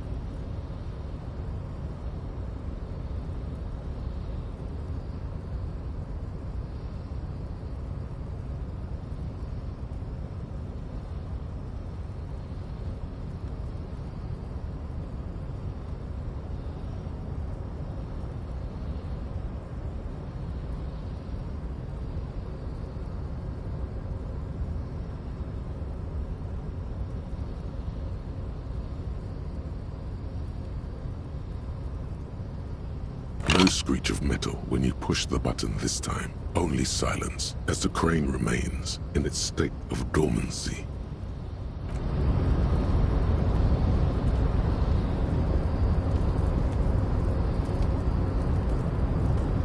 You're back before the cargo container.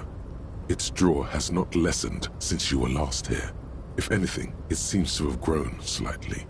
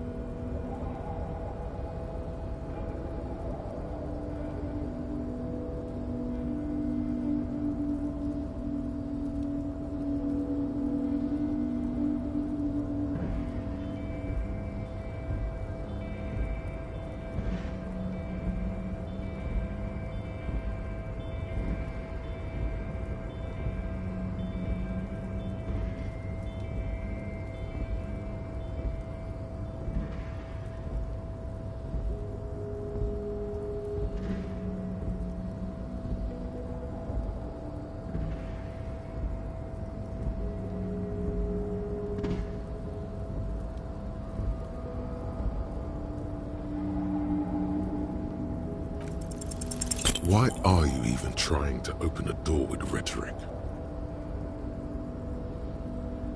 Because what wasn't an option? Now is not the time to get philosophical, detective. You can...